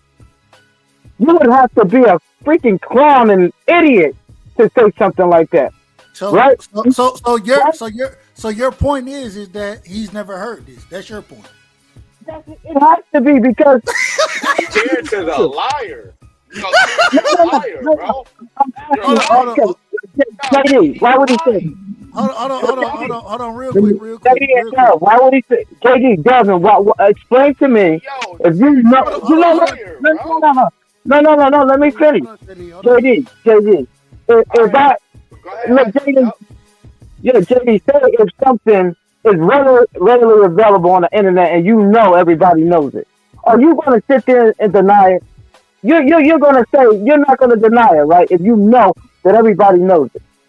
So either you're telling me, you're telling me. Hold on, bro. You asked me a question that you don't want me to answer it, right? No, go ahead. Answer that question. Right, yeah. So if I see it readily on the internet, then if not only is hearsay the reason why I will believe this, but I'm seeing it. Like, you know how you see some shit and you like, fuck that shit. And then you see it again, you're like, all right, so it might be factual, right? Right. Yeah, of course, yeah. But in that same breath, now I have a question for you. Why the fuck did it take from 2021 to 2023 for you to finally acknowledge that? I mean, there are literally debates in a 10-hour video of you saying that Errol Spence started the side of the street shit. But now you're saying that Tim Bradley was the guy that started this shit, right? Is that what you're telling me? I know that's not what you're telling me. No, what I'm telling you is we were talking about whether or not Bud Crawford. Hold on, JD. Let him finish. Let him cook. Yeah. We were discussing what would be the purpose if you know something's on the internet. And this is the thing. Y'all think these fighters follow shit like us. They don't. You think that Bud is sitting there watching all these podcasts. He doesn't. Bud is enjoying his life, enjoying his millions. He's out there doing all sorts of shit. He's not following these podcasts like you think he is. He does not know. He doesn't know what Tim Bradley said. I'm telling you. Because if he did know what Tim Bradley said, it would make no sense for him to say. It would make none. None. Hold on, JD. Hold on. Now I gotta stop you. I gotta stop everybody. I gotta stop y'all. And the reason I have to is because I got the big homie in the building. You know what I'm saying? The individual I ain't got nothing but love and respect for. My brother All Positive is in the building. All Positive, welcome to the panel, brother. I always like to do. I want to let everybody get their opening bars off. You hear what the people are talking about. First thing you know, it ain't nothing but love and respect. I appreciate you jumping on. Do you have anything to say about what you're hearing right now? And if you don't, then we'll pass it along. But I'll let the man is just talking. Let that man continue because I don't want to interrupt him. But you know what I'm saying? I'm just listening to you. I'll jump in where I fit in. I'll let that man let him finish his thing. You know what I'm saying? Peace to everybody. Let me say something first, right side. Go ahead, Rick. About what I want to address about what Crush. One thing I disagree with what Crush said. See, he mentioned Bud ain't have nowhere else to go, and I completely disagree with that. Bud could have easily fought another nobody. You know, Bud could have retired. Bud could have dropped the belt and went to 154. He wasn't forced. He won't undisputed just like Earl won't undisputed. Why can't he fighting the man because he won't undisputed too? I mean, is that far-fetched? He fucked off the Earl fight. He got him a tune-up in. He bust up David Advil, and he said, I'm coming for Earl after David Advil. I didn't want to be out the ring too long. And July 29th is proof of that. So he did have a choice. Chris, he didn't have to, he wasn't forced. He could have fucked off and did David Advil 2.0 and made himself look even worse. He had options, for real. Samson, was I able to finish? You may as well go ahead. G. Go ahead, Terrence. Go ahead, brother. Go ahead. All right, so y'all didn't answer my question. I was waiting for JD to answer. If he knows full well that the whole world knows what I did answer your question. Don't do that. I answered that question. And I'll answer it as well if you. Okay, if you go ahead. If you don't feel you're getting the answer, I will answer. But I know so, you answered JD. I know you answered. Yeah, I'm asking both of y'all. Just answer that question. That he would knowingly, with the whole world knowing, with us knowing, he would just say that and he knows it. Why would he do that? Explain to me, JD. Ask the question again. I'm fucking confused. Say it again. Okay, listen. If, I'm gonna give you an example. I got a black shirt on in the video, and then you come to me and say, "Bro, you ain't." And I say, "Man, I ain't never had no black shirt on in the video." Now, and I know that this video with me with a black shirt on in the video, and I'm gonna say, "No, I ain't had no black shirt." When everybody knows it's evidence. Why would I say that, bro? That's what I'm saying. Everybody knows that follows. This is why. Go ahead, JD. Go ahead. Everybody that knows that follows boxing like us knows that Tim Bradley said that. But I'm saying that's because we are in tune to this shit. I'm saying Bird's not necessarily in tune to this shit, following every video and shit like that. He might be on his fucking shooting butt. I don't know what the hell this man is doing, but he's on a different lifestyle. He don't do that. So he might have honestly thought that when they started this side of the street, he never heard of it before. How is that impossible for you guys to believe? What the hell would he say if he knows like we know that Tim Bradley said that? That's all I'm saying. All right, Terrence, brother, yeah. you done took it a little far now. And the reason I say this is all I'm saying right here. Right. I done been on, and I'm not even on Twitter no more. I done been on too many Twitter chats and I done seen too many times where motherfuckers send videos of individuals saying shit. And ain't no way, especially knowing that Bud and Tim Bradley, according to Tim Bradley, that's his guy. They rock. You know what I'm saying? Ain't no way Bud didn't know these things had already been said. Bud says things, and this isn't the first time. He says things. It is cap. It is what it is. It's cap. He be capping. But at the same time, he knows. If you want to tell me he has no clue, you can give me that.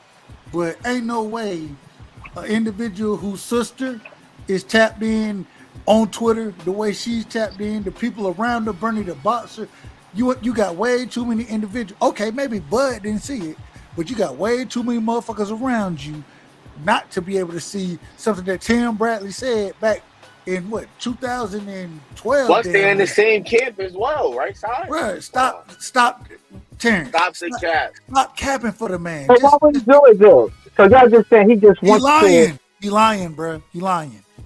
And He you're just- lying for him. It's crazy. That don't make no. You just don't want to believe that the man Hey, is. You don't want to no. believe.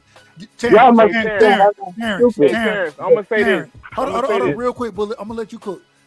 All Terrence, right. you don't want to believe that the man can lie.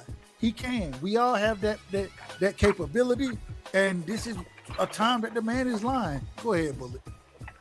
I was gonna say that the thing with Bud, and I like Rick Tim's stance, because truthfully I ain't gonna lie, I don't really like going at the black fighters. Like I rather, in all respect, no disrespect to these guys, but I rather talk, not and it sounds crazy when I say it like this, but I rather keep it real and downgrade the Mexicans and the white guys because they be talking crazy about us.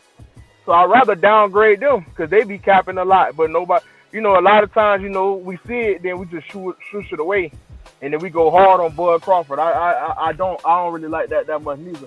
But I can say the thing about Bud that rubbed people the wrong way, Terrence, is that he was coming, and you can see it early on. He was coming from a stance of jealousy. He was a little jealous that Spence got more fans, and a lot of people, support him more, and Bud I never felt like Bud was scared of Earl, in all honesty. I felt like Bud felt like he's the better fighter, and he deserved more respect. Kind of like the same thing with how some people, it's like the same way how some people try to Devin talk about Devin. Yeah, it's kind of like the same way, but in a stance where I feel like Devin has done more, and there's some guys that feel like Terrence has done more, but in reality, he fought easier fights. Even his earlier accomplishments, them guys was kind of easy. He never really fought like no real hard champions. But, it's because of he accomplished so much, he felt like, I should get the respect that a lot of people show Earl, because they both laid back, cool guys. They both respectable guys. Terrence Crawford, he got his heart on his sleeves, and that's a nasty dude. When I say nasty, I mean like he get busy. He can fight for real. But he do cap. He cap because it's not more so he's trying to lie, because he do be capping. It's just more so it's a jealousy thing, I feel, and sometimes he just be talking out his ass. That's what I think really what be going on. I ain't mad at it. Real quick, I got to bring my brother Marcus into the building. Marcus, man, welcome to the panel. You know it ain't nothing but love and respect, brother. Man, you hear what the people are talking about. Get your early bars off, bro. Marcus, Salute, what salute. up? What up? How you doing? Much love to you, brother. Hey, I'm gonna keep it short and sweet. I just wanted to chime in on the little part that you had about, Terrence saying that they started with the size of the street with him. It's not necessarily that I care, about the fact that he said that and it wasn't true. My thing is with the fans who they always and some of the Terrence Crawford fans are the same way with Gervonta Davis. These guys will go out of their way to fill in the blanks for what these fighters mean with no reason not to say it. Like, at the end of the day, you don't have to make up what you think they meant by what they said. At the end of the day, what he said wasn't true. Tim Bradley started that whole conversation. He said that nobody could do business with PBC. They wasn't doing business like that. And whether Terrence knew it or not is irrelevant. It just what everything he said wasn't true. So we don't have to fill in the blanks on what Terrence meant. He was just wrong. So I don't understand why people got to go out their way to defend the guy when they like, yo, Bud, you was wrong about that. It's been happening for a minute. You saw Lomachenko and his manager sitting on the stage talking about they had an exclusive deal with Top Rank 2. They wasn't doing business with nobody. They told Devin Haney to his face that they wasn't going to do business. You signed with the wrong promoter. It's been going on for years. So I don't understand why he's hiding behind this, oh, they didn't want to do business with me. Everybody knows they wasn't doing business together. It ain't start with him. That's crazy. So it's okay to be like, yo, that shit ain't right. It ain't true. You know what I mean? It don't even matter what he meant. It just wasn't true. But other than that, I just wanted to say, I don't know what's going on with this Devin and Tank. I don't know what's taking so long. I think some of these guys is kind of losing their mind because Tank been radio silent, and apparently house arrest means he ain't allowed to talk. I don't understand the confusion, why his team is flipping coins. Hey, why Marcus, hold on, Yo. Mark. And only reason I cut you off is because, damn it, I didn't plan to do this. But I just checked out a video that I want to share to everybody. I want to speak. I want people to speak on this. Okay. But before I do that, I gotta bring my brother, son of God, in here. You know what I'm saying? The Brian, the SOG, gotta get his bar. I know he said he's gonna jump on quick. He had some things he wanted to get off his chest. Come on, my brother. It's on you, Brian, SOG. Marcus, we coming back to you, but I want to share the video with the panel as well. As far and with us transitioning from Earl Spence and Bud Crawford to Devin Haney, Tank Davis. Just trying to figure out where we at there. But real quick, man, we got my brother in the building, the son of God, Brian, man. Much love to you. Welcome to the panel, brother. How y'all doing, bro? Shalom first to everybody on the panel, brother. You know, Absolutely. but I think I heard you. I guess my brother that we spoke about yesterday about with the music and everything. But I want to say that I kind of like I agree with him a little bit, but disagree too. I think Terrence Crawford, when he was making that fight with Spence, man, you know what I'm saying, they had little kinks in there that they couldn't iron out right away, and Terrence just looked at it like, you know what, somebody's about to pay me $10 million, I'm gonna go and jump on it. I mean, my question, would any one of y'all do that? I mean, for the money, while they're talking, I guess you can see that it's not going nowhere. So, you know what I'm saying? So I think that's why he took that. But besides, man, I'm like, hey, it could have been worse, bro. And everybody got to, you know, not forget that fight was going to take place in November, was supposed to take place in November. That's only 6 months ago, brother. You know what I'm saying? It's not like we having a Lennox Lewis Riddick Bowe. You know what I'm saying? But we're never going to see that fight. So we do get a chance to see that fight, man. I'm excited. I think they're going to do something real good, man. It's going to be a good damn fight. You know what I'm saying? So I kind of like disagree with my brother just a little bit, but I agree with him too at the same time. You know what I'm saying? Like, but I don't think it lost its luster, man. You know what I'm saying? Like, if it was like a year or two afterwards, after this, then yeah. But it's only 6 months, brother. 6 months. But that's all I wanted to you know, just to say, man. Put it in. That's all, brother. Hey, man, real quick, I just want to say that Lennox and Riddick fight would have been fire if you'd have got that shit, brother. True, but that's a fight that a lot of people wanted to see, you know? And we never got it. You're absolutely right on that. I think Lewis could have beat him, but his chin was kind of suspect too, though, so I don't know. In all honesty. Yeah. Still a fire fight. Absolutely. I think it lost a little bit of fire. Let's be honest. I mean, they had a lot of moments where they could have just put gasoline on the fire. You feel me? Like, after Bud stopped Sean Porter, Errol Spence could have been talking this junk. He was in the crowd. Bud could have showed up to the Ugas fight. It was just a lot of things that they could have did that they didn't take advantage of that could have definitely grew this fight to a whole nother level. So, yeah, in my opinion, they definitely let it fizzle out a little bit. But, hey, it's still the most desired fight right now. And they're going to still do well. But as well as it could have, only, you know, who could say? I think, man, it's not like we get Pacquiao and Floyd when they 40, bro. Yeah. So we can't be too upset because Floyd, you're absolutely right. But also, too, for each side that had hand in hand with the negotiations, whatever the fuck might have been the situation, we got to look at who was at fault and at what point, bro. Who signed what and who was there showing whose face, man. We got to keep it real, man. And it also does lead back to the resumes because that's the best vindication we have to who's going to be the victor of this fight, regardless of accolades aside. You know what I'm saying? The resume shows you who we say he is. People say Errol ain't fight no tough fight.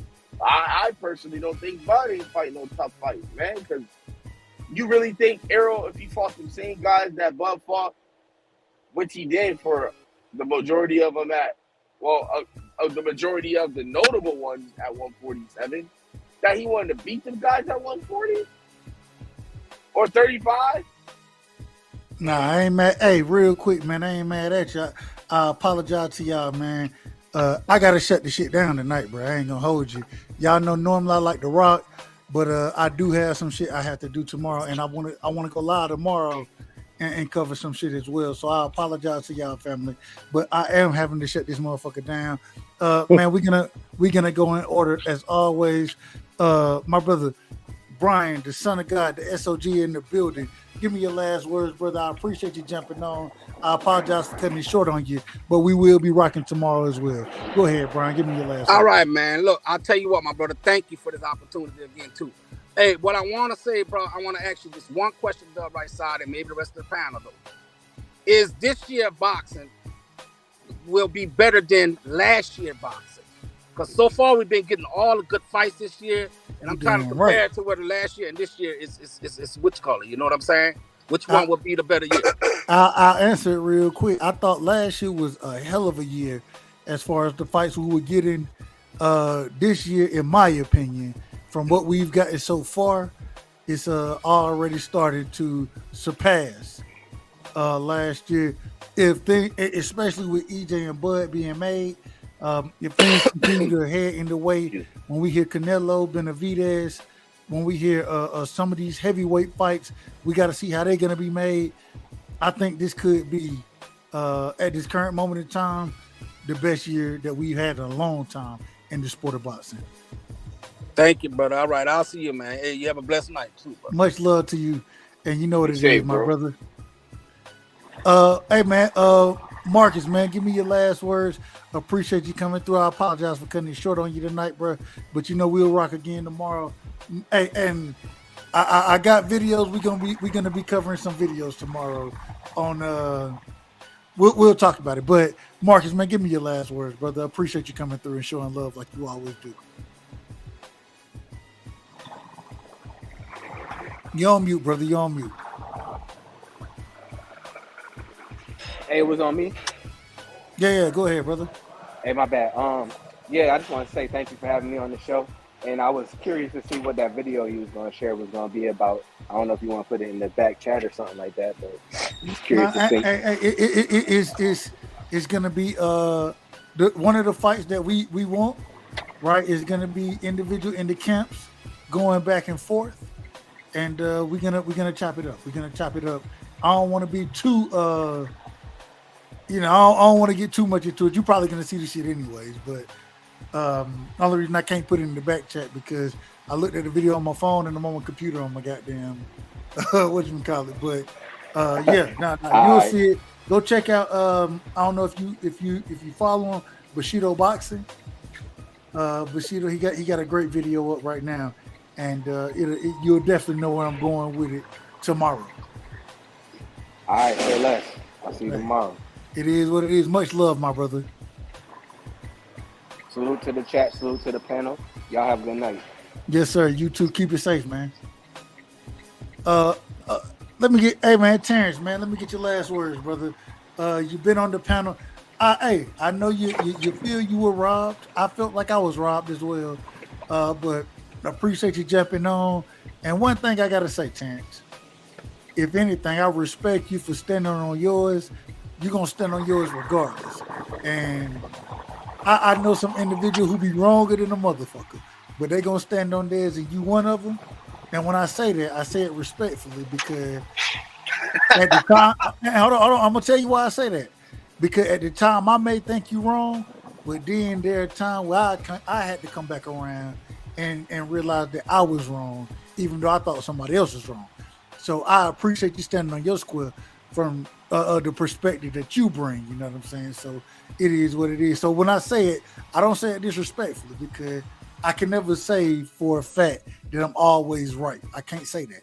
And so at the end of the day, when I say you wrong, I may be wrong about you being wrong, but at the end of the day, you stand on yours, and I respect it. Okay. My last words is this. This is for JD and this damn resume. I'm gonna kill this resume.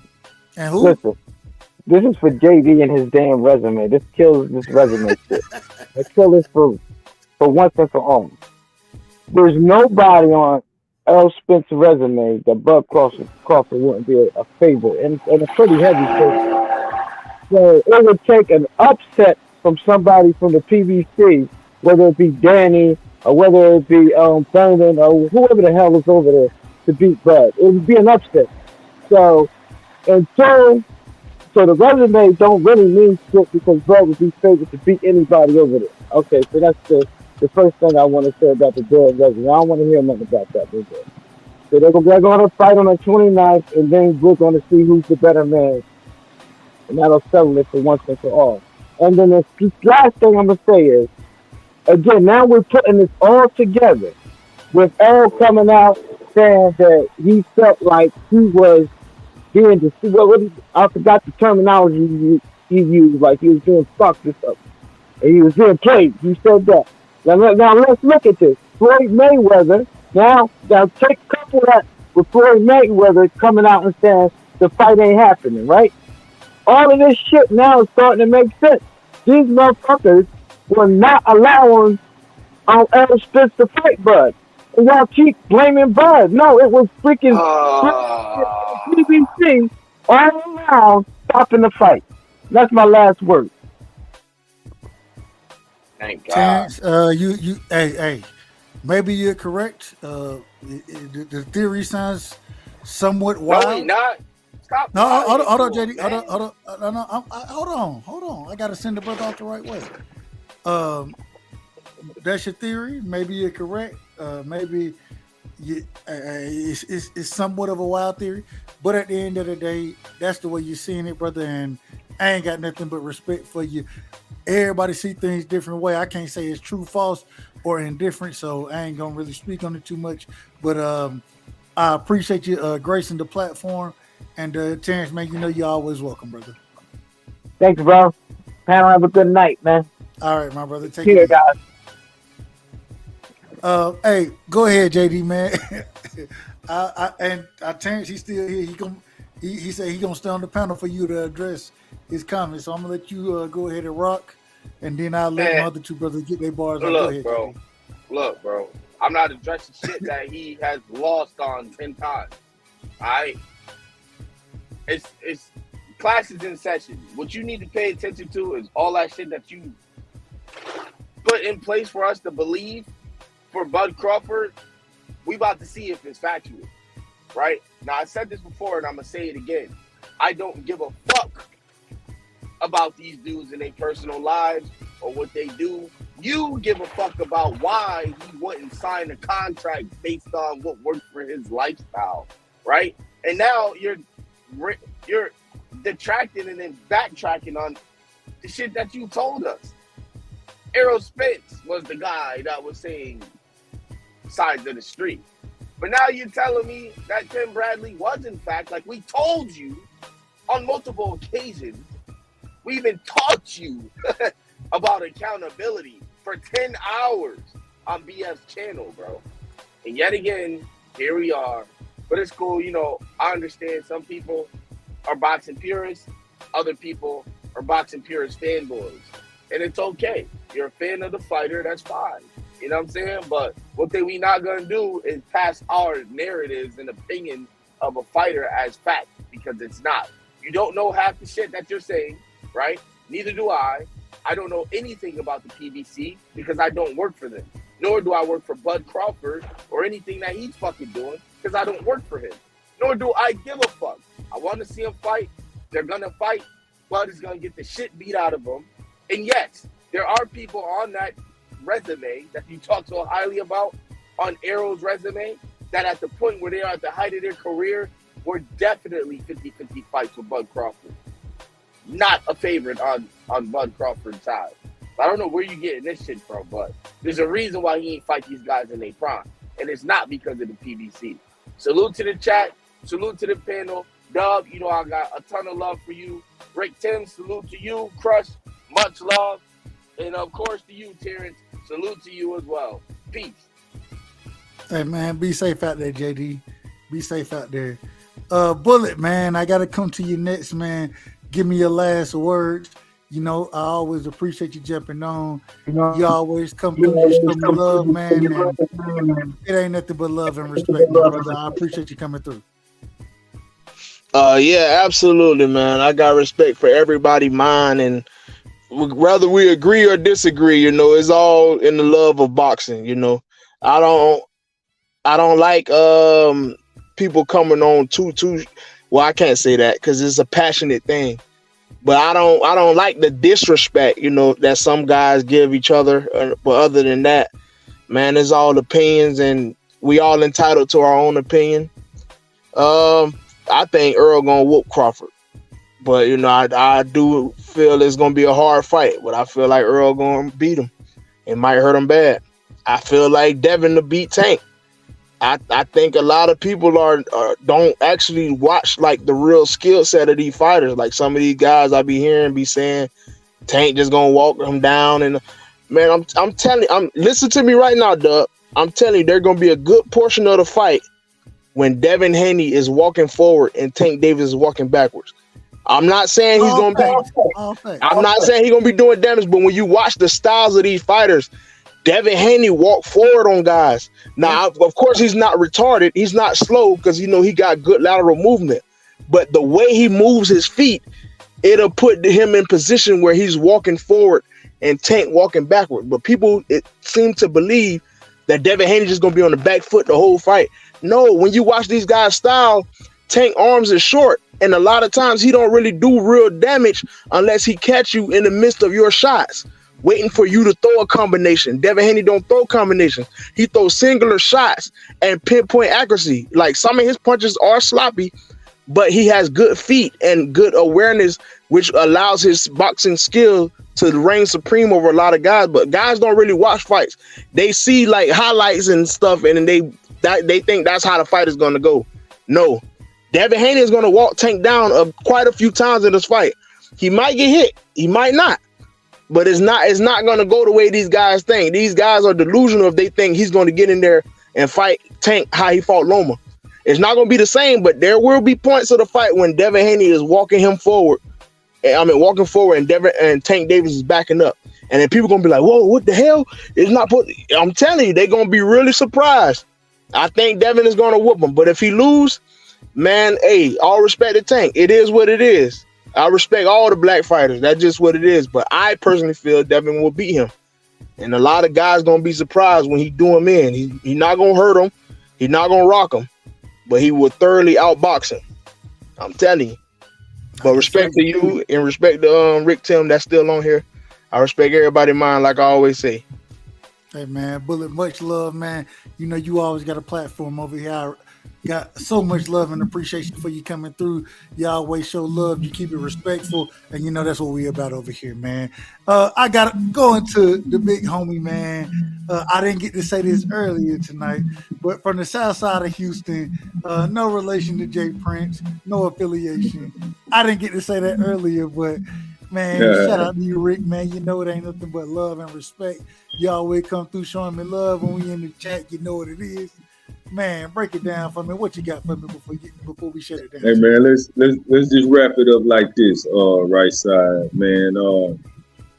Dude, at the end of the day, man, we all love boxing, and majority of us in these chats are black males. And it should never get to the point where we want to harm another black male over boxing talk, over discussing multi-millionaire athletes who won't be paying any of our medical bills if somebody hurts somebody else. So just to touch on that first, man, cats really, really get emotional behind these fighters, and dude, it's really not that serious, you know. Got love for all these brothers, and I don't care about no resumes, right side. I don't care about no busted gloves, Right side, I don't give a damn about. Busted gloves. Listen. You know the David Advil gloves. You know. Okay. I don't care about the origin of being on the wrong side of the street. I mean that's petty to me. That's juvenile, man. Are we grown or what? Only thing that matters is 58 days from today. Nothing else. I don't care about nothing else from no past. I don't care about what's going on in the present. These dudes gonna sell this fight. That's just how fights are made. So be it. Drag Bud every day. You know, you got the silly Bud fans that drag Earl every day. Dog, I'm grown. Dog, I ain't got time to talk down on Earl to praise Bud. I rock with both of them black men. I rock with Bud more. I'm picking Bud to pull off the upset and somehow beat this wrecking ball of Earl Spence. But at the end of the day, we all win. They both getting paid well. They gonna rematch. Who knows, man? It's all love with me, dog. Just don't get to the point where we want to hurt each other. That's all I want to leave with, right side. Rick, man, you know I appreciate it. I always say one reason I rock with you strongly is because I feel like, man, you kind of fall in the same demographic as far as this fight goes. I like both fighters, bro. You pick Bud, I pick EJ, but at the end of the day, I don't give if either fighter, whichever fighter win, not if either, whichever fighter win, they got to get their credit. And that I'm excited for the fight. You know what I'm saying? I'm excited. See, look, and see, I'm so not pressed or stressed about it. Even if Earl win, the next day in these chats, I'm not gonna be tripping. You know, I like Earl too, but I'm not that invested. I'm not a Bud fanboy. I'm a Bud supporter, and it's just not that serious to me, man. I would fully congratulate Earl, you know, on a big win, but it wouldn't be the end of the world. I'm not gonna be ready to jump out of building or nothing like that, dog. You know, I don't stress myself behind boxing that much. So I just want to see a good bout, and we all gonna see a good bout on July 29th, man. As we gonna wrap this up, dog. Absolutely, Rick, man. You know it ain't nothing but love and respect. We will be live tomorrow, man. I appreciate you coming through, showing love. Hey, I know you on Bill head. I know you on Bill neck, right? Mm-hmm. I got something for you tomorrow. And by the time I play it tomorrow, you probably be done seen it 2 or 3 times around. But I caught it earlier tonight. I was gonna play it, but I ain't got the time to really go deep into it. So we will be on it though. We will be on it tomorrow. I want to hear your thoughts on it. But Rick, man, you know it ain't nothing but love and respect. Shout out to everybody who came through showing love tonight, man. We had the first ever debate, and the debate question was the same question from my brother Knockout. Shout out to Knockout. That's what's up. We had the first ever debate on the channel tonight, BFTB and Terrence Bliss videos. Man, it was a good night. It was fun. I was supposed to be live for about an hour and a half, and we had 4 hours and a half now. So that tell you where I'm at in my life. So, all right, man, y'all be safe. Y'all do y'all thing, man. Much love. When y'all come over, man, just know y'all rocking on the right side, and we always gonna show love, respect, and peace, man. Y'all know what it is. Appreciate y'all coming through. You can't fight the power of Gervonta Tank Davis. What a scintillating display. Well, you question Deontay Wilder's power. The proof is in the banana pudding as he just turned the lights out. Cool boy Steph Stephen Fulton Jr. The Ennis Express is a runaway train. Ladies and gentlemen, fighting out of Las Vegas, Nevada, here is the skilled, the highly regarded Devin the Dream Haney.